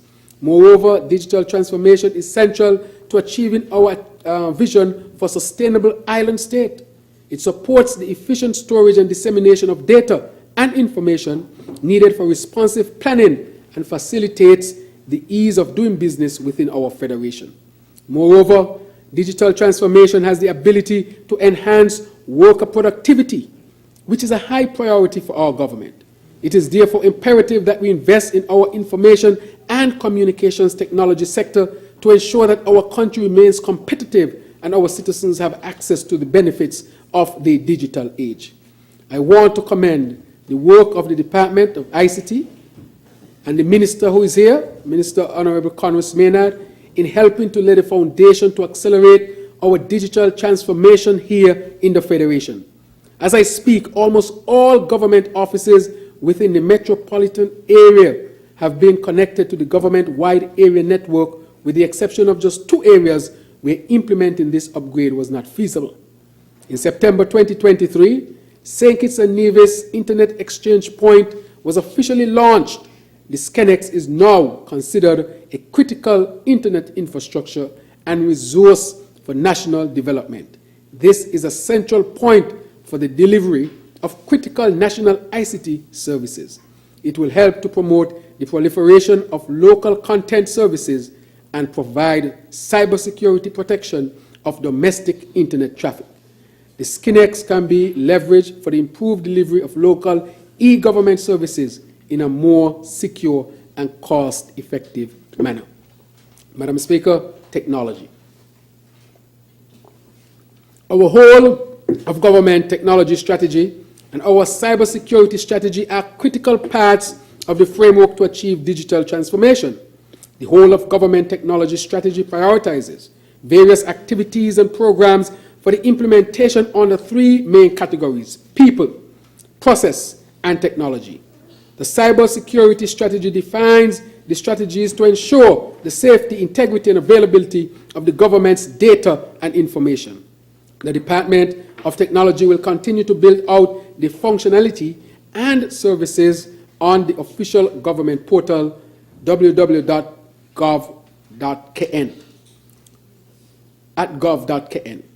with a goal to deliver information to users that is easy to access. Madam Speaker, an increasing number of government services are accessible online, in addition to the online payment services offered by Inland Revenue, by the Inland Revenue Department and the Custom and Excise Department. Other government agencies now offer similar digital services. These include application forms for accessing the NHC Building Assistance and Housing Scheme, the Back to School Voucher Program, and the Poverty Alleviation Program. And payment portal has also been developed for the Water Services Department to provide greater efficiency and ease in the payment of water bills by customers.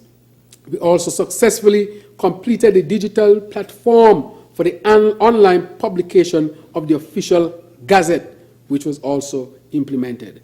This is a significant advancement for our country, as the Gazette plays an important role in the promulgation of laws, ordinances, treaties, and other national commitments and publications of pronouncements in accordance with legal provisions. Madam Speaker, a number of digital solutions will be advanced in 2024. The agriculture online marketing platform will be enhanced to foster greater linkages between our agricultural producers and consumers, including supermarkets and restaurants. Further, work will commence to create an online shopper application with mobile feature that will enable Consumer Affairs Department to monitor the prices for specific food basket items and keep consumers more informed of prices. The Department of Technology will also seek to advance the development of an electronic digital identity, EID, authentication system. The new national EID system is very powerful and promises to make revolutionary changes to the way citizens interact with the government and businesses to access services and transact business. When this new system becomes operational, it will allow for the verification and validation of the digital representation of a citizen's physical identity data. This will allow citizens and residents the opportunity to digitally sign electronic documents, make it easier for them to access online government services, and streamline operations in both the public and private sectors. Madam Speaker, we are transforming this country. By no means is this a full account of all the important developments in information and communication technology.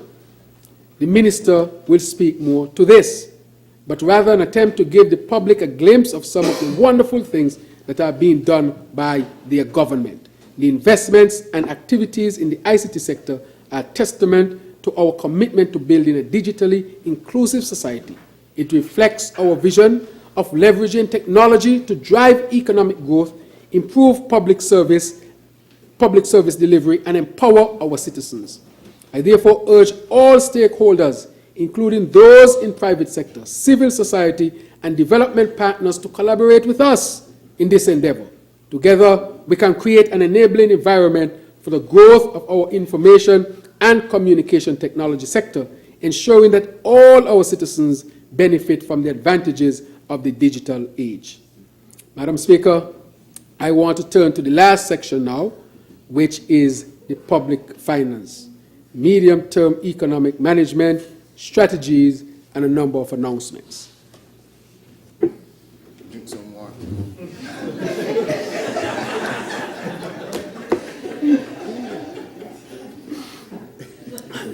Madam Speaker, water is life.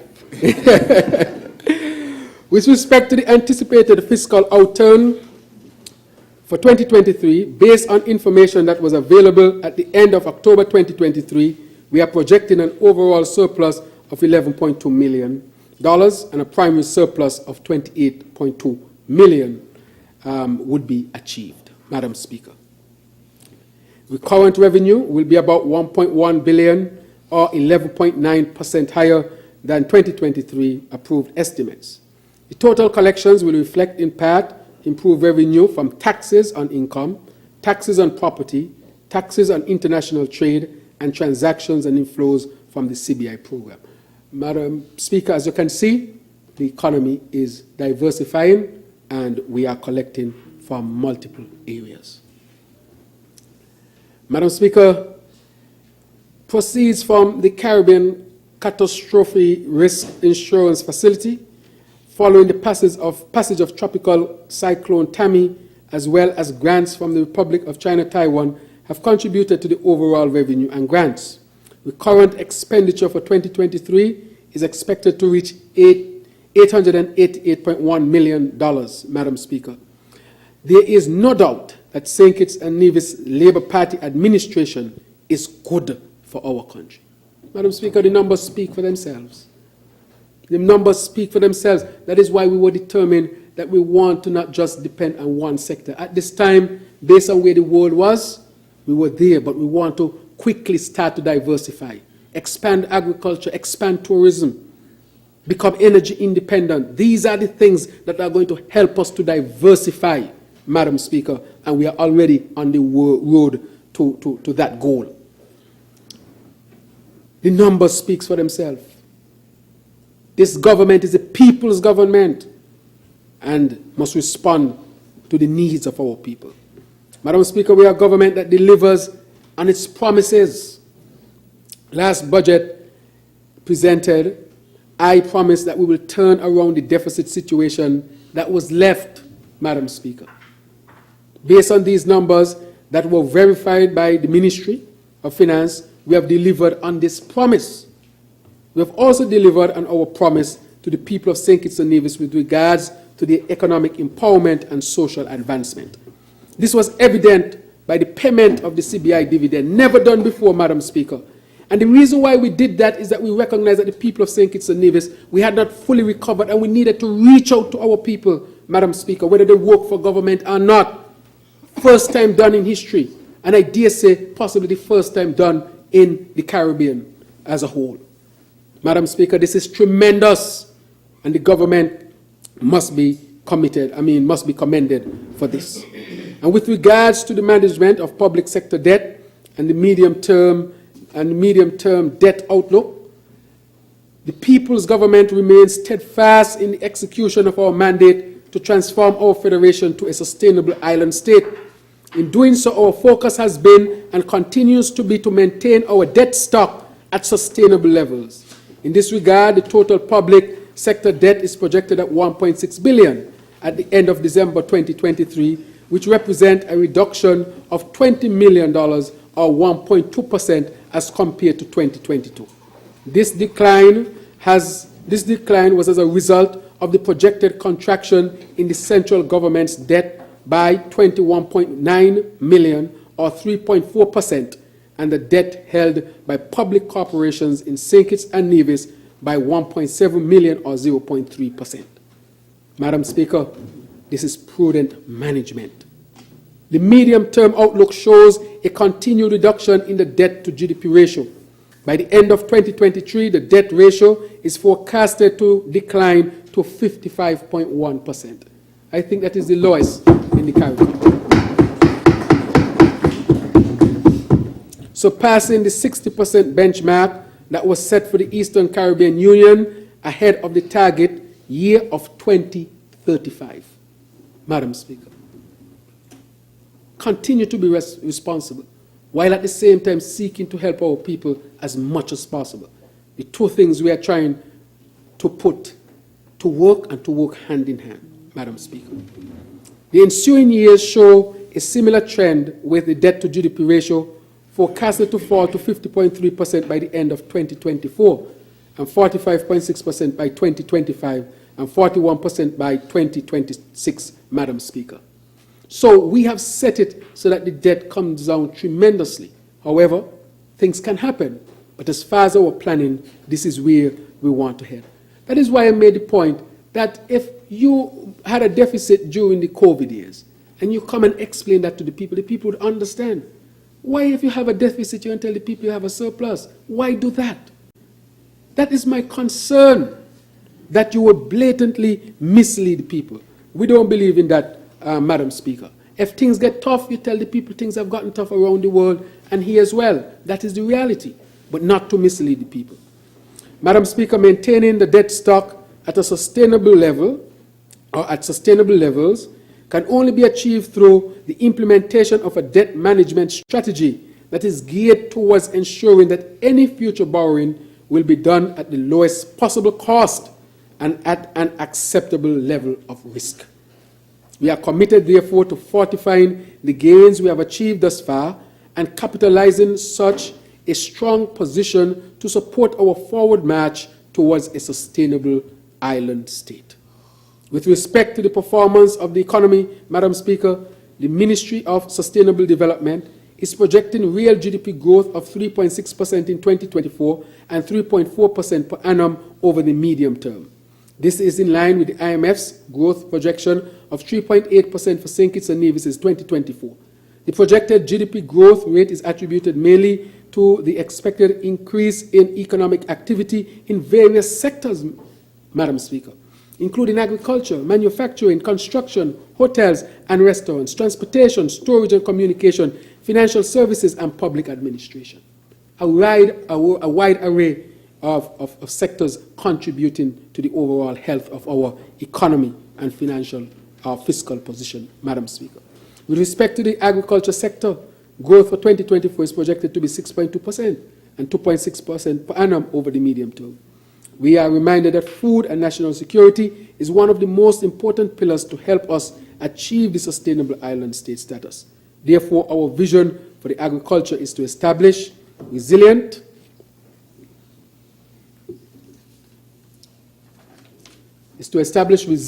and productive agri-food system that would contribute to economic growth and improve livelihoods. The government will continue to pursue investments to promote crop and livestock production, to boost output and reduce the food import bill by 25% by 2025. Madam Speaker, the tourism sector is forecast to grow by 7.3% in 2024 and 4.3% per annum over the medium term. Contingent on macroeconomic developments in major source markets, we anticipate increased visitor arrivals into the Federation via the traditional airlines, as well as the engagement of new airlines and routes, such as JetBlue, to spur activity in the sector. With the increased marketing efforts of the St. Kitts Tourism Authority, we look forward to the return of travelers from regional and international markets surpassing the 2019 tourist arrival levels, Madam Speaker. The construction sector, which is the largest economic sector, is estimated to grow by 7.5% in 2024 and 3.5% per annum over the medium term.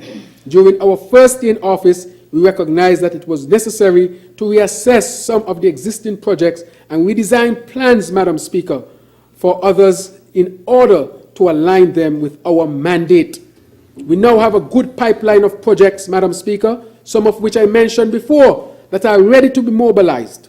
Construction activities will be used to unlock our economic growth potential in 2024, and we intend to move swiftly to the construction phase of some major public sector projects, such as the new Basseterre High School solar farm, hospital, and road improvement activities across the island, including the St. Peter's Main Road. As mentioned earlier, the construction of smart homes under the NHC housing program is also expected to stimulate residential construction activities. Madam Speaker, the medium-term fiscal framework, which spans the period 2024 to 2026, was developed to guide the preparation of the 2024 estimates. The framework establishes the government's fiscal strategy that would focus on maintaining fiscal stability by reducing the heavy reliance on revenues from the CBI program, although this is an excellent program, to finance government's recurrent programs. We continue to explore the possibility of saving some of the CBI revenues in a dedicated fund to build fiscal buffers and finance transformational public sector projects.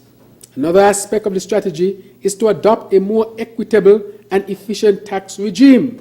We believe that the tax system should promote transparency to ensure fair distribution of the tax burden. Based on the framework, the government is expecting to raise revenue in line with the projected GDP growth. The estimates therefore indicate that the government's fiscal operations would result in an overall surplus of 24.6 million for the 2024 fiscal year and 97 million over the medium term. Recurrent revenues is projected to be approximately 1.1 billion for 2024 and over the medium term. The amount for the recurrent expenditure would likely reach 852.6 million for 2024 and an average of 861.8 million over the period 2025 to 2026. Madam Speaker, we are also projecting 204.7 million for capital expenditure and net lending in 2024, while over the medium term outlays are anticipated to average in the region of 123.8 million. The composition of the government's public sector investment program is a testament to our deliberate efforts to enhance the economy's growth prospects as we strive to attain the sustainable island state status, Madam Speaker. Madam Speaker, this government, the people's government, approach to fiscal management is practical. We are committed to maintaining fiscal prudent policies in order to assist the Federation to adequately respond to the many challenges that emanate from the continued uncertain global economic environment. Given the ongoing volatility in the global economy, the significance of fiscal prudence for our small open economy cannot be overemphasized. As a small country operating in the international market, our economic stability hinges on prudent fiscal management and strong economic policies. Conversely, the current level of broad-based subsidies is not sustainable, Madam Speaker, and therefore runs counter to the principles of fiscal prudence.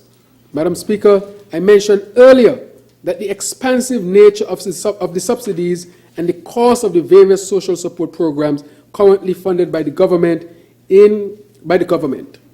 Those are what I'm speaking about. In considering this matter, it is important to remember that the primary aim of many of our elevated social assistance programs was to protect our people from the devastating impact of the COVID-19 pandemic and their livelihoods, and to speed up the recovery of our economy from the enormous contraction during the pandemic. However, as the economy recovers from the effects of the pandemic and more of our people become capable of standing on their own feet, it will become necessary to bring our social programs to more sustainable levels by focusing more precisely on targeted groups. By upholding fiscal discipline, we fortify our resilience against external shocks, ensuring sustainable growth and shielding our economy from permanent scarring. This approach fosters investor confidence, deepens our competitiveness, and empowers us to achieve the objectives of our sustainable island state agenda. The current medium-term fiscal framework therefore focuses on building long-term sustainability. Consistent with this framework, we are once again prioritizing investments in infrastructure, tourism, agriculture, education, small business development, technology, and innovation. These are all areas that can contribute to sustainable growth and stability over time. The framework is also designed with a level of flexibility to allow for adjustments to respond to shifts in the actual performance of the domestic economy. Further, in our pursuit to diversify and reduce the reliance of our economy on one sector, we are making notable progress in attracting investments that are not dependent solely on the CBI program. Madam Speaker, similar to the position held in my maiden budget address delivered last December, our government is not proposing the introduction, Madam Speaker, of any new taxes at this time.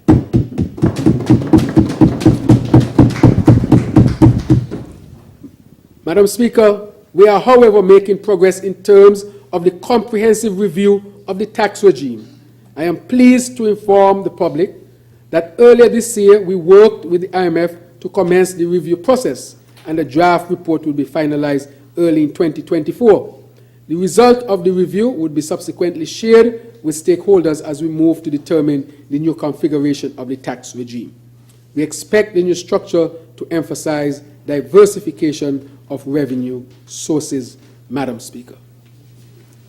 At the last budget sitting of the National Assembly, I also mentioned that the corporate income tax rate would be temporarily reduced to 25% until June 2023. The rate reduction was further extended to December 2023.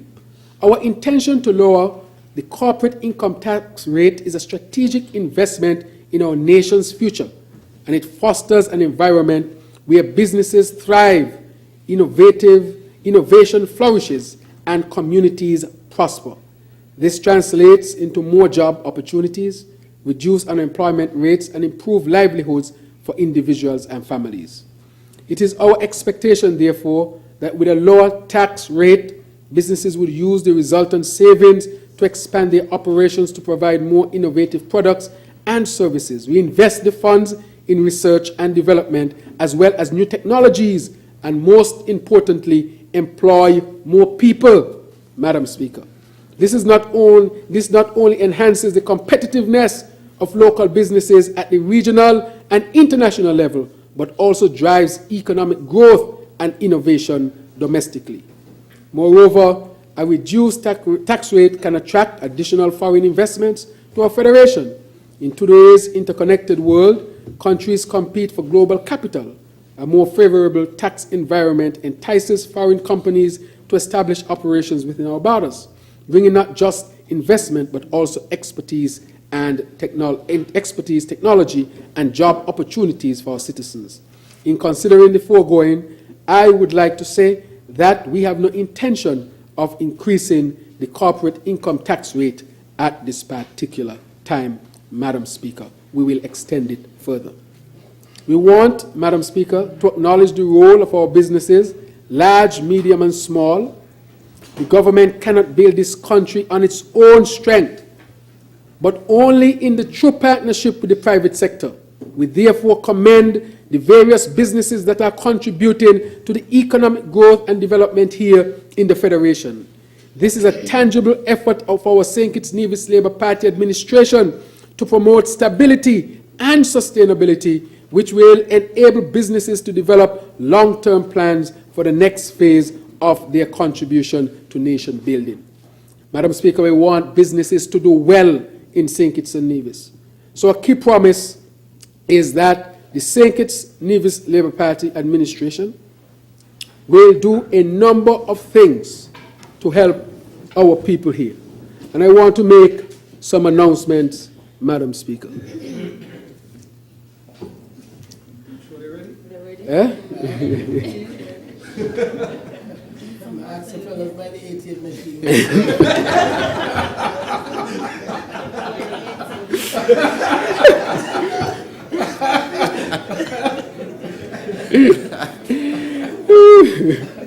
Madam Speaker, a key promise of the St. Kitts Nevis Labour Party administration is to increase the minimum wage for the industrious working people across our federation.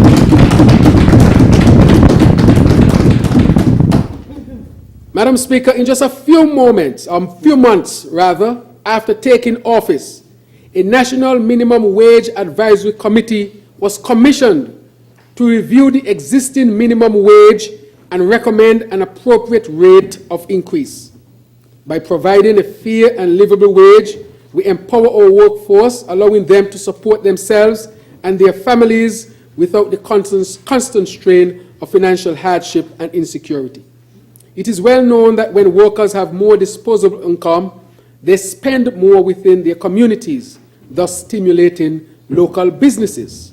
This creates a cycle of growth, leading to increased production and economic stability. We also acknowledge that raising the minimum wage, Madam Speaker, is an investment in our future as it fosters a healthier, more motivated and more productive workforce. It incentivizes people to pursue education and skill development, knowing that their efforts will translate into a better quality of life. Critically important is the fact that increasing the minimum wage reduces the reliance of public assistance programs, as workers are better able to sustain themselves through their earned wages. Numerous studies indicate that modest and gradual increase in minimum wage have contributed to reducing turnover, improving employee morale, and overall productivity. Madam Speaker, the Labour government promised the people that we would look at the minimum wage. We decided that it had to be done prudently with consultation. I can clearly say that consultation took place with the public sector, with the private sector, and even with the Nevis Island administration. They consulted labor workers' organization as well to come to the conclusion as to what their recommendations would be. Madam Speaker, I want to speak now to their recommendation. So I want to say, Madam Speaker, in this Honourable House and to the general public, that the National Minimum Wage Advisory Committee has completed its work, and the government has accepted the recommendations for the increase in the minimum wage in St. Kitts and Nevis. I said to our people who have been patient for almost 10 long years for the government to bring relief to their situation, we got you. That is what I want to say to our people. Only a St. Kitts Nevis Labour Party administration can rise to the defense of the workers of this country. It is therefore with great pleasure that I announce that an increase in the minimum wage will be implemented effective 1st January 2024. It will be done in a phased approach. The hourly minimum wage will be increased from $9 per hour to $10.75 per hour effective 1st January 2024. Madam Speaker, our projections are the rate would then be increased to $12.50 per hour from 1st July 2025. The increase in hourly rate would result in a weekly rate of $430 from the 1st January 2024 from 360 and $500 per week from 1st July 2025. Our government is determined to ensure that this important policy initiative brings real improvement to the standard of living of the people in our workforce. Madam Speaker, a decade and no adjustment to the minimum wage. In less than a year and a half, post-COVID, this Labour administration has ended the 10-year drought.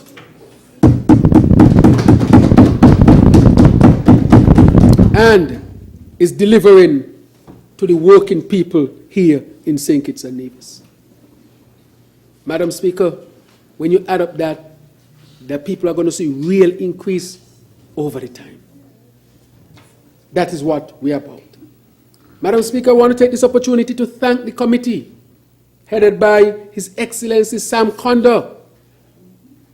It involved the government, the private sector, the chamber. It involved the Trades and Labor Union. Multiple meetings were kept. Great consultation. And today we are saying that we are going to end the 10-year drought and give the people of St. Kitts and Nevis an increase in their minimum wage. Madam Speaker, excellent work all around. And I want to thank the Honourable Sam Conda, His Excellency, and his team for working tirelessly hard in making sure that we achieve what we achieve. I know people were pressuring us and said, when are you going to do it? But we believe that it has to be done prudently, properly, with consultation, Madam Speaker, so that when we do it, we get it right. That is what we are about. And that is why we made sure that we cross the T's and dot the I's in ending the 10-year drought in delivering an increase in the minimum wage. The last time the minimum wage was increased, the Honourable Dr. Denzel Douglas is here. He was the Prime Minister.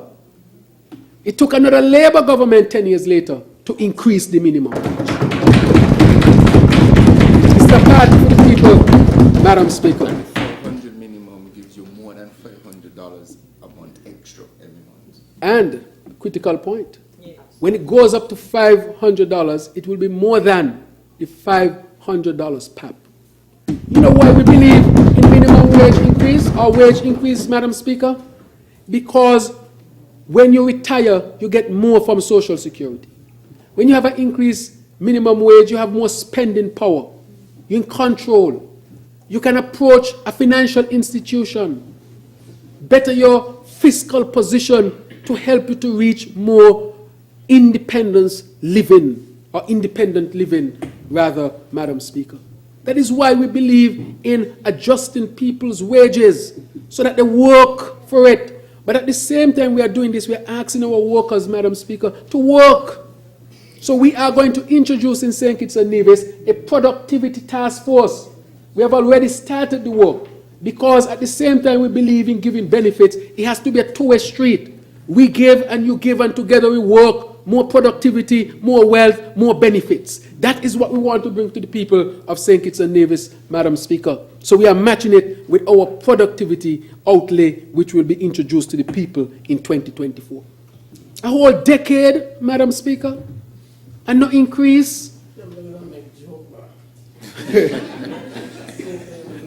A whole decade.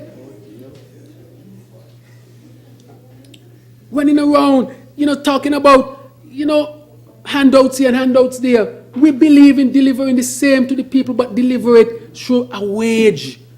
That is more sustainable. That is more impactful. That helps people to become independent. Motivate people to work. Madam Speaker, when you're on one of these programs, somebody wake up tomorrow, they might say take you off, or you ain't sure if you're on. When you go to get a loan and they ask you how much you work for, they're not counting that, Madam Speaker. So it does not improve your standard. And it's private and public sector. Right? Private and public sector, as is pointed out here. So, Madam Speaker, that is why we believe if we are to truly improve the lives of our people, we have to do it in a meaningful way. That is why sometimes when I hear them speak, I said, okay, a whole decade.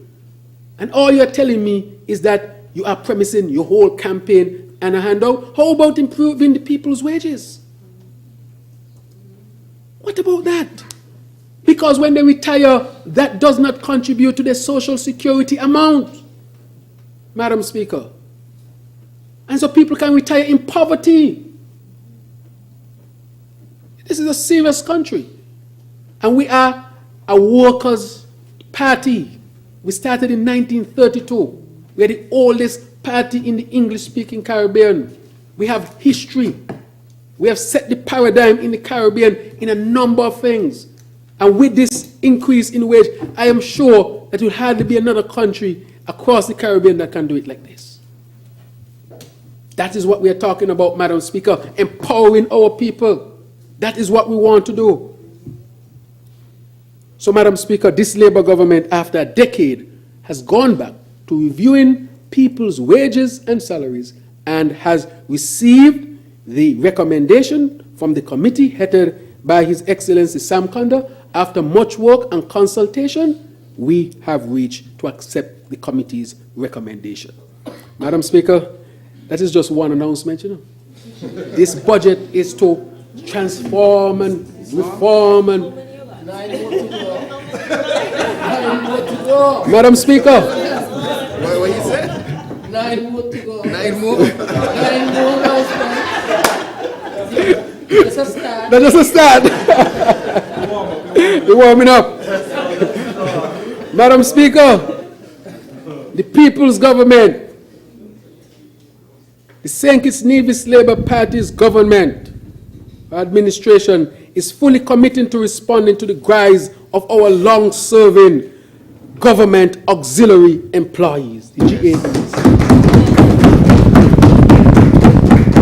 Madam Speaker, you hear people talking about, helping the poor of the poor. The GAE workers are those who are the crossing guards, who are the cleaners, who are the servers in schools, who are Workers, public works. public works, a lot of GAEs.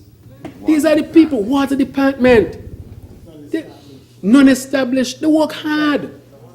Madam Speaker, sometimes they're overlooked.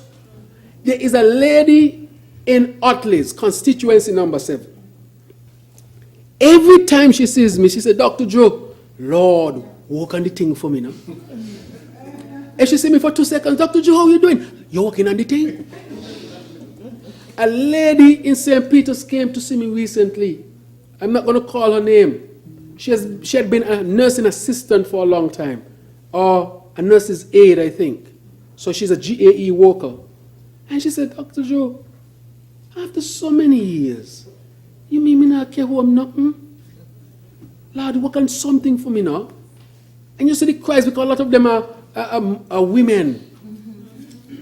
And you hear the cry from their bowels.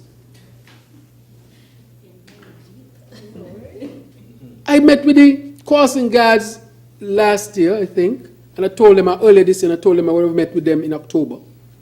Because I had some news to deliver to them.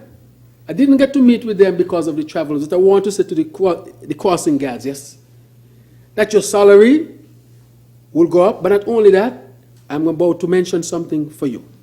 So this category of public officers has benefited from our recent decision to correct the injustice meted out by the previous administration in relation to the computation of their gratuity benefits. Even before I get to the other part, Madam Speaker, instead of making their lives better, the previous administration made their lives worse. Madam Speaker, people were getting 1/3 of what they used to get under the Labour administration. They don't even working for nothing. So they're glad for the change to go home because they ain't gonna get nothing.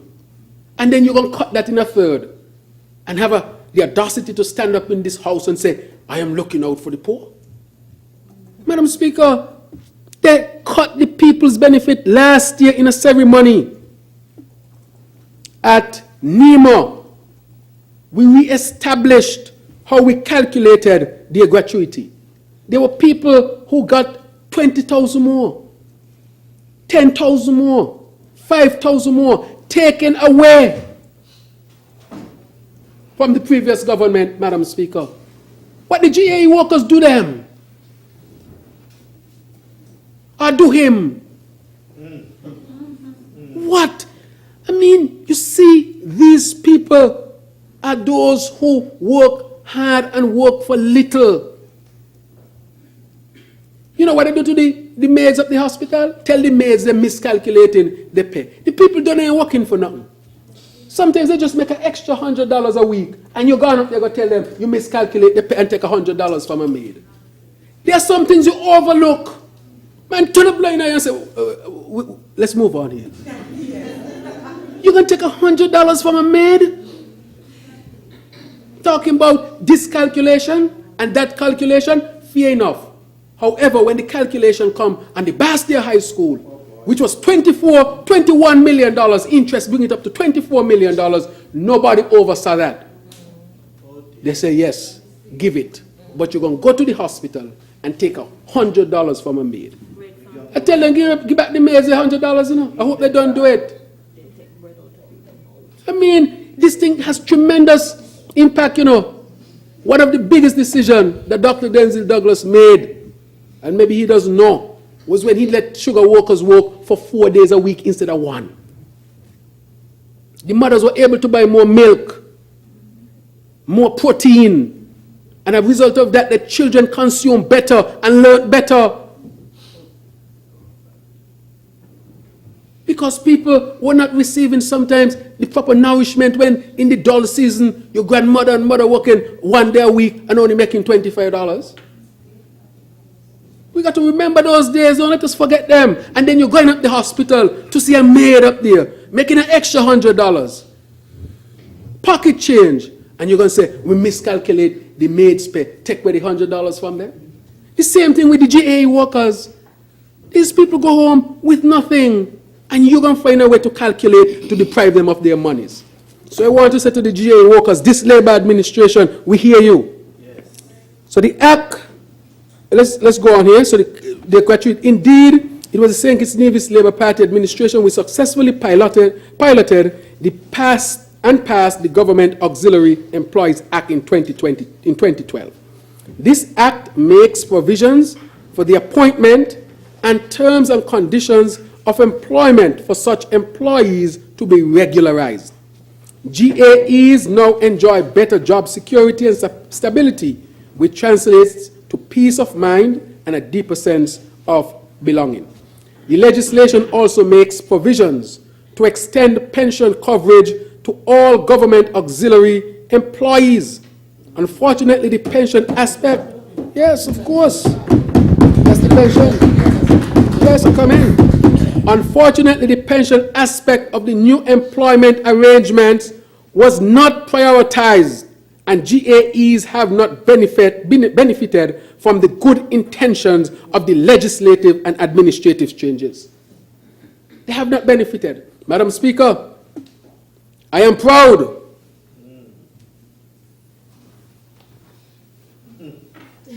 Madam Speaker, that it was the St. Kitts Nevis Labour Party administration which successfully passed the Pensions Amendment Act in 2012 for the establishment of the legal framework for the contributory pension plan. And nothing happened. 7 years, and nothing happened. Labour is a continuum. Dr. Douglas started it and he passed it on to me, and we are finishing the job.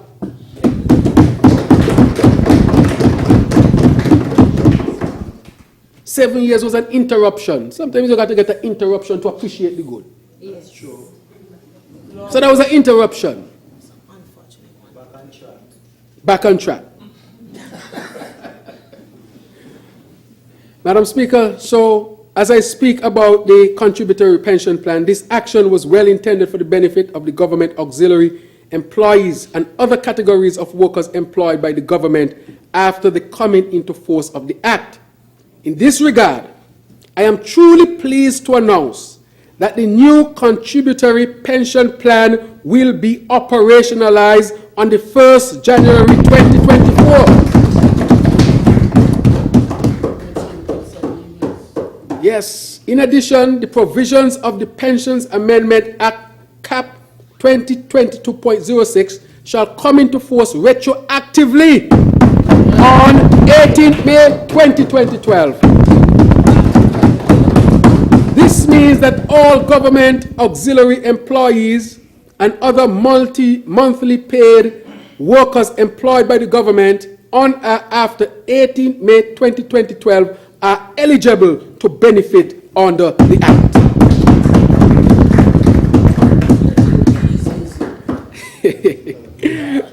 Madam Speaker, today I am thrilled to share some other great news with our civil servants. But I want to put in place, Madam Speaker, let it soak in a bit, that the GAE workers, even those who are retired, Yes. you're going to get your money. Yes.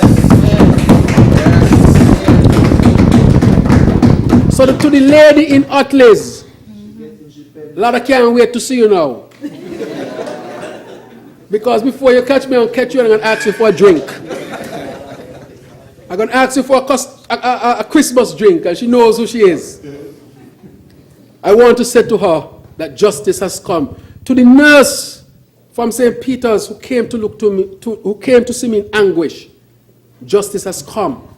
I know you will retire soon, but you will retire with your pension. Yeah.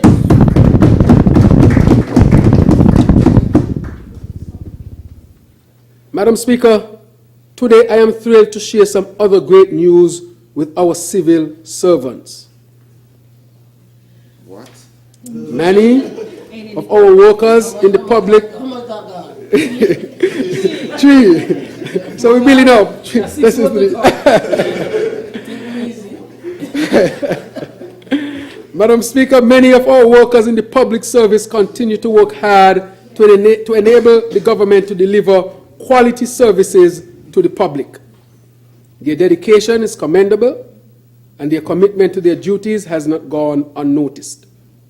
We are cognizant of the fact that they are also affected by the inflationary pressures, which can result in some difficulties and deterioration of their living standards.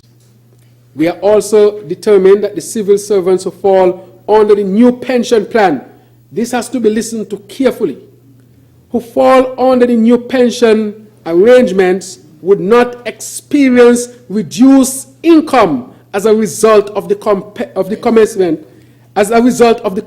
of the contributory pension plan. That's important, very important. Very important that you understand that. We are going to ensure that you are not affected negatively, and I'll tell you how. As a caring government, as I said, we will not turn a blind eye.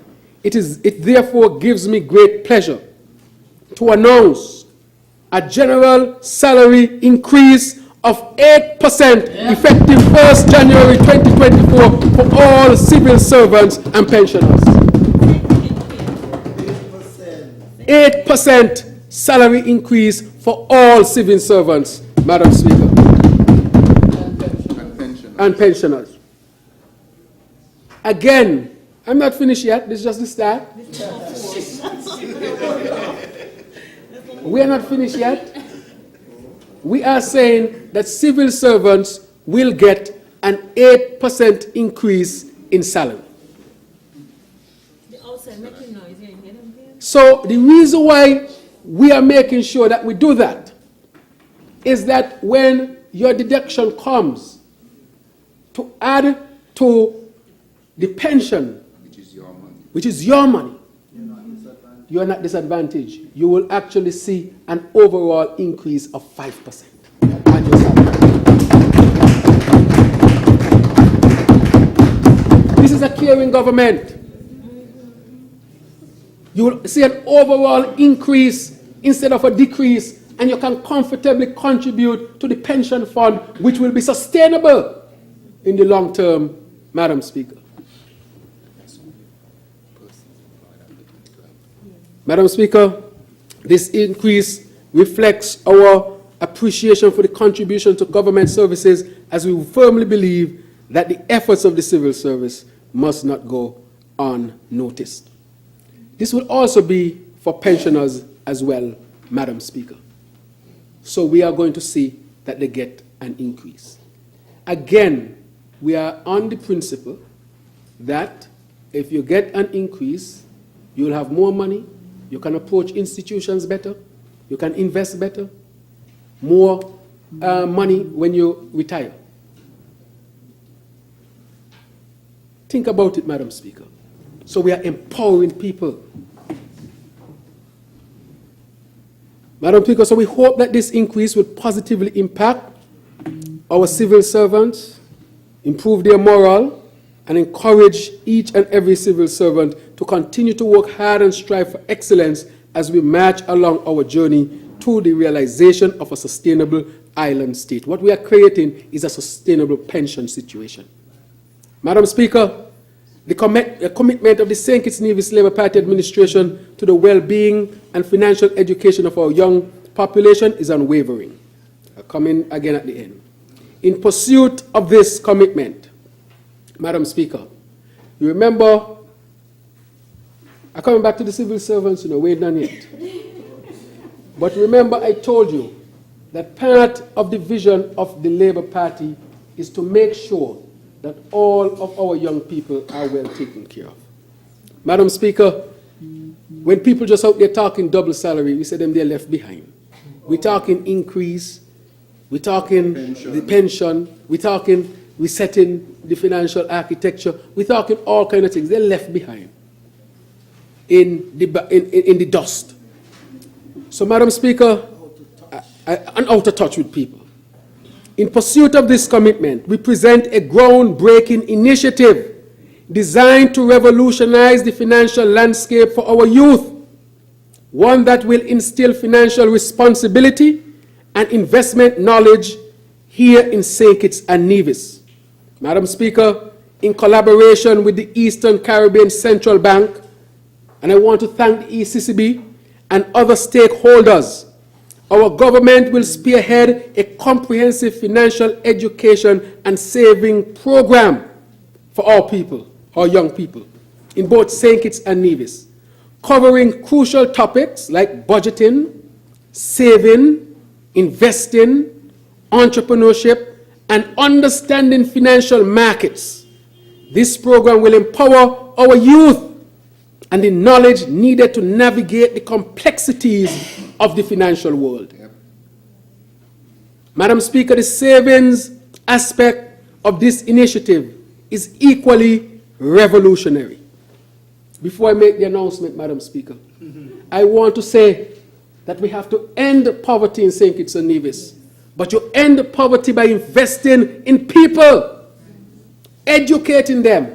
Our people must be well educated when it comes to finances, how to invest, what to invest in, How to grow money. how to grow money, how to build wealth. The idea is how to build wealth and escape the scourge of poverty. Generational wealth. Generational wealth, Madam Speaker.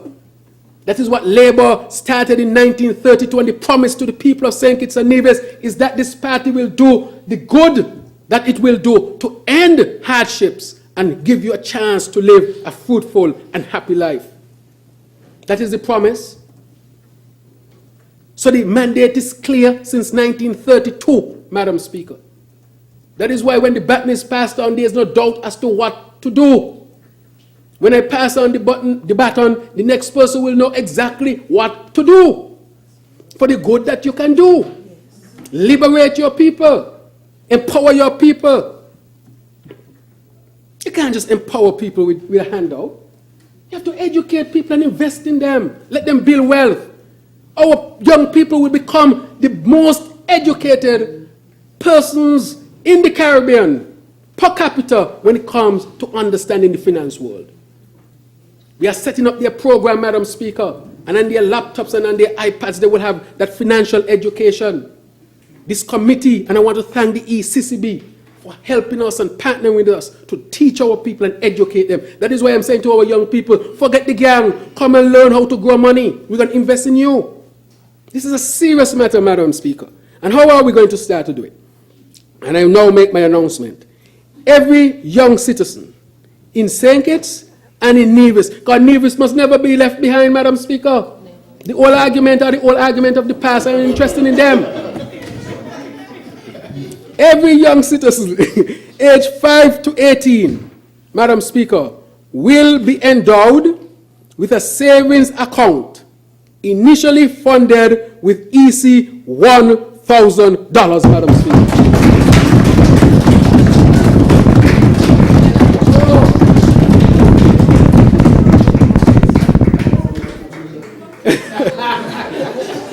Every child, I don't care where you find them, Madam Speaker, up in Monkey Hill, in Cayon, in Irishtown, in Gingerland, in Buckleys, in Camps, in McKnight, in Parson Ground, Newton Ground. And no matter how much children in the house. And no matter how much all of them get. So if it's 5 children, each one of them get an account. You understand? And let's go to Nevis. You got butlers in Nevis? Yeah. Cotton Ground in Nevis? Which one? Hanley's Road. Morning Star. St. James. Zion. Rollins.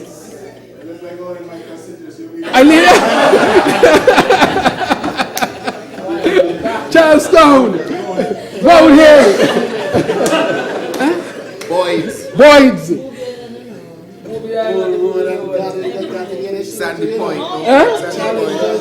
Challengers, Old Road. Fig Tree. Sandy Point. Cleverly Hill. Tabernacle. Tabernacle. Atlas. Christchurch. Wherever our children are found.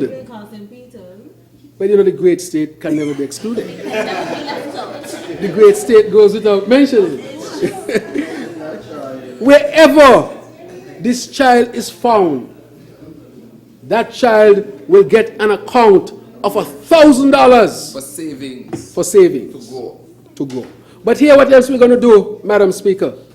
Because once we start the financial education, the committee is putting forward a number of things where about $500 of this money will be used to buy shares in companies, Madam Speaker.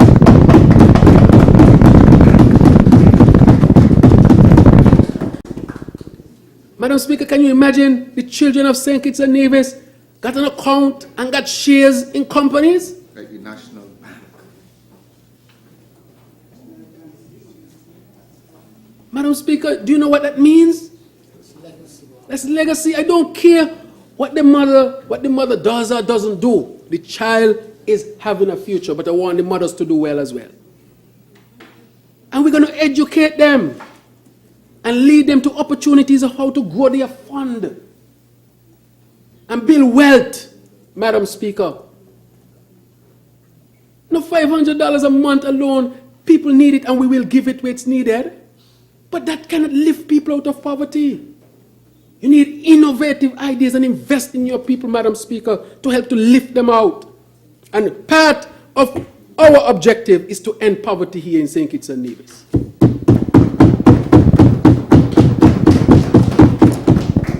So, Madam Speaker, they'll be able to buy shares. For example, we want to divest the shares some shares at Cable. We want them to invest in those shares. So when Cable make profit, they get the dividend. They say, wow. You can imagine an 80-year-old calculating his dividend. Mother asking, so what are you doing? Well, you coming to the end of the year calculating my dividend from Cable. In St. Kitts and Nevis, that's what's going to happen. And you can't fool the children them. Financial literacy. Financial literacy and put them on the path. By the time they get a few years of that education, they're supposed to understand the financial world. You can't keep our people in the dark ages. I go to the Middle East and I see how they're flourishing. We are equal to them because we are one humanity. If they can do it, we could do it too. How they can do it and we can't do it? It's because we have to make sure we create the opportunities for our people, real opportunities, and give our people the incentives to do hard work, smart work, innovative work, which will redound in their own advancement. Madam Speaker, these accounts designed for long-term impact will be, of course, they would not be able to just be withdrawn. We want them to use them to grow wealth. Over 8,000 young people will directly benefit from this innovative program, Madam Speaker, and therefore this will start in 2024. Madam Speaker, a dedicated and knowledgeable task force has been put together, and the launching. Madam Speaker, a dedicated and knowledgeable task force is diligently refining the finer details with the ambitious goal of launching this transformative initiative during 2024. Madam Speaker, if the ECCB is involved, you all must understand that this ain't no game. We're going to set the paradigm here in St. Kitts and Nevis and hope that other countries across the union would adopt some of these to lift all of our people. Madam Speaker, this initiative is not just about economic growth, it is about empowering the next generation to be architects of their own financial destiny and contributors to the sustained prosperity of our nation.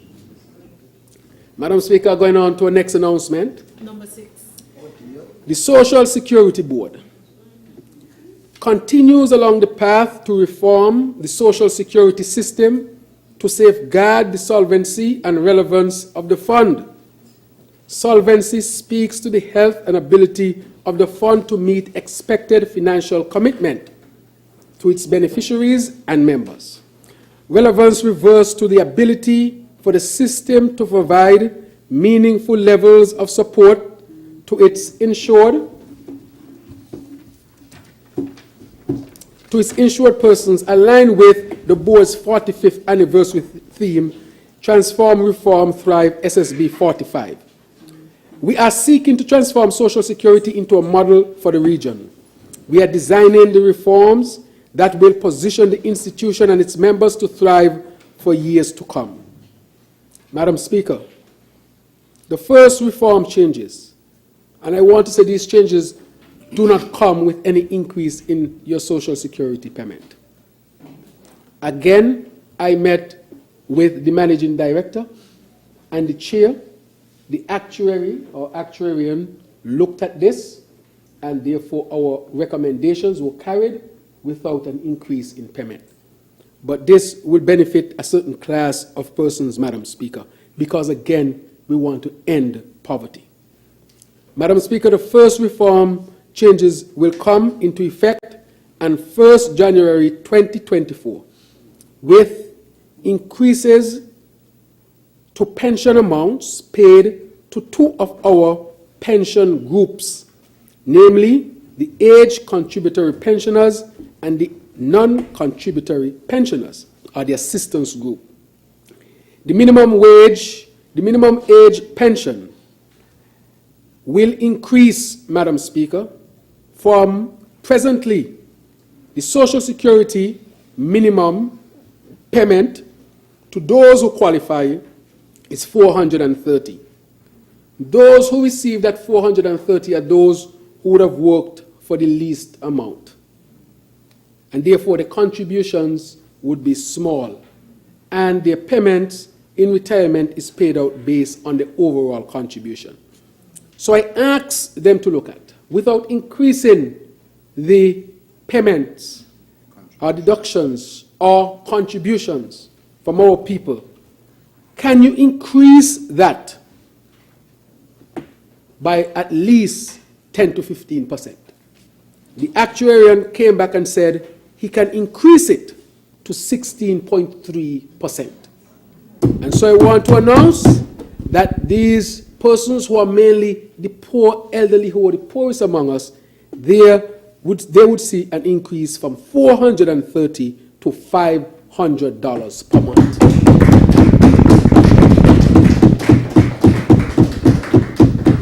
Madam Speaker, the assistance pension, this is an assistance given to persons who do not meet the criteria for Social Security, but as to help them.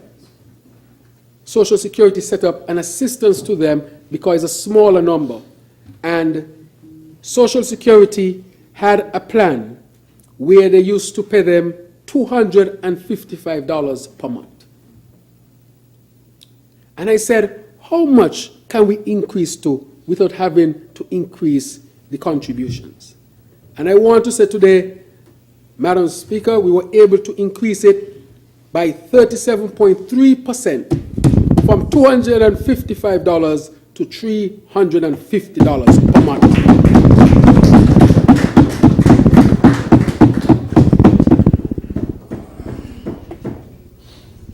Madam Speaker, more to go. So these changes will impact 772 aged pensioners and 314 assistance pensioners currently in the Social Security system. Efforts are being made to ensure that the number of non-contributory pensioners remain at a minimum through education, compliance, and social programs. Madam Speaker, we are saying to our people, please contribute to Social Security. It's critically important. Critically important. I remember sometimes when I'm in my office working, I get so busy, I might forget a month or two, and I have to rush down to Social Security. I tell them, please call me, because sometimes you get busy and you can forget. But it's important that you make sure that you pay your Social Security. So I have asked them to look into an IT system that can send alerts to people. Because if I used to get an alert, that wouldn't be a problem. And then you set it up in such a way that the alert comes, I press a button, and the money gone from my account to your account. That is how we want to do it. Because people can miss payments just because you're just busy. But if we use the technology, we can improve collection and compliance. So we want to include in. Madam Speaker, we also ask them that a lot of the elderlies who contribute, when they pass, funeral costs have gone up. Can you help these families as well? And so they have increased it from $2,500 to $3,500. 40% increase, Madam Speaker. And this is not going to result in an increase in contributions. This is what Social Security is able to do now. Keeping in mind that when Robert Bradshaw, first national hero, His Excellency, Sir, with his team in the 1970s, brought on Social Security as the largest, most secure social safety net, this was the intention. Create a fund that can protect the people when they need it most. Whether when they're retired, they get ill, they get injured, they get pregnant, whatever the situation might be. And so Social Security has to keep with that mandate. But we have a responsibility as a people as well. We have to do our part. Contribute. Remember in 1970s when this was done, and he said it, he faced a lot of opposition because he had to take out people's money. And people were poor then. But he told them, trust me, you will be happy that I take it, and the people trusted him. We have a long history that Social Security works. So it's easy for us to sell it. Protect your Social Security. And I ask in Social Security to innovate. Come up with new ways. Continue to be that beacon that you have been over these many years. And so we were able to make these adjustments to affect positively the most vulnerable without asking for increased contributions. Only a Labour government can do that. We brought Social Security and we advanced in Social Security.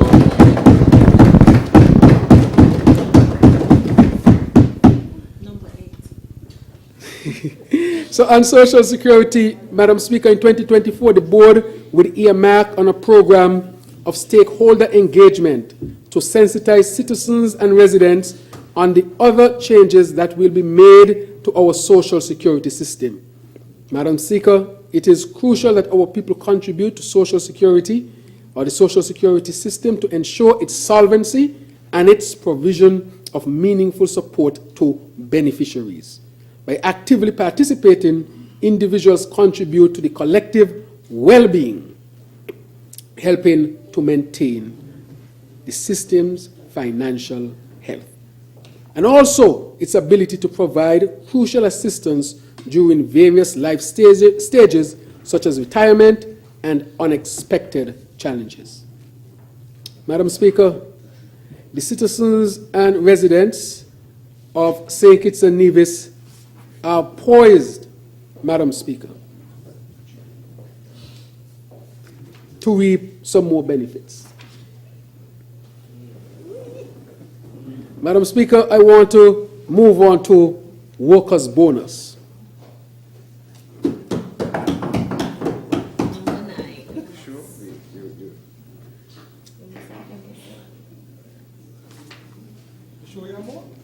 Number 9. Yes, I have more. Yeah, man, we ain't done.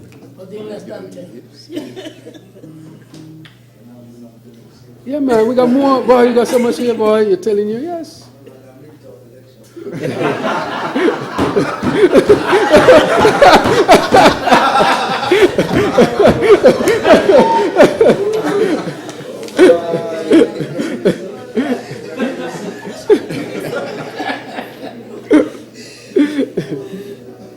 Yeah, this is done.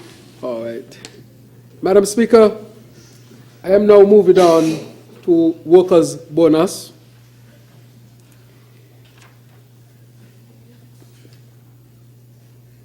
We know that the next government, right, good, I'll read it from here. Madam Speaker, the citizens and residents of St. Kitts and Nevis would have benefited in the past from bonuses, but I want to now go to our civil servants. Madam Speaker, I want to say that our civil servants, as I said before, have worked hard and they deserve the 8% increase that they will get. They also deserve the stabilization of the pension fund and its longevity and its sustainability. But I want to take this opportunity, Madam Speaker, at this time, to announce in this Honourable House to announce, is so much of them, to announce, Take your time, boss. yes, Good things. It's your time. Your time. yes. Madam Speaker, the citizens and residents of St. Kitts and Nevis, I want to say are poised to reap the benefits again, Madam Speaker. But I'm going to put this in perspective of the citizen of a worker's bonus. A worker's bonus at this time of the year, Madam Speaker. In the first instance, with respect to our civil servants, that we have given you an increase, but we have also determined and calculated that you should also get a bonus.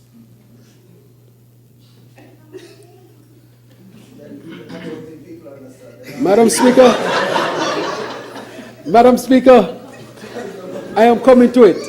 But we don't want to just leave the bonus, of course, at this time when the economy has not fully recovered, to just the civil servants.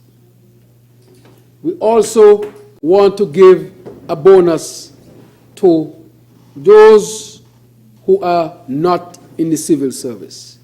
Our workers who contribute, who work, and because we know that the economy is not fully recovered, we are going to give them a bonus as well.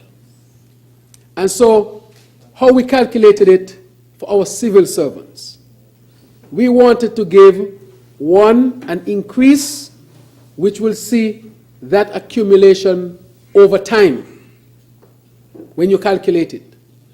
And presently, for the Christmas, Madam Speaker, we also want to give them that other half of the contribution. So they will get a bonus and an increase.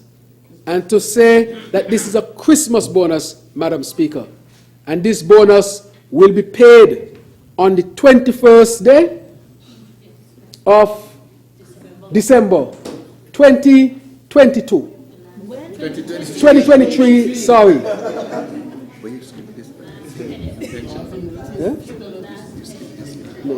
Yeah. Mm-hmm.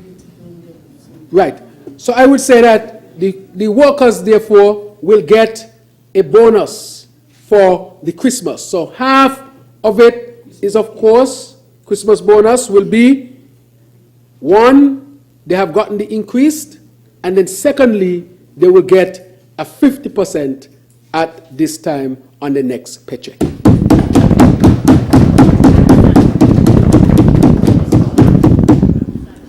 it clear? So how much you work for? Sometimes there's a case method, you keep it simple. So it's very simple, Madam Speaker. So they get the increase and they will get at the next paycheck on the 21st day of December will equate to a full salary, Madam Speaker.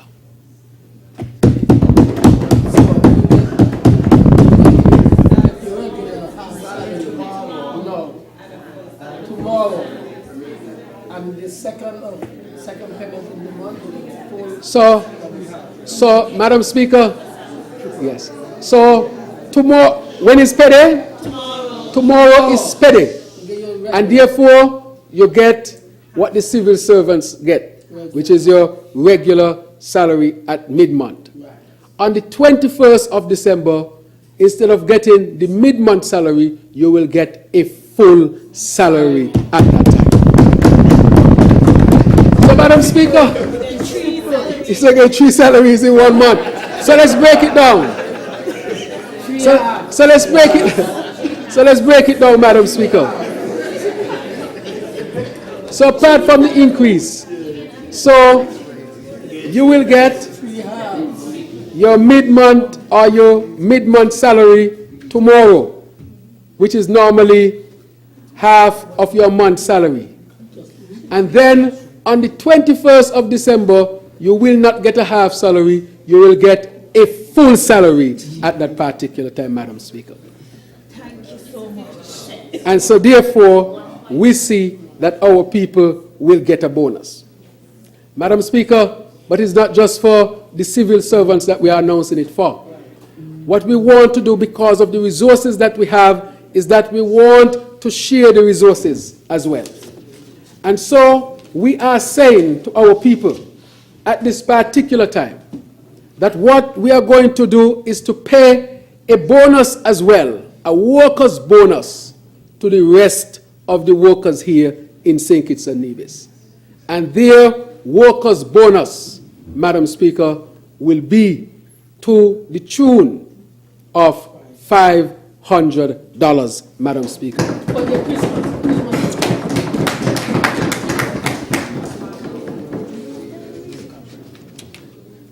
So, Madam Speaker, this means, therefore, that the civil servants will get a bonus.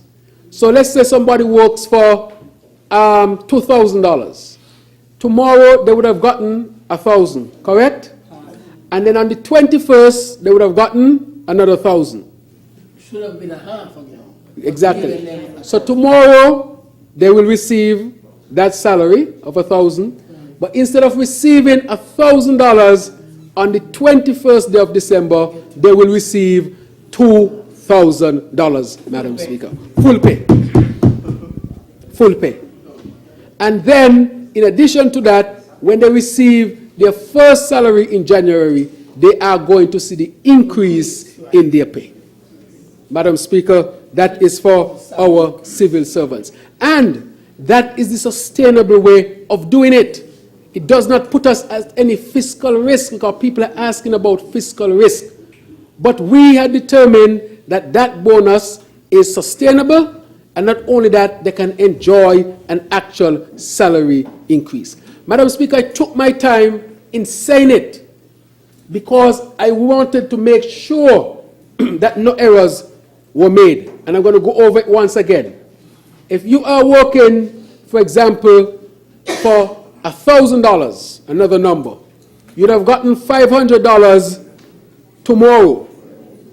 And then you'd have gotten $500 on the 21st of December.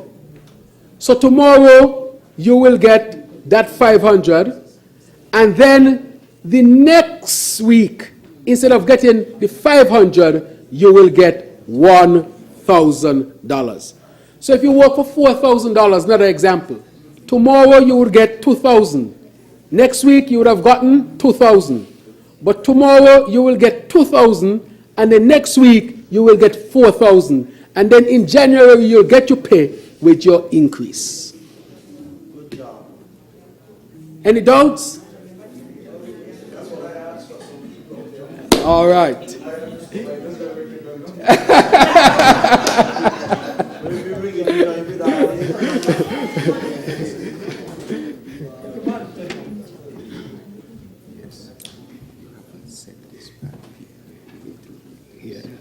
I see it.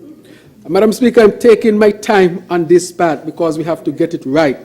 I am calling it a Christmas bonus.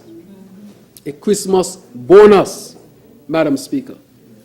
We know in the private sector that people are paid bonuses as well. But we said that businesses were being hurt, or businesses are hurt as a result of COVID, and they're expected to recover fully next year. And as a result of that, we want to also extend the bonus to the workers, Madam Speaker. A bonus, Madam Speaker. And those who are our workers, who are not civil servants, Madam Speaker, they will also get a bonus.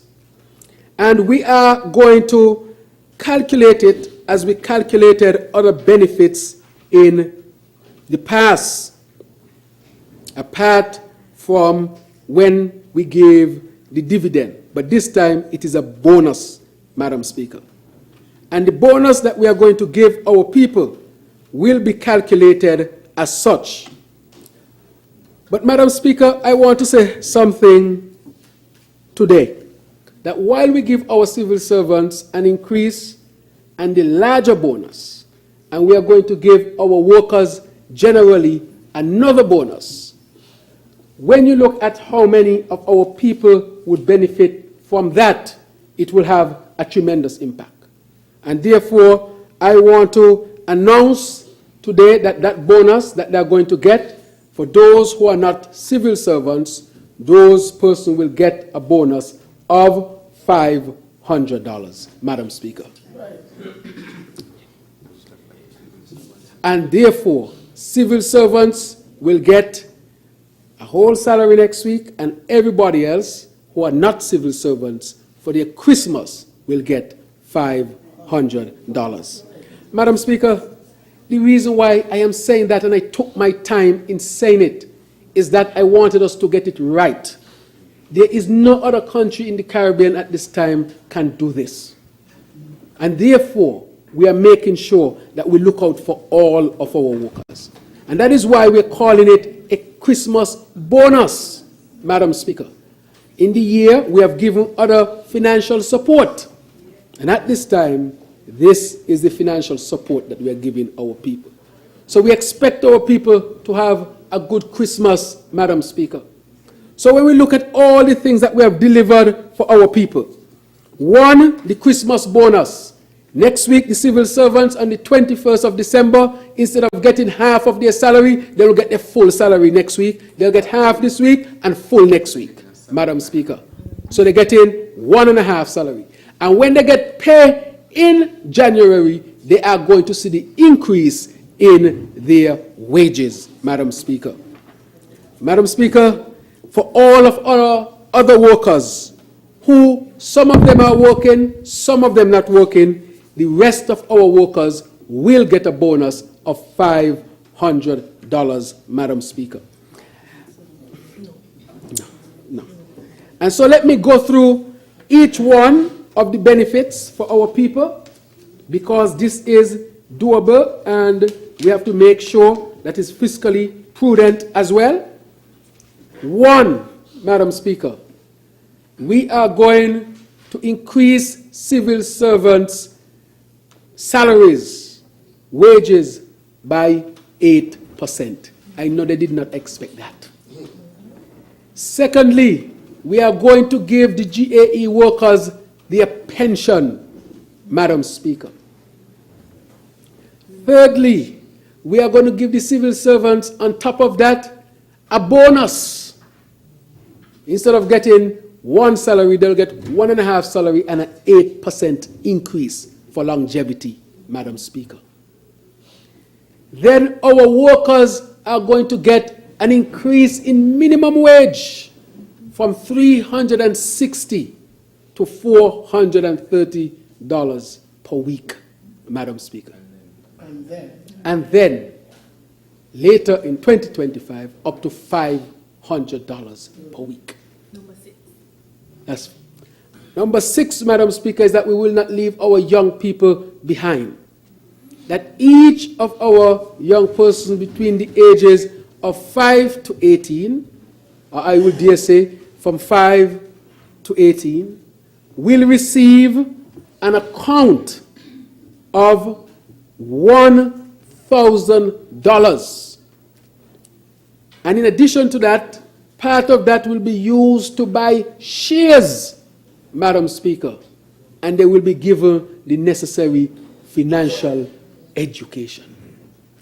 Madam Speaker, in addition to that, at Social Security, the poorest of the poor will see an increase in their amounts. The minimum amount for those who qualify used to be $430, will now increase to $500. For those who used to be $255, will now go up to $255, will now go up to $350. And Madam Speaker, in terms of the funeral contribution, it will go from $2,500 to $3,500. And those who are non-civil servants, they too will enjoy a bonus for the Christmas of $500.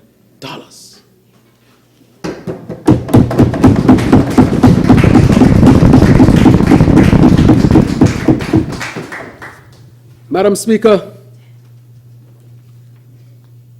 what more can you ask of a government? It's elections. And we are setting all of these things on sustainable paths, Madam Speaker. Correcting some of the wrongs of the past, setting new paradigms, but the overall objective is to do the good that we can do for all of our people. Madam Speaker, the future of economies across the globe is highly dependent on the implementation of prudent monetary and fiscal policies, Madam Speaker. The impact of geothermal conflicts,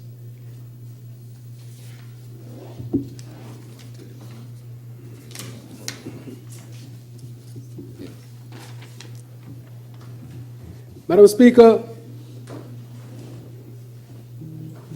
We are saying that this reflects the reality of our country at this time, because the impacts of geopolitical conflicts and a concerted and intensified response to the reality of climate change, this is what our country is dealing with. We have presented a budget that is sensitive to the needs of our people and progress of our country. We will continue to implement initiatives to help stabilize prices, protect the poor and vulnerable from the full brunt of increased cost of living, and limit the social and economic costs of climate change. Our medium-term fiscal policy will also focus on rebuilding fiscal buffers in order to cope with future crises. Further, over the coming months, efforts will be made to improve productivity and expand economic capacity and fast-track the green energy transition in order to yield long-term benefits and energy security. Our decision-making will be guided by the voices of our people through more active stakeholder engagements.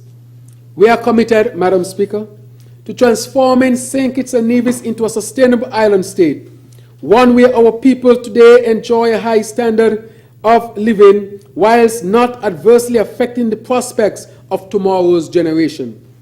The Sustainable Island State agenda is premised on building partnerships across the private sector, civil society, communities, youth, bilateral partners, and multilateral development institutions to co-create policies and funding plans aimed at future-proofing development in St. Kitts and Nevis. Madam Speaker, I cannot close this presentation without mentioning the sterling performance of our administrations in terms of the implementation of a robust legislative agenda. Since taking office, the halls of the Parliament frequently opened for us to bring our legislative proposals to the people. The administration remains very active and will continue in 2024 to be active on this front. To date, we have tabled 32 pieces of legislation and passed 29 in the National Assembly. That is an active government and administration, Madam Speaker. I will not attempt to name them all at this time. However, an annex to the digital and print versions of this presentation has been provided for the consideration of the general public. I want to say thank you, AG, for leading and making sure the legislations came to this House and are passed. And we must thank the opposition as well, because they're part of the legislative process. Madam Speaker, as a 40-year-old nation, we have learned much. Yet, as a 40-year-old nation, we still have a long journey in front of us. The St. Kitts Nevis Labour Party administration is determined to make an indelible mark on the development landscape, which will propel our federation to attain the status of a sustainable island state. Our progressive stance in terms of social principles, such as gender equality and the empowerment of women, is intended to engender holistic growth and development across our nation. This budget, therefore, represents our collective commitment to responsible fiscal management and strategic allocations of resources. It underscores our dedication to fostering economic growth, supporting crucial sectors, and prioritizing the welfare of our citizens. As we move forward, Madam Speaker, let us embrace the opportunities and challenges that lie ahead, working together to ensure that every dollar spent reflects our vision for a prosperous, inclusive, and resilient future. With the support and collaboration of all stakeholders, it's been a long day.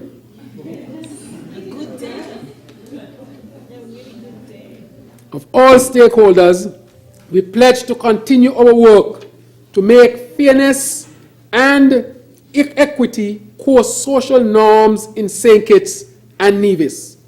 And in closing, Madam Speaker, I would have the opportunity to thank this A-team, but I can't thank them enough. So I want to thank them even at this point. To say to all of them that your support, your hard work, your dedication is what is responsible for what we are able to do for our people at this time. You have worked tremendously hard in your various ministries. I understand that it will never be perfect, but it is good. And because you have worked so hard, we are able to bring at this point what people might dub an election type of budget. But we don't operate on that premise, Madam Speaker. After COVID, we wanted to once again continue our agenda of reset and reset our people. That once and for all, we can say to our people that the principles of the St. Kitts Nevis Labour Party that guide this administration, the St. Kitts Nevis Labour Party cannot be left out of the equation. It is actually a critical part of the equation. It is the principles of the party that guide me, that guide us, that for every day that we get up and work hard, we understand that we're working hard for the common good. And therefore, I'm saying to the people of St. Kitts and Nevis that we in this party appreciate the confidence that you placed in us. And we told you that we will work hard to bring transformation for you, the people of St. Kitts and Nevis. And as I wrap up, Madam Speaker, it is the St. Kitts Nevis Labour Party that after a decade is bringing increase in minimum wage. It is the St. Kitts Nevis Labour Party that after a decade is bringing pension to the GAE workers. It is the St. Kitts Nevis Labour Party that is bringing an increase to the civil servants when nobody expected it. It is the St. Kitts Nevis Labour Party that is making sure that our young people get on the path to financial freedom. It is the St. Kitts Nevis Labour Party that is making sure that Social Security responds to the needs of our people. Madam Speaker, may it please you, and let me say to all of our citizens, you voted for us to deliver for you, and we are doing just that because we believe in the good that we can do. May it please you, Madam Speaker.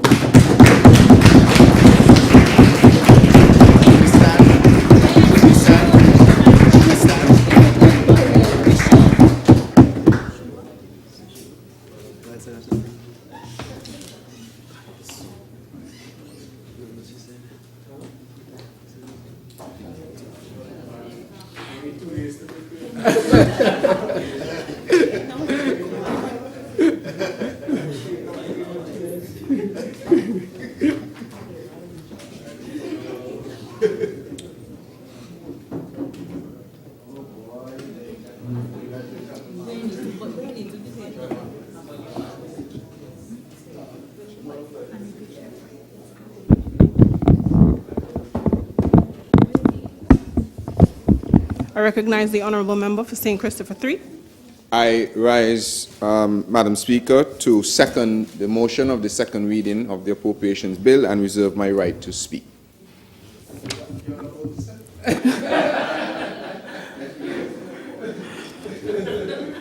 Thank you to the mover and the seconder of the bill. The standing orders, particularly Standing Order 40, subsection 5, provides that the member speaking first on behalf of the opposition shall be entitled to speak for an equal period of time as the Minister of Finance. For the record, the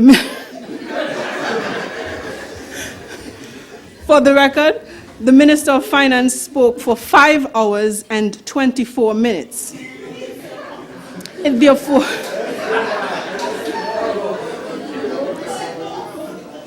It therefore follows that the opposition's first speaker will be accorded the same 5 hours and 24 minutes in response.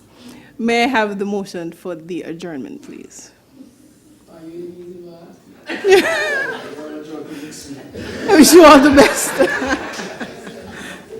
Madam Speaker, with your leave, I stand to move a motion to adjourn this Honourable House until tomorrow at 10 a.m., where we will resume here at the National Assembly chambers. It please you. Is there a seconder? I second the motion, Madam Speaker. The question is that the House stands adjourned until tomorrow, 10 a.m., at these chambers. House stands adjourned. Come get us.